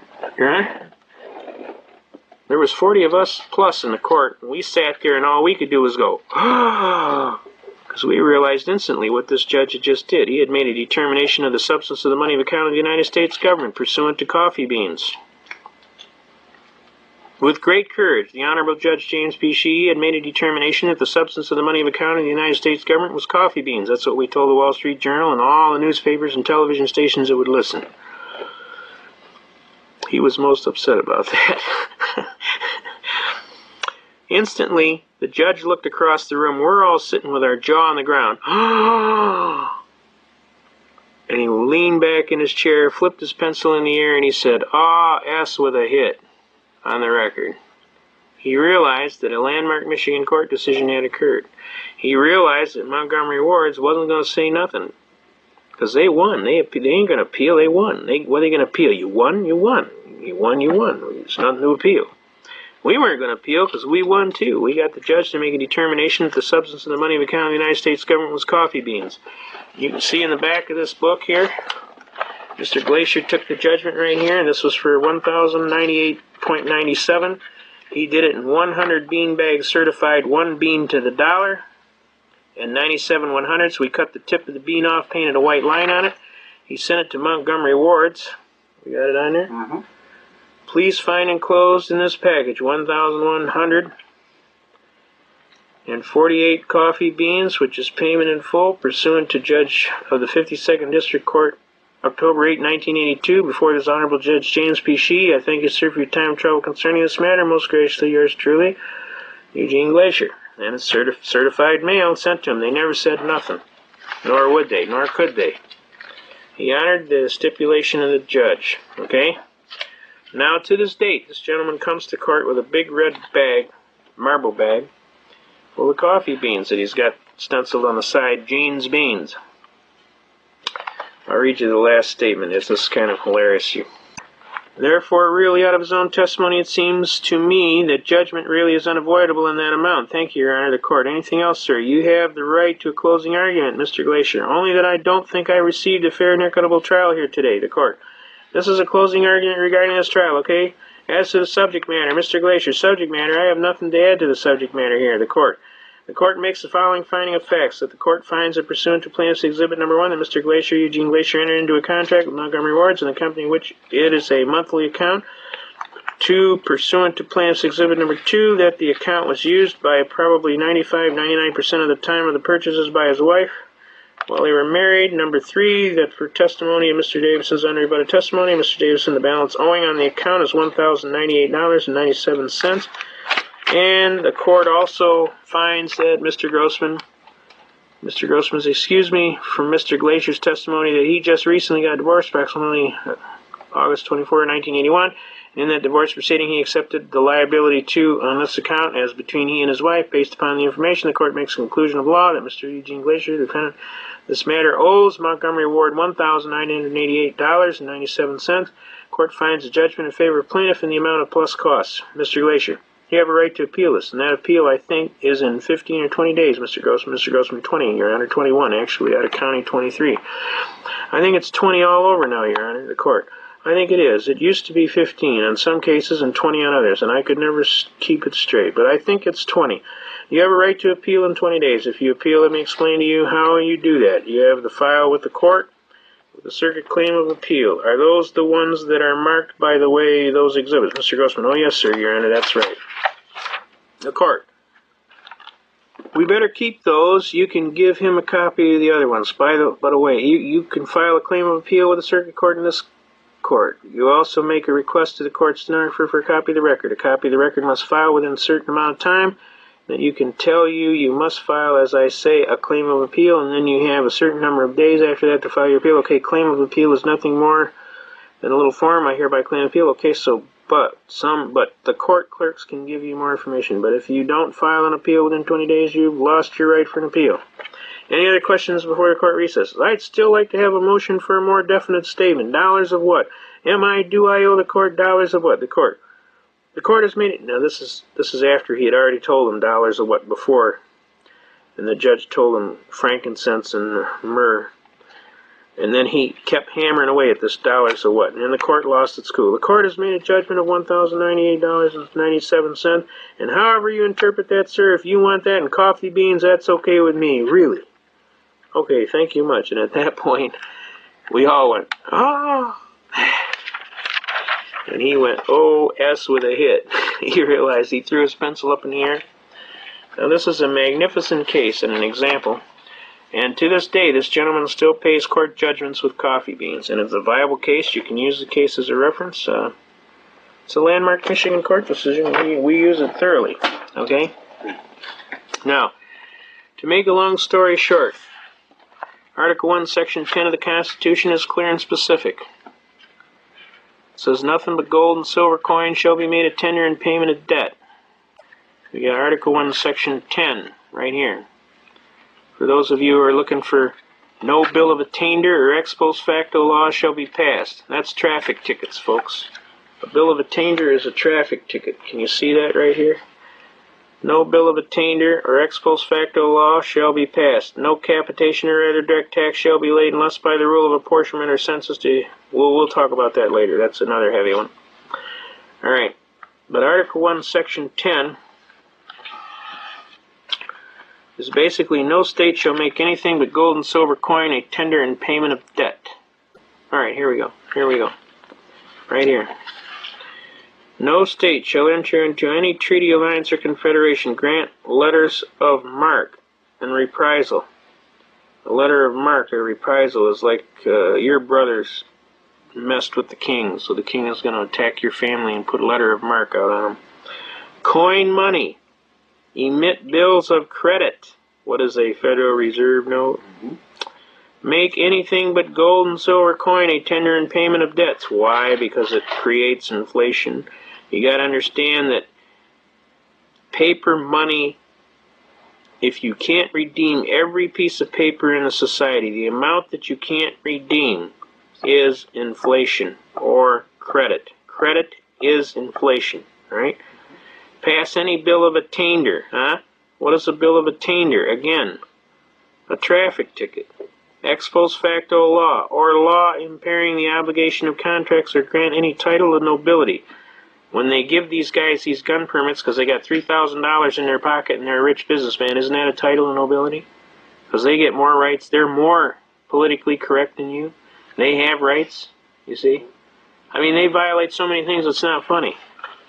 It's never funny, but I'm just saying, I mean, you start reading this book, folks. I mean, I read it all the time, and I always find something new. This is kind of a book like the Bible. It's one of these books you can read and find something out of it all the time. The bottom line is you read the Constitution and you holler. You don't let these people jam your Constitution. You keep going. All right. Now let's talk about treason here.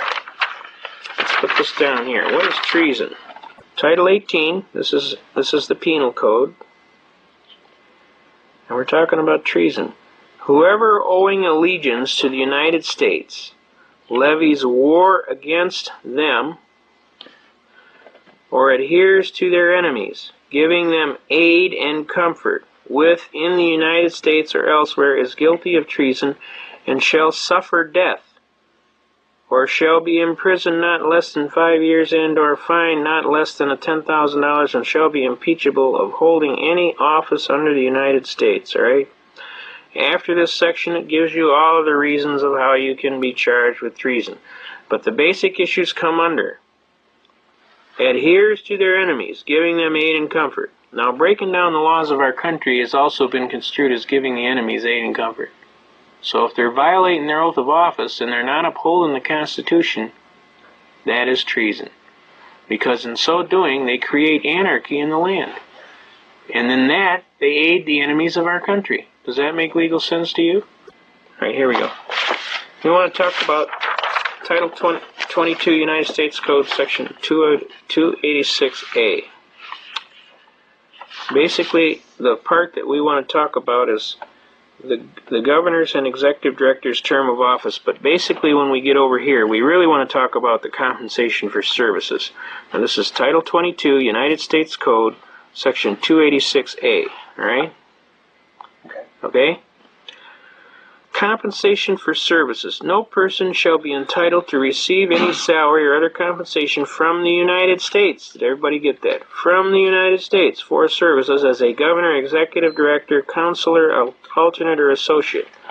The United States executive director of the fund. What are we talking about here? The International Monetary Fund shall not be compensated by the fund at a rate in excess of the rate provided for an individual occupying positions at level 4 of the executive schedule under Section 5315 of Title 5 United States Code.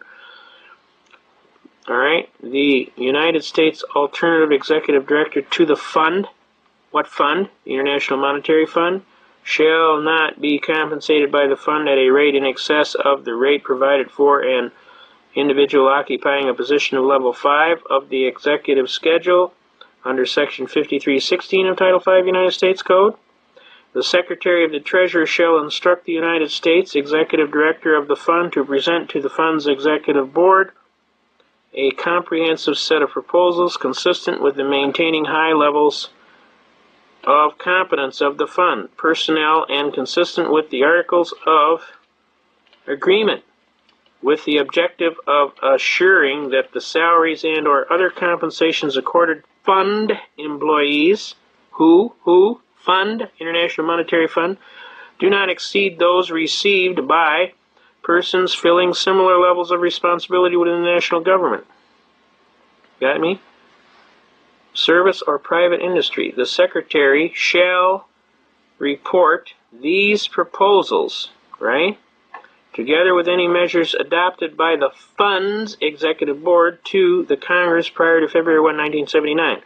Now, folks, when they're talking about the fund, they're talking about the International Monetary Fund. And when they're talking about being paid, people like Janet Reno, who is the governor of the fund, is paid by the IMF.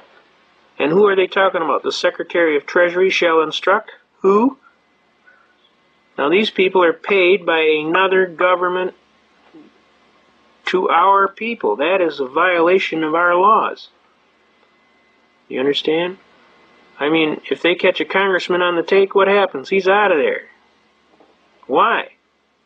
Because it's considered to be unethical activity. Yet this foreign operating program, this International Monetary Fund, is paying our officers as executive officers.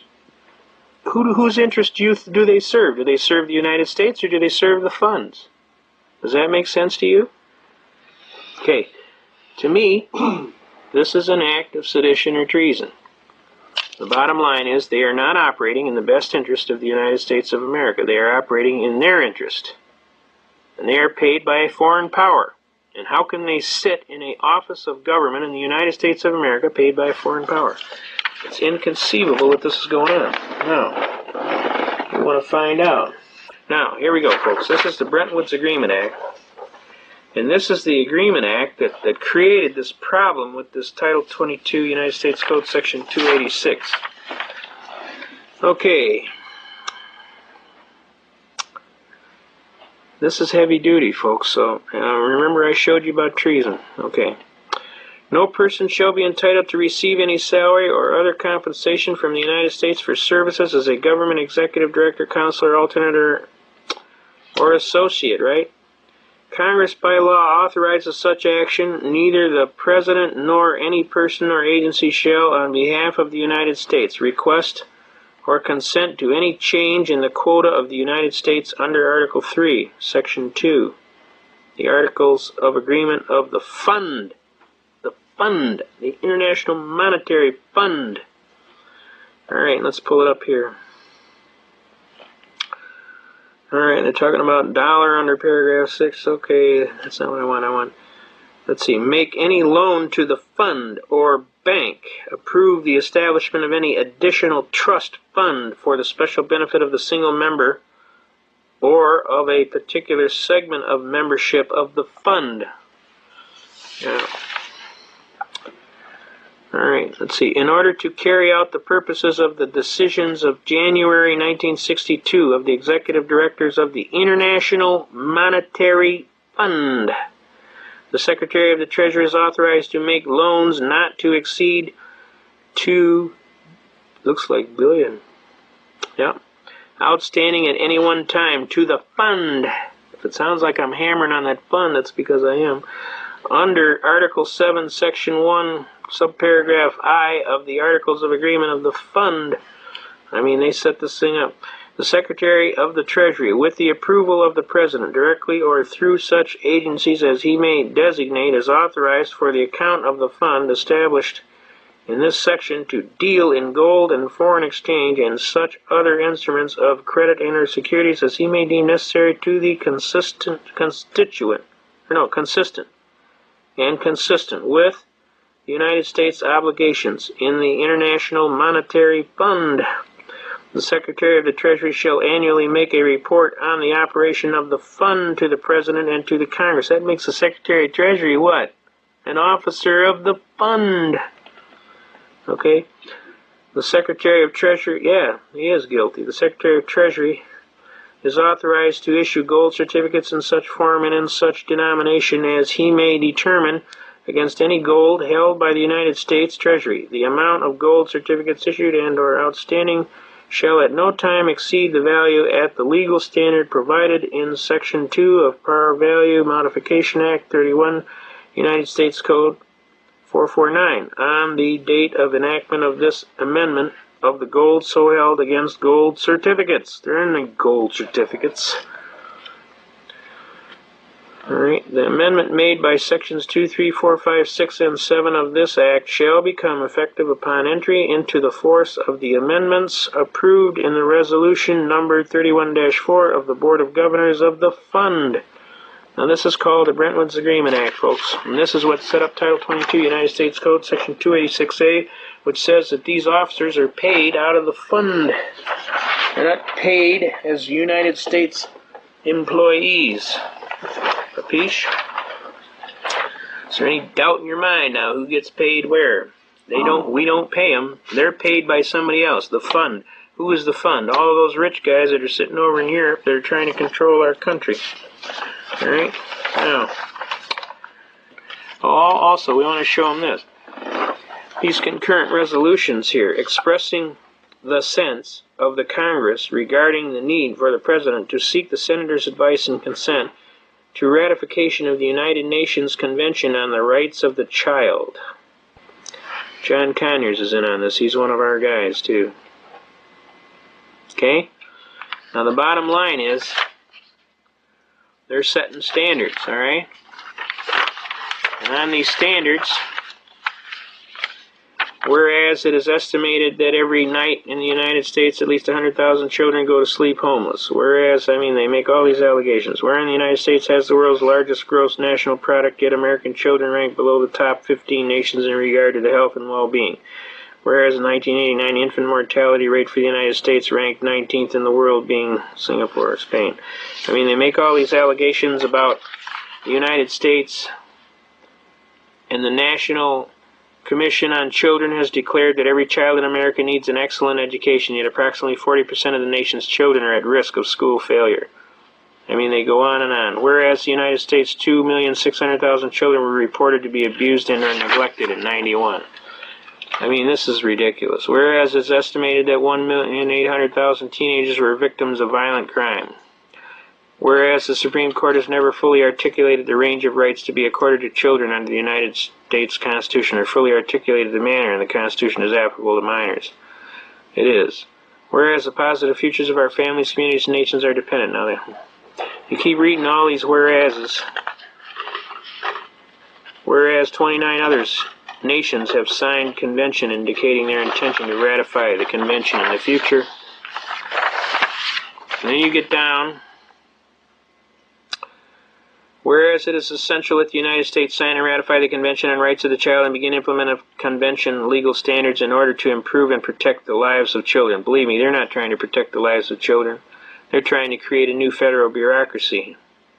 Whereas at the World Summit of Children in September such and such to sign the World Declaration of Survival, Protection, and Development of Children, which would include commitment to work and promote earliest possible ratification and implementation under the United Nations and Conventions of the Right of the Child. Whereas the House of Representatives passed a resolution during the 101st Congress urging the President to seek consent of the Senate to ratification of the Convention of the Rights of the Child. But such action having not occurred, it is necessary that the Congress implore the President to take action on the Convention now. And now they want to push it. Alright? Now, you got to understand, folks, they're not doing this for the children, believe me. They're doing it because they want to create some new kind of problem. Children, tomorrow, I apologize to you on behalf of those in my time for the things we didn't do. We didn't stop the tyrants so your fate could be prevented. We watched them steal our freedom, but our silence we consented. We didn't choose to circumvent the doom you've not escaped, while the Bill of Rights was murdered and the Constitution raped. Some of us were lazy and too busy, others too afraid to think about our children, the ones we have betrayed. We say we were too busy to be concerned or care, to try to ease the burden of the chains we've made you wear. A debt of 17 trillion, more money than exists, because we failed to heed God's call of usury resists. We could have been good shepherds when the wolf got in the fold, yet watch the flame of freedom die, which leaves you in the cold. We changed our great republic, which was forged in blood for liberty, to a socialist welfare state which we call democracy. I'm sorry we were so timid, betrayed by a selfish generation. We left yet a remnant of a free and prosperous nation. I'm sorry for our action, like sheep we have behaved. We could have left you freedom, instead you are enslaved. Children of tomorrow, descendants of our land, I'm sorry we allowed this fate, you now must understand. Children of tomorrow, educate yourself if by reading the Bible to break the chains we left you with maintain. God's 10 commandments, use reason, logic, and common sense. Suffer the little children to come to me, for such is the kingdom of God. Dennis Byron. This come off of the Amateur Radio Freemen's Bulletin Board, September 1992. End of transmission. So I think you can see here, at one time they pretend to do all this, and yet on the other they do all that. So I thought this was very poignant thing to put out on the air and try and hammer across, okay? We want to cover about the 1-207. Remember I told you sign your name 1-207 UCC 1-207 without prejudice. This is it right here, folks. This is the 1-207 Uniform Commercial Code. This section provides machinery for the continuation of performance along the lines contemplated by the contract. What contract? The bankruptcy contract. Despite, that's in 1933, pending dispute by adopting the mercantile device of going ahead with delivery, acceptance, or payment without prejudice, under the protest, under reserve, with reservation of all our rights, and the like. All of these phrases completely reserve all rights within the meaning of this section. This section, therefore, contemplates that limited as well as general reservations and acceptance by a party may be made, subject to satisfaction of our purchaser, subject to acceptance by our customer, or the like. This section does not add any new requirement of language of reservation where not already required by law, but merely provides a specific measure on which a party can rely as he makes or concurs in any interim adjustment in the course of performance. When they say performance, they're talking about contractual performance. It does not affect or impair the provisions of this act, such as those under which the buyer's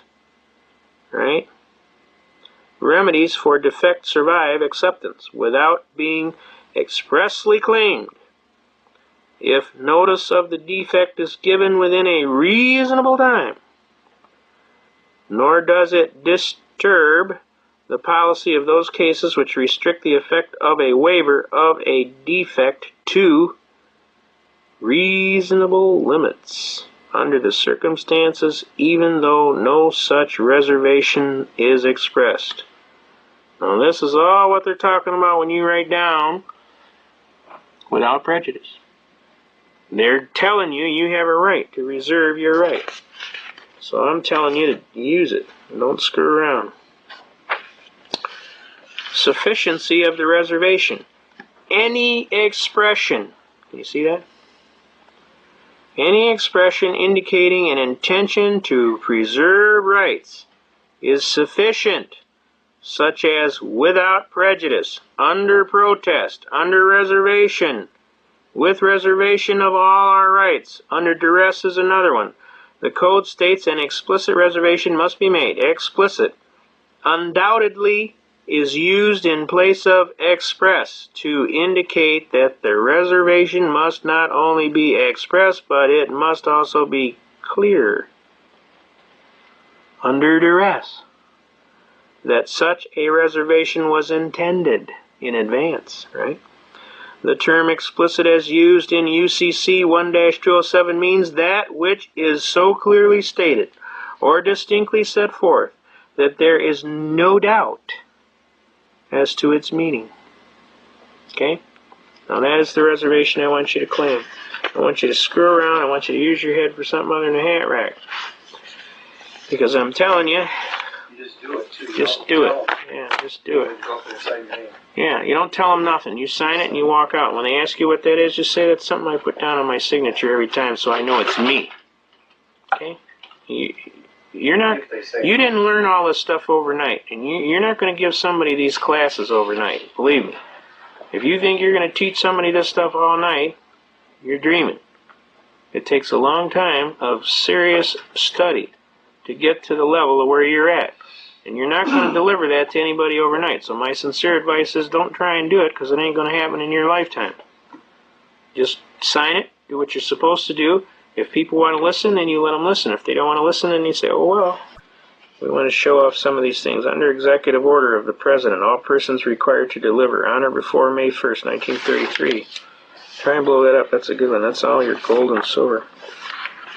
I want to make sure we get into all kind of arguments here real quickly. Should we have some gold and silver? So yes, I think you should set aside some serious money to put in. I think people shouldn't have everything in gold and silver, though. I think you should buy toilet paper, and I think you should buy food, and I think you should buy cough medicine, and I think you should buy laundry soap, and I think you should buy, have some stuff around like you would keep your normal business, and put a little bit in gold and silver. I think you should have a pump shotgun in your closet to defend your house. Something to defend your house. Not that you may need it, but if you do, you got it. Okay, let's move on here. We got things to do. I want to show you something else, too. Let's look at the very first book of Title of the United States Codes Annotated. And I don't care which section you grab either Lawyer's Edition. This title has been acted in as positive law. Okay? Notice the little asterisk, and you come down here, and all these titles that got the little asterisk, they're all part of the law. Title 11 Bankruptcy, Title 13 Census, Title 14 Coast Guard, copyrights, you got Crimes and Criminal Procedure, Title 18, right? Now, I want you to notice something as we come over to Title 26 here. Title 26 is the Internal Revenue Code. It's never been enacted into law. It's a regulation. Look closely. Title 26 and Title 27. Do you see an asterisk there? You don't see one, do you? No, sir. That's because there ain't one. Now, let's look at the other version. The other version is exactly the same, and this is the one out of the official U.S. reports for titles. This title has been enacted as law. Look at all the titles that got an asterisk. You'll notice again, Title 26 and Title 27, Zippo. No asterisk. Everybody see that? Real clear? Pull it over. No asterisk. Obviously, it's never been enacted as law. How could it be? I'll tell you how. I got a case over here called Erie Railroad versus Tompkins, and I'm going to bring it to your attention. Erie Railroad versus Tompkins is a magnificent court case. Basically, what this court case did, this court case is recorded at Volume 304, United States Reports, page 64.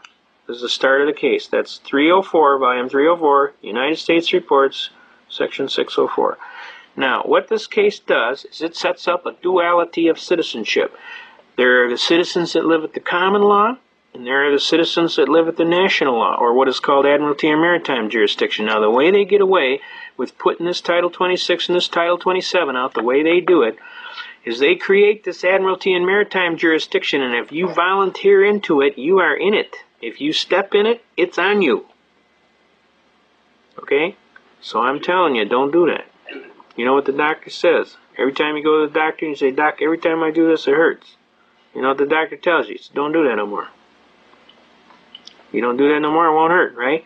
I'm telling you the same thing applies with this. Don't volunteer. How do you volunteer? You enter and you watch what you sign, number one. Any evidences of contracts where you are an admiralty or maritime jurisdiction says that you are a party to the contract. So you avoid that. When you sign that bank draft to get into that bank and that Section 9 form you fill out, guess what? Look at the bottom. You signed to get into an admiralty maritime jurisdiction. What the hell would you want to do that for? It's illogical. When you signed up for that Social Security check. So, how are we going to remedy this situation? 1-207. Without prejudice. You sign anything that has to do anything with those guys, take the rights if they'll give them to you. Take the benefits. But make sure when you sign it UD 1-207 without prejudice. And that makes you a common law citizen. And when they pull you into these courts and they claim they have jurisdiction over you, you say, the first thing out of your mouth is, Your Honor, may it please the court, before this matter goes forward, I wish to state that I am here on a special appearance as distinguished from a general appearance, and I am answering in the form of a demurrer. A demurrer is an old way of pleading. It's an old-fashioned, old-country, barrister English way of pleading without granting jurisdiction. In other words, I'll answer out of courtesy, and I'll give you an answer out of courtesy, but at no time am I granting jurisdiction. Now, I put on my briefs. I state my name, I state the defendant, in propria persona, on a special appearance as distinguished from a general appearance for jurisdictional challenges. Now, I've raised the issue of jurisdictional challenges. I'm putting on the record. It's clearly cognizant. Once jurisdiction is raised, the burden is on the plaintiff to prove jurisdiction pursuant to McNutt v. General Motors Acceptance Corporation, recorded at 56 Supreme Court 502. It says, jurisdiction may never be assumed, but must be substantively proven by the plaintiff claimant. They don't prove it in a timely fashion, laches incurs. Laches is a species of action wherein a party of reasonable intelligence and integrity having a right to take an action as is prescribed by law, and having failed to timely do so, loses all right to proceed. So if they don't prove it timely, motion to dismiss, Your Honor, failure to state a cause of action for which relief can be granted, and I'd kind of like to collect my costs and fees for having to defend this frivolous case. Does that make sense to you? All right, now, let's get into this Erie Railroad case. This is a railroad case. What it's about, the guy was walking down the track and a board was hanging off the end of the train and whacked him upside the head. He tried to sue in the state courts. The state courts hammered him.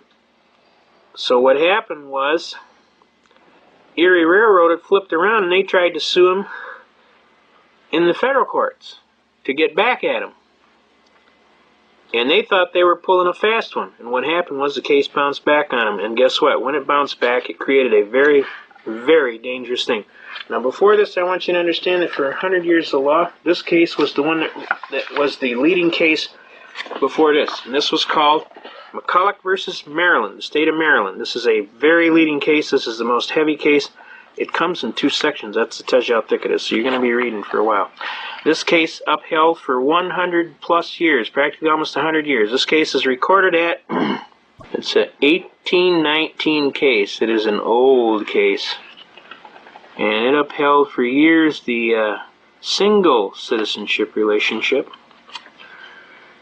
And it deals with corporations. The power of establishing a corporation is not a distinct sovereign power or end of government, but only the means of carrying into effect other powers which are sovereign. Whenever it becomes an appropriate means of exercising any of the powers given by the Constitution to the government of the United Union, it may be exercised by that government. Now, basically, it sets up relationships.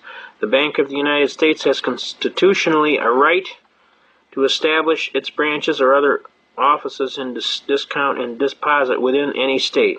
All right? The state within which such branch may be established cannot, without violating the Constitution, tax that branch. All right? Now, it goes into some heavy arguments on taxes and some other arguments on programming, but I'm telling you here, this was the law of the land. It's probably, see these reporters in the early, this is 1819, folks. That's when this case came down. So this was going to be,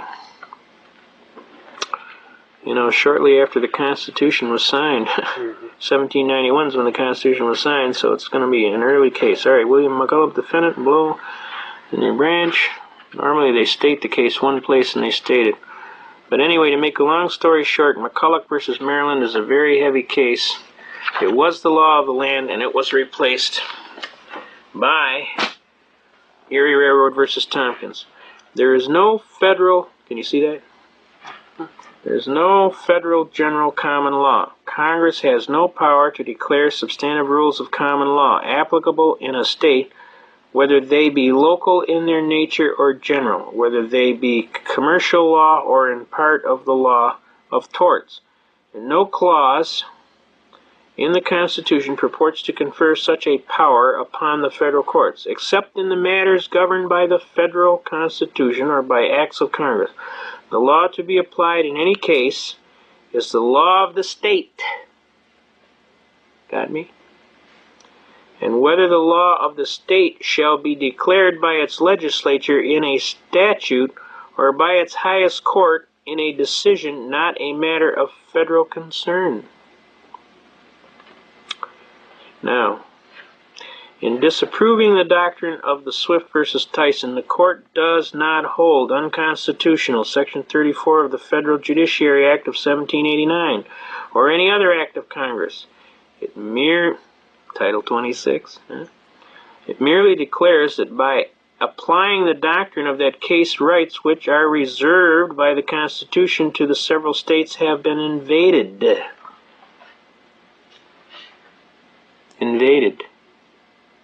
That's why they can get away with having Title 26 without having no asterisk. They don't have to have it in law. They're claiming it's an act of Congress. And if you voluntarily enter into it, guess what? You bought the whole firm.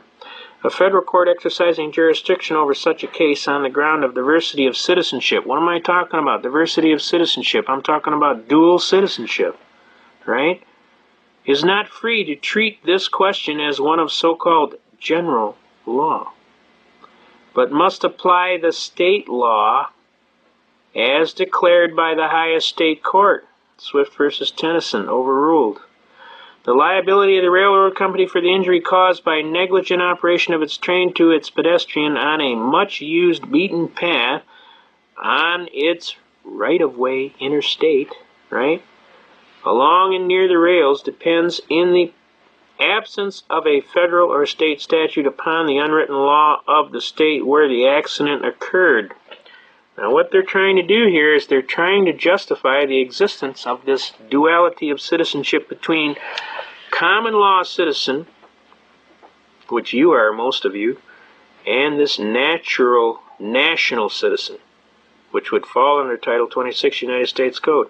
But I'm telling you to look up Section 6331A of Title 26, and you will see that the Secretary of Treasury has jurisdiction only over corporations, officers of corporations, and officers of government residing in the District of Columbia and artificial corporation, who are contractors of the fund. Capiche? Alright? Now this is an important case. If you guys are going to be in this seriously battling and want to argue jurisdiction, which is a very good defense on almost anything they can pull on you, you're going to have to read these cases. Erie Railroad versus Tompkins, recorded at 304. That's volume 304, U.S. Page 64 is where it starts. It's vital that you understand these arguments. I just finished battling a United States attorney, and we were arguing, and he's talking about this is all gibberish. And I told him, I said, sir, I don't think you're well read on the law. All you got to do is read several of these cases, and they'll tell you, 1, there is a duality of citizenship. 2, it has to be clearly defined. And 3, I have defined it. And now I'm asking you to prove that I'm not a party. Or prove that I am a party. You tell me. It's your burden. You're the one making the complaint. You make the complaint, you get the burden of proof. Who says so? McNutt versus General Motors Acceptance Corporation, 56 Supreme Court, Section 5, or page 502. You made it, you prove it. Okay? You don't prove it timely, I motion to dismiss. Failure to state a cause of action for which relief can be granted, and I will beat your little tail. So I would highly recommend you get busy to proving it. Now, if you think the stuff don't work, let me tell you something here. Right today, government came, told me, motion to dismiss, right? United States of America hereby moves, pursuant to federal rules of criminal procedure, for leave to dismiss the indictment in the case for the statutes, okay? Now, they can't argue. In this certificate of service, order dismissing indictment, which the judge will sign. The government having moved to dismiss the indictment in the case of this court being fully advised in the premise it is ordered in the indictment of B and the hereby is dismissed with prejudice, and that the defendant's bond is canceled, it is so ordered and adjudged. Wherefore, the United States requests that this court enter the attached order dismissing the indictment without prejudice, but we'll figure that out. We'll fix that up. See, I don't care if we go to court, because I know who's going to win. And I pray to God that he'll help me do that. So if they want to go to court, I tell them, make my day. When I'm in the court, the guy says to me, well, we could get you for an income tax evasion, and you might win one, but you won't win them all. I looked at him most calmly, and I said to him in the clearest and gracious language, I said, sir, I'm going to advise you to go look in them law books real carefully, because I'm going to tell you straight arrow, I have had occasion to look in them law books, and I'm telling you, sir, if you bring that complaint against me, I'm going to tell you to make my day. Because I'm a pretty serious fellow, and I'm not going to fool with you. I'll sue your socks off and attach everything you own, bank, business, and home. So, the best thing I can tell you is before you make a complaint, sir, I would highly recommend that you seriously consider the merits of your facts before you go writing a bunch of dribble. And when we got him today, he's talking about, well, your briefs are nothing but gibberish. So we asked him, he said, well, on our proposed order to have it dismissed, do you want us to put it down there for good gibberish shown or just generally good cause shown? So he got a little red in the face and stormed out. But the bottom line is, if you know your facts and you got your stuff together, I'm telling you people out there in TV land, you can do this stuff. As God is my judge, I'm a truck driver, I've been an engineer for a while, I'm a fisherman, a hunter, and a guide. I'm a regular person. I just read a lot, okay? I know people like to add stuff in the game, but I'm a regular citizen of the United States. I love my country and its Constitution. And I'm not fooling around. I want them to honor my Constitution, and I don't think that's too much to ask.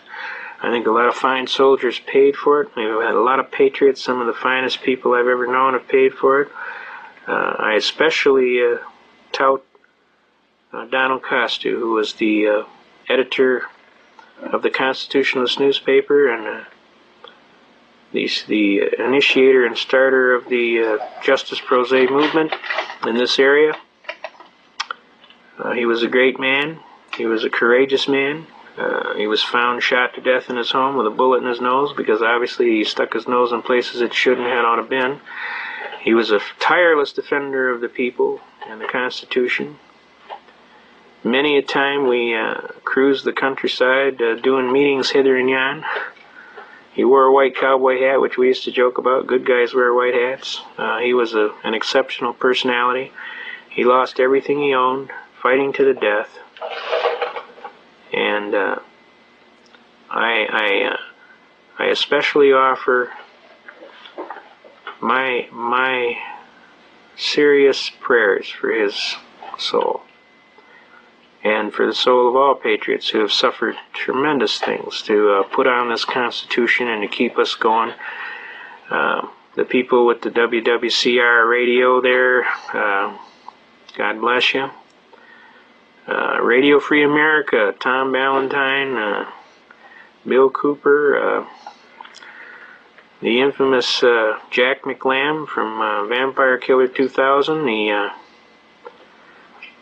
There's so serious battlers out here, folks, myself included. There's quite a few patriots all around.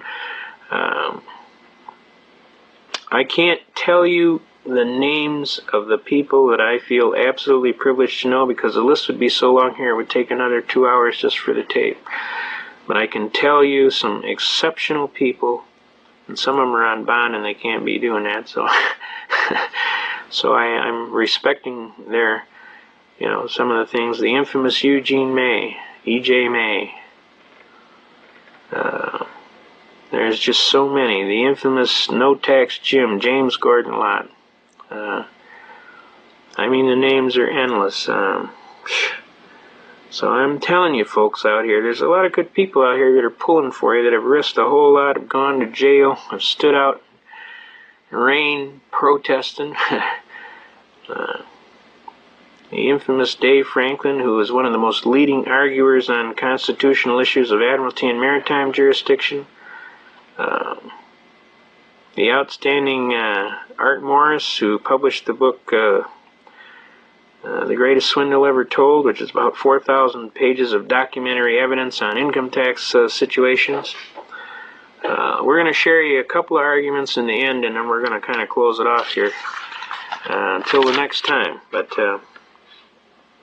I want to thank you very much for inviting me into your home, and hopefully we haven't bored you to tears, and at the same time you will have a new love of your Constitution and your country, and that you will push like hell to make sure these people understand, hey, this is America, pal. Last time I checked, there's a flag on a pole out there, and that's an American flag. We don't want no blue flag out there. We want that American flag out there. And we got a Constitution, and we're going to keep it. If you don't like it, move. Preferably someplace out of here, like Russia or other places. If you like that kind of government, go for it. Knock yourself out. That's what free America's all about.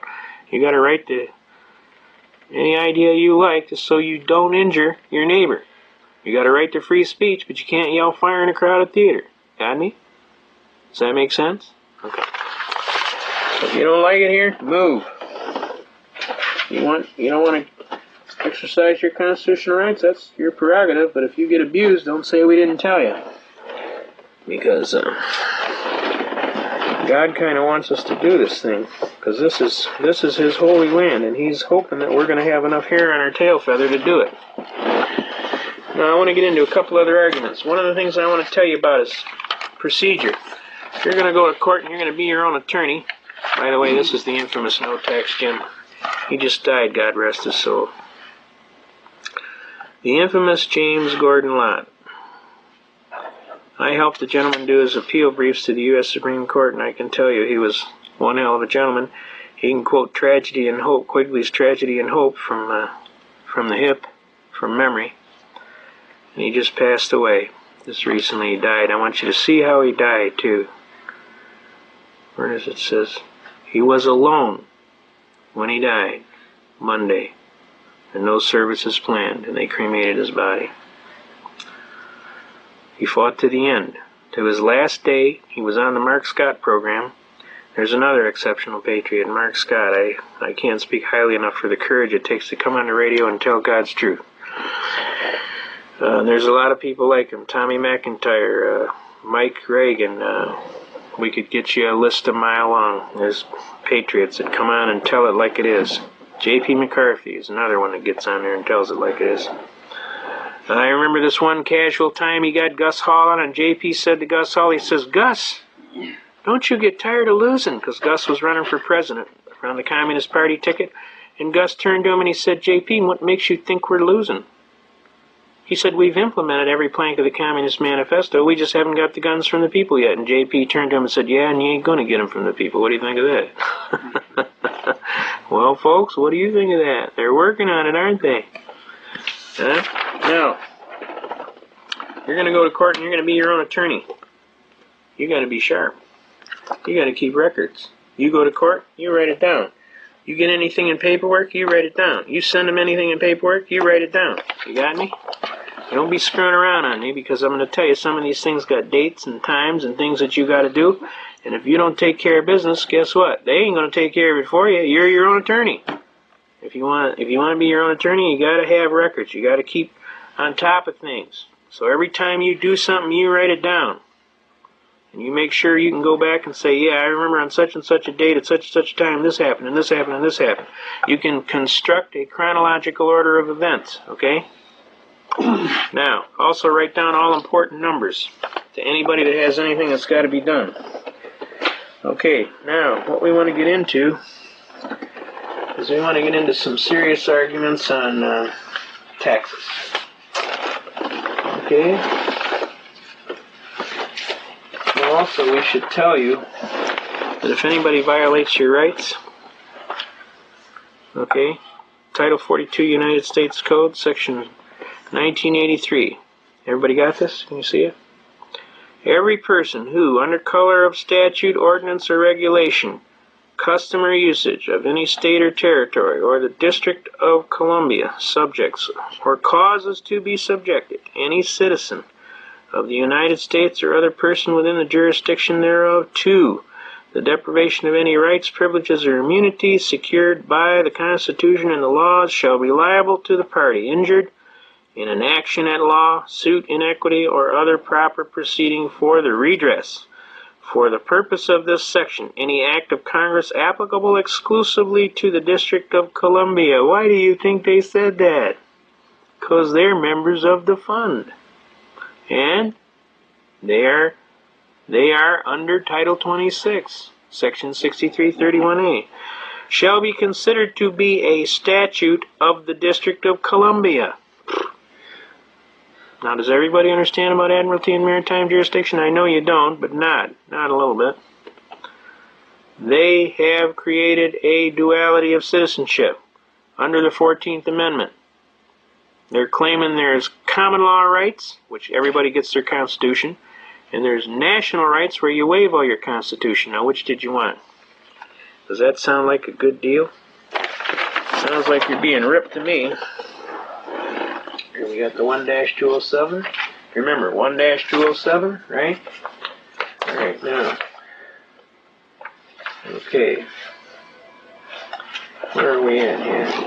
We want to show Jack McLam's magnificent books too. Vampire Killer 2000 and the Aid and Abet newsletter. We need to get these out to every police officer in the United States of America. They need to understand what the heck's going on here.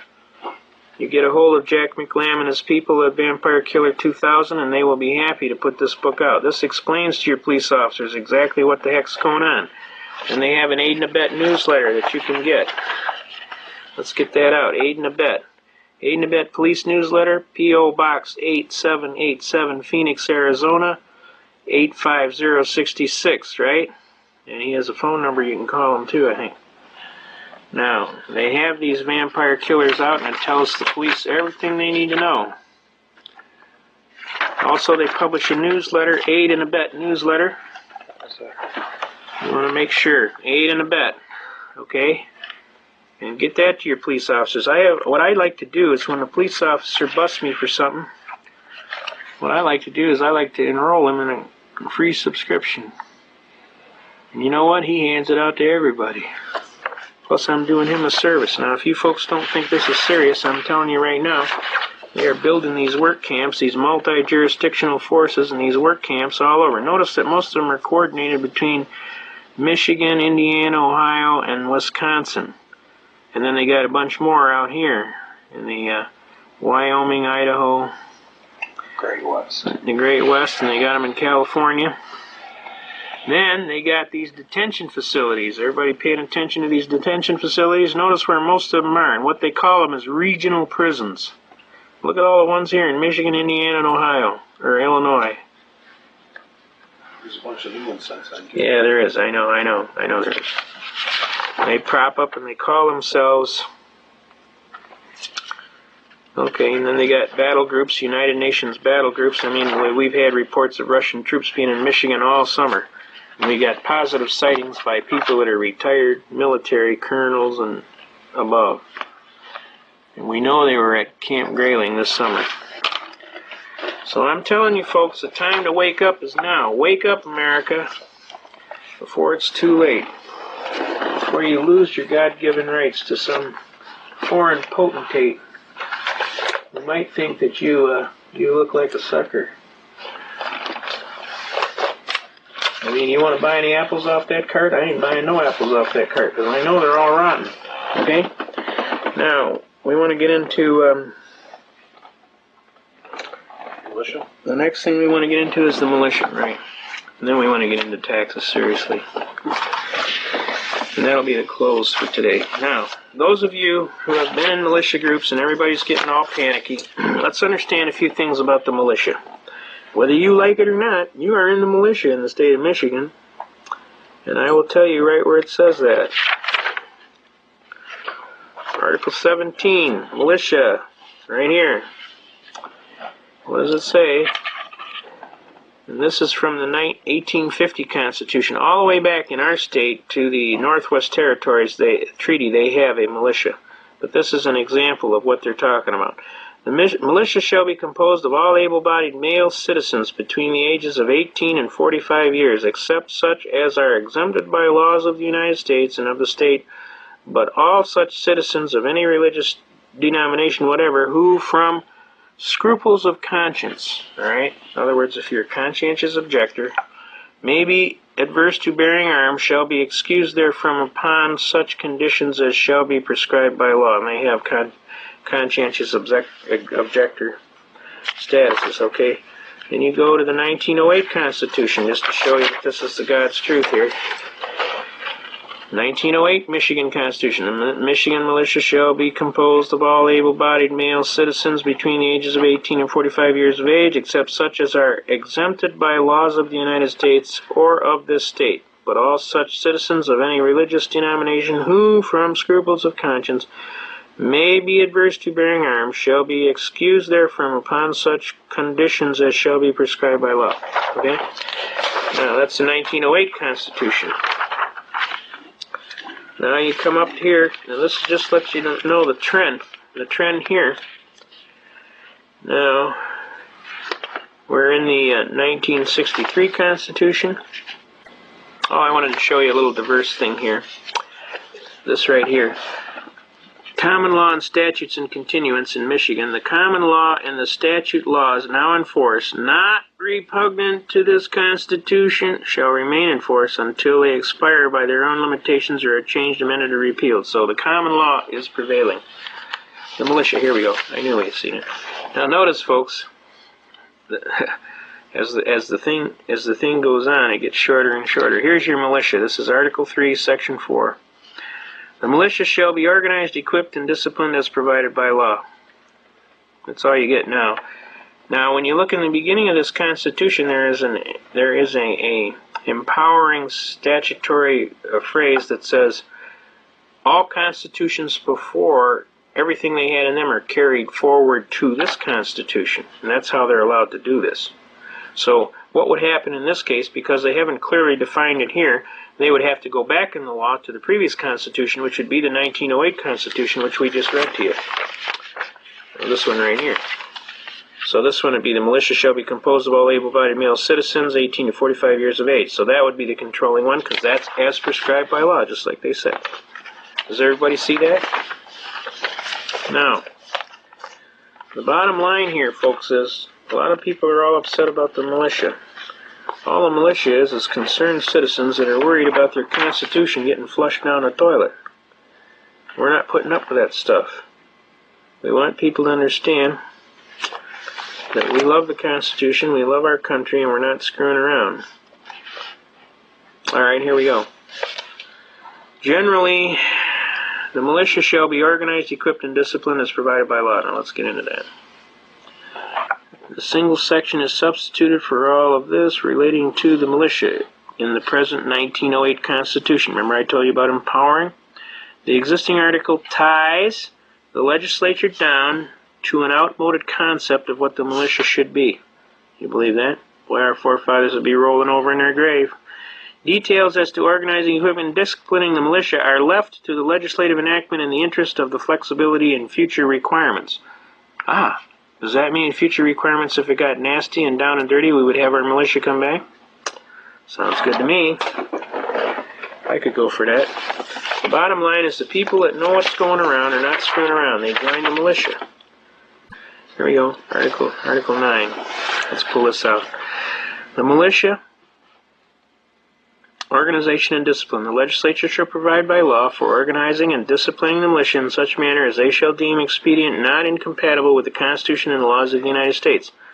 But they're not doing it, right? The legislature shall provide for efficient discipline of the officers commissioned and not commissioned, and the musicians and/or may provide by law for the organization and discipline of the volunteer companies. Volunteer companies. Notice that. Volunteer companies, huh? Officers of the militia shall be elected or appointed in such manner as the legislature shall from time to time direct and shall be commissioned by the governor. The governor shall have the power to call forth the militia to execute the laws of the state, to suppress insurrections and repel invasions. That's what our forefathers had in mind when they had a militia. Now, if they're going to invade us, they're going to change our money, they're going to shut down our Constitution. That's why the militia needs to be organized. That's why you need to be down there talking to a militia. That's why you need to be joining the militia. I don't care what church you go to. I don't care what color, national origin, ethnic background you come from. You need to be down to the militia, and you need to be talking to them folks about, this is the United States of America, and I will protect it and its constitutional form of government. And by doing that, if we do it in sufficient numbers, most probably what will happen is the New World Order scammers will realize, the people woke up, we screwed up. We'll have to wait another 300 years to try and pull it again.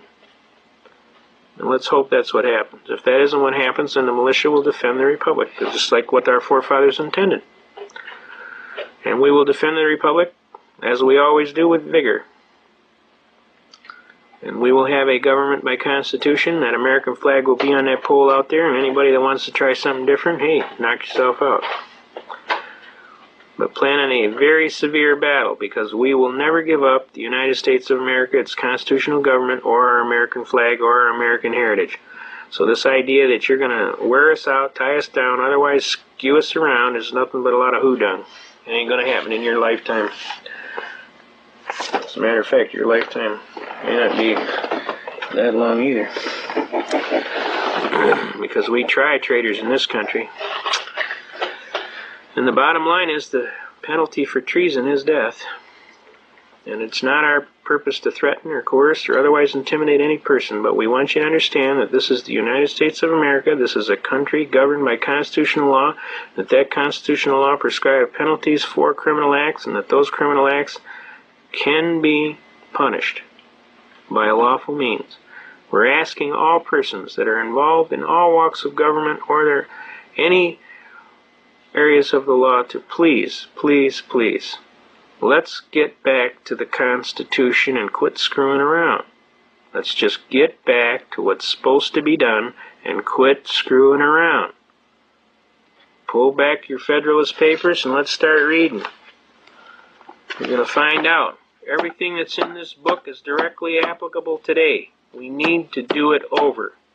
We need to get back to a gold and silver standard.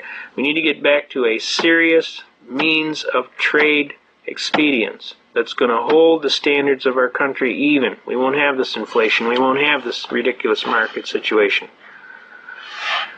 We're asking you, please, before God, we're asking you. We want our Constitution. We want it back. We want all of the American principles that we stand for, that our brave soldiers died for. And we're asking you to please quit screwing around. Let's get down to brass tacks. You've been feeding the pablum to the babies too long. Believe me, we're way ahead of you. You may not think so, but I'm here to tell you, we're way ahead of you. You're going to wake up someday and you're going to be shocked. We're going to be all standing out there smiling. Because you're going to be the one that's asleep, not us. We know what we're talking about. We're not fooling around. We want you to honor our Constitution. God bless America. We want you to keep us safe. We want to be into the 21st century stronger than we were in the 17th century. We're not fooling around, so please. Now we can go into this book, and this book clearly establishes they never wanted to have a militia or a standing army. They only trusted. You listen to some of these arguments in here. Okay? But it is said that the laws of the Union are to be the supreme law of the land. What inference can be drawn from this? Or what would they amount to if they were not to be supreme? It is evident they would amount to nothing. A law, by the very meaning of the term, includes supremacy. It is the rule which those to whom it is prescribed are bound to observe. This results from every political association. If individuals enter into a state of society of laws of that society must be the supreme regulator of their conduct. If a number of political societies enter into a larger political society, the laws which the latter may enact pursuant to the powers entrusted to it by its constitution must necessarily be supreme over those societies and the individuals of whom they are composed of. It would otherwise be a mere treaty dependent on good faith of the parties, and not a government, which is only another word for a political power and supremacy. But it will not follow from this doctrine that acts of larger society, which are not pursuant to its constitutional powers, but which are invasions of the residuary authorizes of the smaller societies, will become the supreme law of the land. These will be merely acts of usurpation, which is kind of what's going on, and will deserve to be treated as such. Hence we perceive that the clause which declares the supremacy of the laws of the Union, like the one we have just before considered, only declares a truth which flows immediately and necessarily from the institution of the federal government. It will not, I presume, have escaped observation that it expressly confines the supremacy to laws made pursuant to the Constitution, which I mention merely as an instance of caution in the convention, since the limitation would have been to be understood through, though it had not been expressed. Though a law, therefore, for laying a tax for a use of the United States would be supreme in its nature, and could not legally be opposed or controlled, yet a law for abrogating and preventing the collection of a tax laid by the authority of the state, unless upon imports and exports, would not be the supreme law of the land, but an usurpation of power not granted by the Constitution, as far as an improper accumulation of taxes on the same object might tend to render the collection difficult or precarious. This would be a mutual inconvenience, not arising from the superiority or defect of the power. Now we want to get into some serious arguments here. We want to go to page 108, about the middle of the page. Except as to the rule of apportionment, the United States have indefinite discretion to make requisitions for men and money. That means they can ask. But they have no authority to raise either by regulations extending to the individual citizens of America. That's why we don't have a Title 26 that applies to you. The consequences of this is that, though in theory their resolution concerning those objects are laws constitutionally binding on the members of the Union, yet in practice they are mere recommendations which the states observe or disregard at their option. This is the intent of the framers. Cohen versus Virginia, 632-1821 says this is the exact intent. Is it pretty hard for you to understand what their intent was? They never intended to have an internal revenue, ever. They hated people that operated like that operated a tyranny against the people. All right, let's get on with this. Wise politicians will be cautious about fettering the government with restrictions that cannot be observed, because they know that every breach of the fundamental laws, though dictated by necessity, impairs that sacred reverence, which ought to be maintained in the breast of rulers towards the constitution of a country, and forms a precedent for other breaches where the same plea of necessity does not exist at all, or is less urgent and palpable. Publius. And it teaches us, in addition to the rest, how unequal parchment provisions are to struggle with public necessity. You know, I mean, you start reading. You gotta read. Don't sit there like a bump on a log. Read. Get all kind of good stuff going here. I could sit here and read this to you all night. This Constitution and the laws of the United States which shall be made in pursuance thereof, and all treaties made or which shall be made under the authority of the United States, shall be the supreme law of the land, and the judges in every state shall be bound thereby. Anything in Constitution or laws of any state to the contrary is notwithstanding. The indiscreet zeal of the adversaries to the Constitution has betrayed them into an attack on this part of it, as also without which it would have been evidently and radically defective.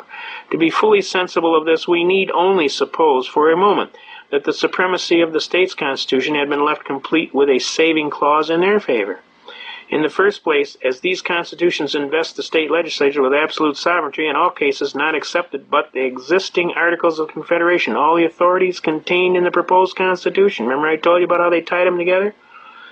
So far as they exceed those enumerated in the Confederation, would have been annulled. See that?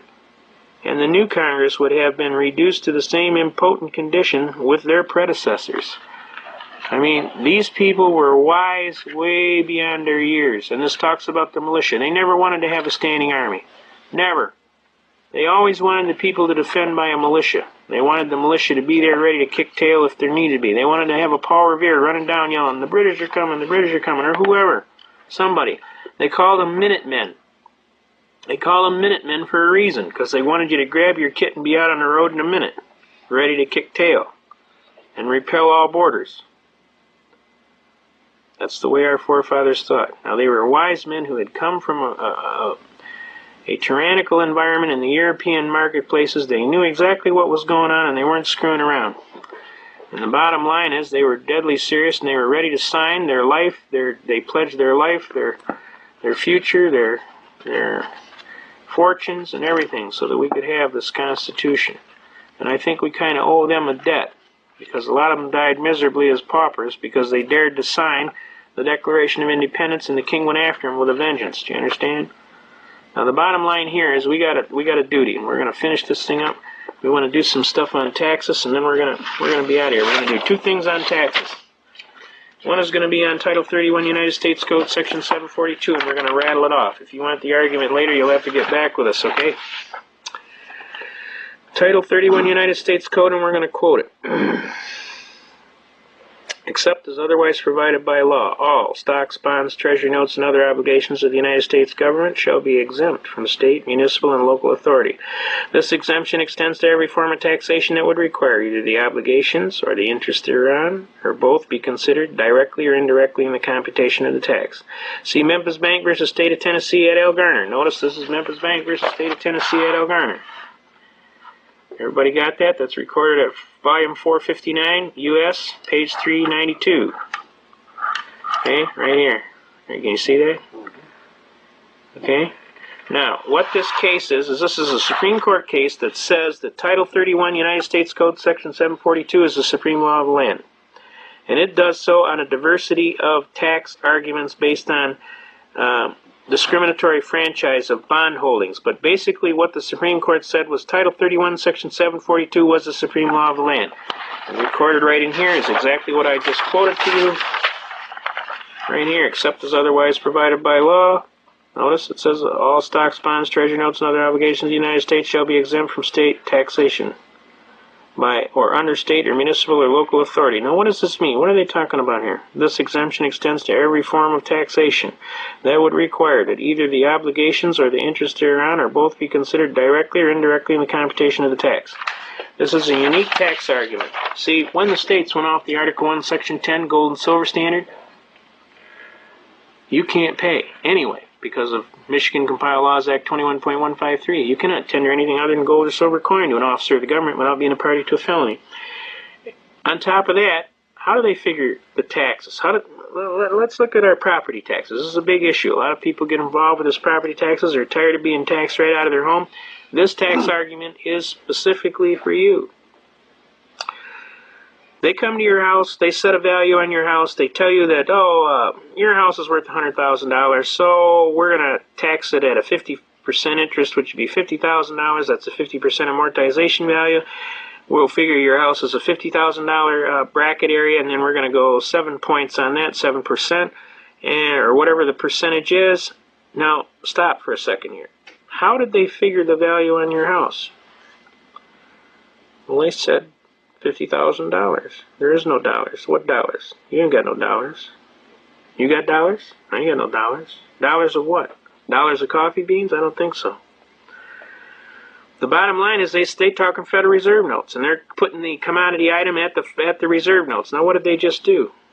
Except as otherwise provided by law. All stocks, bonds, treasury notes. What is a Federal Reserve note? It's a treasury note. And other obligations of the United States. What obligations? Title 12, Section 411 says the said notes shall be deemed to be obligations of the United States government. Whoops. Now wait a minute. Let's look at this again. Except as otherwise provided by law, all stocks, bonds, treasury notes, and other obligations of the United States shall be exempt from taxation by or under state or municipal or local authority. Does that mean they can't figure a tax by using obligations to the United States government? You're right. You're absolutely right. This exemption extends to every form of taxation that would require either the obligations or the interest thereon, or both be considered directly or indirectly in the computation of the tax. Now, what are they doing when they figure this 50% amortization of value, and then they add so many points percent on, and they attack that on, and then they say, well, you owe us this much. Aren't they using Federal Reserve notes indirectly? They are, aren't they? And they're forbidden from doing that. And the Supreme Court says this is the supreme law of the land. Well, guess what, folks? This case was originally brought in the matter of People versus Shepherd out of Lansing. And after that case, they went in all the law books and they pulled out Title 31, Section 742. That's how scared they are of this title. And we went to Shepherd Citations, and we noted that in Shepherd Citations there was no note that says annulled, repealed, or otherwise transferred to some other law. There's a hole there, folks. It starts at Title 31, Section 734, and then there's a hole, and then it goes to 752. What happened here? They went in all the law books and pulled this argument out. Why do you think they did that? Because every state in the Union that went off the gold and silver standard under Article 1, Section 10 was locked out of taxing the citizenry in any capacity by the use of obligations of the United States government. That's the only thing you got in your hand, folks. So rather than play that game, they went in all the law books and pulled it out. Then they went in Shepherd Citations, and instead of putting a note down there as to what happened, they just created a void. What is that evidence of? Fraud. Fraud. Does not fraud void the contract? Last time I checked, it did. Now, I want you to pay attention to this stuff and get locked in on this argument, and don't try this until you've at least practiced a little bit. But anybody that's getting jammed on their property taxes or any other taxes for the state, lock their heels, is all I got to say. Okay? Now, we're going to go into one last argument on income taxes. And I'm not advising you as your attorney. I'm telling you what I have found as a scholar in the law books.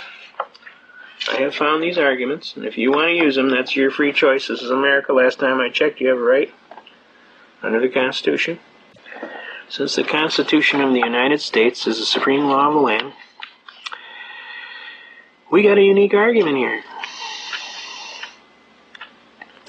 It says in Article 1, Section 9, Paragraph 4, most clearly, no capitation or other direct tax shall be laid unless by the enumeration or addition hereinbefore directed to be taken, and that's in Article 1, Section 2, Clause 2, which says income taxes and representation shall be by apportionment, which I will show you. I like to show everybody the rules. Article 1, Section 2, Clause 2. Alright? Just so everybody's on the same wavelength. Article 1, Section 2, Clause 2. Where are we at here? Article 1, Section 2, Clause 2. Representatives and direct taxes shall be by apportionment among the several states which may be included within the Union according to their respective numbers, which shall be determined by adding the whole number. Alright, we got the idea. Article 1, Section 9, Clause 4. No capitation or other direct tax shall be laid unless by the proportion to the census or enumeration as hereinbefore directed to be taken. Well, folks, they're not using the census. They're not using apportionment issue at all. They're evading it totally. Now, there's several arguments here, and it's very catchy, so I want you to pay close attention, alright? One of the arguments I want to share with you is brought by an infamous, outstanding judge, Judge Beers. He's the gentleman that actually lived the movie Cheaper by the Dozen. He went out and had 2 wives and had 12 kids by each. Man's got a lot of guts. All them kids went to college, too, I want to tell you. Every one of them. I know some of them personally myself. One of them is the director of the law library at Oakland County Court. Excellent people. But Judge Beers got mad, and he called up Jimmy Carter, and he told him, look, we need to have a raise for our judges because we're not keeping up with inflation, etc., etc. And Jimmy told him, no way, Jose, and so Judge Beers filed in court the case of Evans versus Gore, recorded at 253 U.S. 245. Judge Evans sued I.R. Gore of the Internal Revenue Service because he claimed that the Internal Revenue Service diminished his salary during his continuance in office. And we all know that judges of the Supreme Court and Inferior Court shall hold their office during good behavior and shall receive for their services a valuable compensation which shall not be diminished during their continuance in office. That's Article 3, Paragraph 1. Wait, I'm sorry. Let's see. Yeah, let's see. Yeah, Article 3, Paragraph 1. The judicial power of the United States shall be vested in the Supreme Court and such inferior courts as may from time to time ordain and establish. The judges both of the Supreme Court and inferior court shall hold their office during good behavior and shall receive at stated times for their services a compensation which shall not be diminished during their continuance in office. Well, guess what, Your Honor? They diminished my salary during my continuance in office. You'll notice that there was no diminishment specified, so all diminishment is forbidden. Okay? And since all diminishment is forbidden, I am constitutionally immune from your income taxes. The Supreme Court came back and said, excellent argument. The 16th Amendment didn't create any new taxing power whatsoever, and clearly, Judge Evans is immune from income taxes based on the Article 3, Paragraph 1 constitutional immunity. So up jumped the devil in the deep blue sea. Jimmy Carter was most unhappy, so he had to give the judges all a raise to shut him up. And he took his wrath out on Judge Beers, and he went and published the fact that Judge Beers was a bigamist, and he kind of trashed him and got him disbarred and thrown off the bench, which I didn't think was a very nice thing to do at all, because Judge Beers was a good judge. Now, how does this affect you? Basically, this case of Evans versus Gore makes two basic statements. One, the 16th Amendment didn't create any new taxing power, and two, there was, what? An acceptable, possible immunity to the income tax, right? Whoa, I said. Let's go back to Article 1, Section 9, Paragraph 4. No capitation or other direct tax shall be laid unless by the rule of apportionment is hereinbefore directed to be taken. Didn't I have a right to be free from a direct tax on my property? A direct tax is one where I actually come in your pocket and I tax it. I had a right to be free from a direct tax on my property unless by the rule of apportionment is hereinbefore directed to be taken in Article 1, Section 2, Clause 2. Does that mean I'm constitutionally immune? It sure does. But you have to tell them and demand that it's a direct tax. You got to say it's a direct tax on my property. Now what are they going to do? They're going to come around and tell you, this isn't under Title 26, this is under Title 27. And that really you're a coal miner, or you're a miner of some kind, or you're a manufacturing handgun someplace. Well, you ask them, all right, let's see the Form 4456. They'll send you the Form 4456, and sure enough, they're going to have you down under some excise tax where they're charging you under BATF for having some fraudulent claim that you're involved in mining or something that requires an excise tax, and that for the privilege of doing business, you have to pay a fee because you're a corporation, an officer of a corporation, or you reside in the District of Columbia. Now let's ask you, that's Section 6331A of the Code. Look up Section 6331A. Those are the only guys that the Treasury Department can levy against. That's the only ones. Are you any of those? No.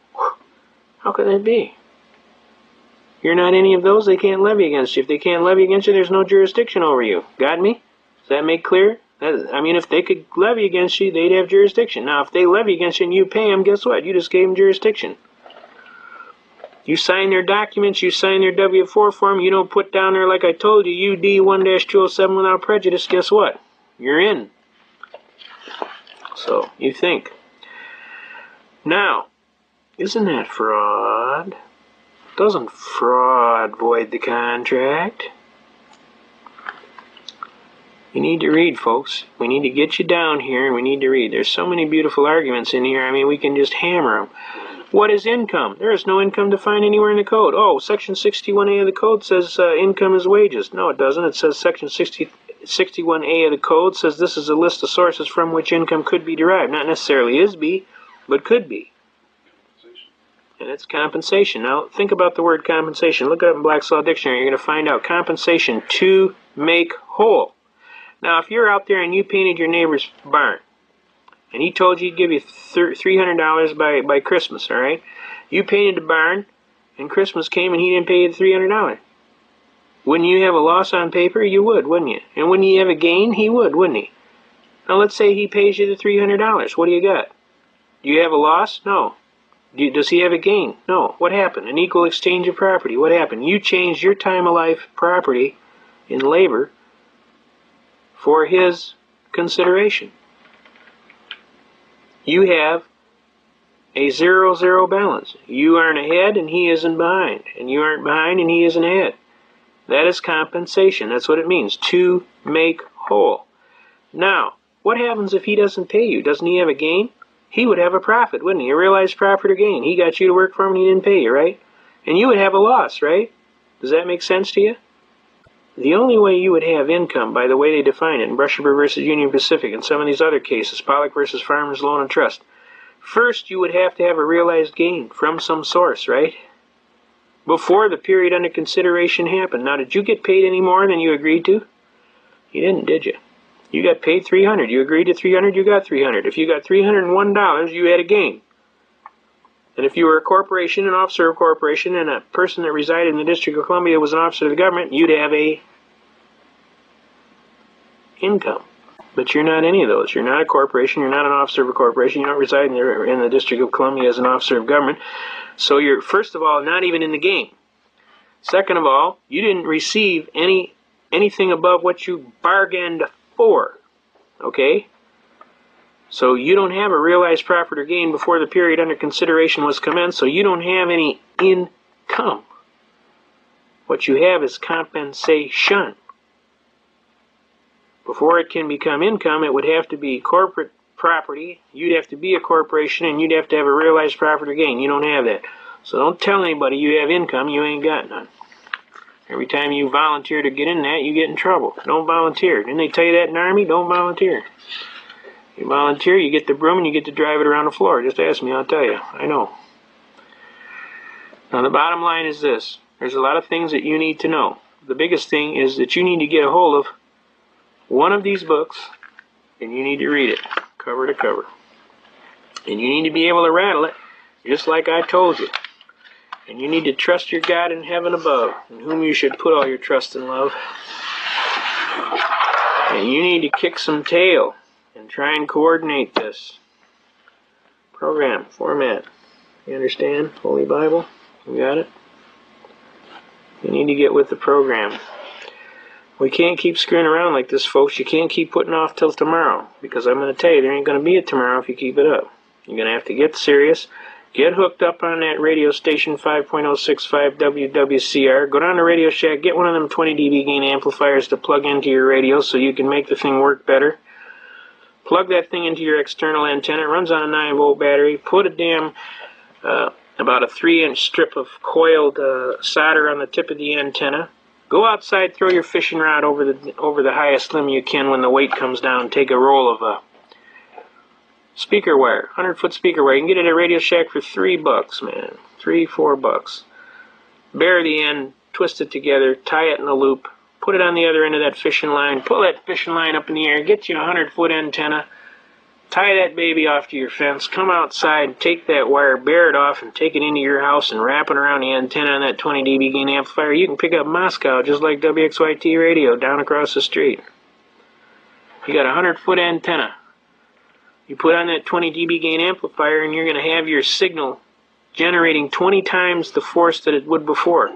So even if they jam the channel, you're still going to be able to hear, okay? You need to be listening to Radio Free America, to Jack McLam, to Tom Ballantyne, to Bill Cooper, to Mark from Michigan. You know, you need to get in touch. You need to get in touch with your God. You need to get in touch with your fellow Americans. You need to get down to the militia. You need to quit screwing around, sitting on the couch, watching the ball game, and the life going by, and nothing's getting done. You understand? You need to get out there and hit a couple of these patriotic meetings and listen to some of these folks talking that are trying to save you and your country. And you need to start realizing that you need to put your money where your mouth is. It's like, you know, put up or shut up. Because I'm telling you, if you don't do something soon, you're not going to have a country. What you're going to have is a chain around your ankle, and you're going to be pissed. So I'm telling you, the time is now. You know, you want to be a son of liberty or a daughter of liberty, the time is now. Do not put off till tomorrow what you can do today, because there won't be a tomorrow if you do. Just start putting one foot in front of the other, make up your mind you're going to do this, go get you one of these constitutions, And let's get serious business about America, and let's bring her back to the way she was. We need to pull that baby back into the wind and take that ship out. Leave that flag flying high, and we tell anybody to their face, and we leave you to your proofs, pal. You touch my flag, and God's gonna get you tonight. Don't touch my flag. Don't touch my country. Don't touch my Constitution. I'm gonna wish you God bless America. We love you, America. I love Jack McLam's phrase, never to the New World Order. It'll never happen in your lifetime. You gotta quit smoking that stuff. It ain't no good for you. You may think you're gonna get away with it, but I'm here to tell you it ain't gonna happen in your lifetime. You just keep wishing in one hand, doing something in the other, and see which one fills up faster. You're gonna find out real quick. The United States of America is the most serious country in the world. Our people are the most generous, kind, and aggressive. And I'm telling you, we love our country, we love our flag, we love our Constitution, and we're not giving it up for anybody, especially a bunch of Yahoo bankers, okay? So, let them understand. Let the word go out and let them find out. We're not fooling around. So I'm going to wish you good night. God bless America. Long live the Constitution. God bless all of the fine folks that are standing up and being counted. God bless all the fine soldiers that have given their very life and are still, to this day, giving their life. Now, come on, folks. Let's not fool around here. You go down there and you grab a hold of one of these congressmen and let them understand, hey, I don't care what about your Bill 666. You're not changing the Fourth Amendment. You're not doing nothing. You got that? You want to get elected next time? You better listen up, pal. We might even just charge you right in an open court of law with an open indictment for treason. Now quit screwing around with my Constitution. And this congressman's got this idea that we don't need the Fourth Amendment anymore. His name is Bill, or William McCollum, spelled M-C-C-O-L-L-U-M. He'd like to hear from you about the Fourth Amendment. You need to call him and tell him, do not touch my Constitution. Period. Do not change the Fourth Amendment, not even a little bit. We want our right to be free from an unreasonable search unless with a warrant, duly signed by a judge of the court, duly before a sworn magistrate where the guy swears that this is a true and fact case, this is the evidence to be seized, the person to be charged, and we want him to be able to hold that right up and say, we're not changing that today, sir. And if you got a problem with that, find another job because you're fired. Got me? We're all going to learn a new term. It's only 2 words. Now listen closely. Can all of you say constructive fraud? Constructive fraud! Did you ever get the feeling as you're staring at the ceiling that this game of life we play ain't fair? Seems as fast as we can make it, there's a hand that grabs and takes it till they plant us in a grave somewhere. Like a rodent on a treadmill, we keep pushing for it uphill, but we never seem to get too far. Well, if you think you're being taken, then you're ready to awaken to the truth of what we really are. We're all indentured, servitudal slaves, overburdened and bewildered feudal knaves, who have lost our sole posterity through ignorance and apathy, and now we're being taxed out of our grave. Carl Miller is an expert on the Constitution of the United States and the Bill of Rights. He has studied law for over 25 years and has a courtroom win-loss rate of over 90%. He is not an attorney. Carl prefers to represent himself as he delights in tying federal prosecutors in knots, often winning the praise and respect of the judges at the same time. Carl is a highly decorated hero of the Vietnam War, serving in the elite Apache troop as a paratrooper and crew chief. The famous movie Apocalypse Now and the best-selling book Apache Sunrise are based on the true life experiences of this group of brave and patriotic Americans. Carl Miller was inducted into the top-secret project Blue Book, and he considers it an honor to have served in several operations supporting Lieutenant Colonel Bo Greitz, including Operation Eagle Snatch. Carl is a veteran of hundreds of dangerous parachute jumps, breaking his legs or ankles 6 times, shot down 4 times, personally shot twice. Carl has miraculously escaped death numerous times. Carl credits divine intervention and God's providence for the preserving his life unto this day so that he may complete the most important mission of his life, that of teaching others the importance of the Constitution of the United States and how to use it, and by using it, thus preserving it. Carl has taught hundreds of people, including housewives and truck drivers, the fine art of arguing the Constitution and winning in court. Carl says it's easy once you know how, and a whole lot of fun, too.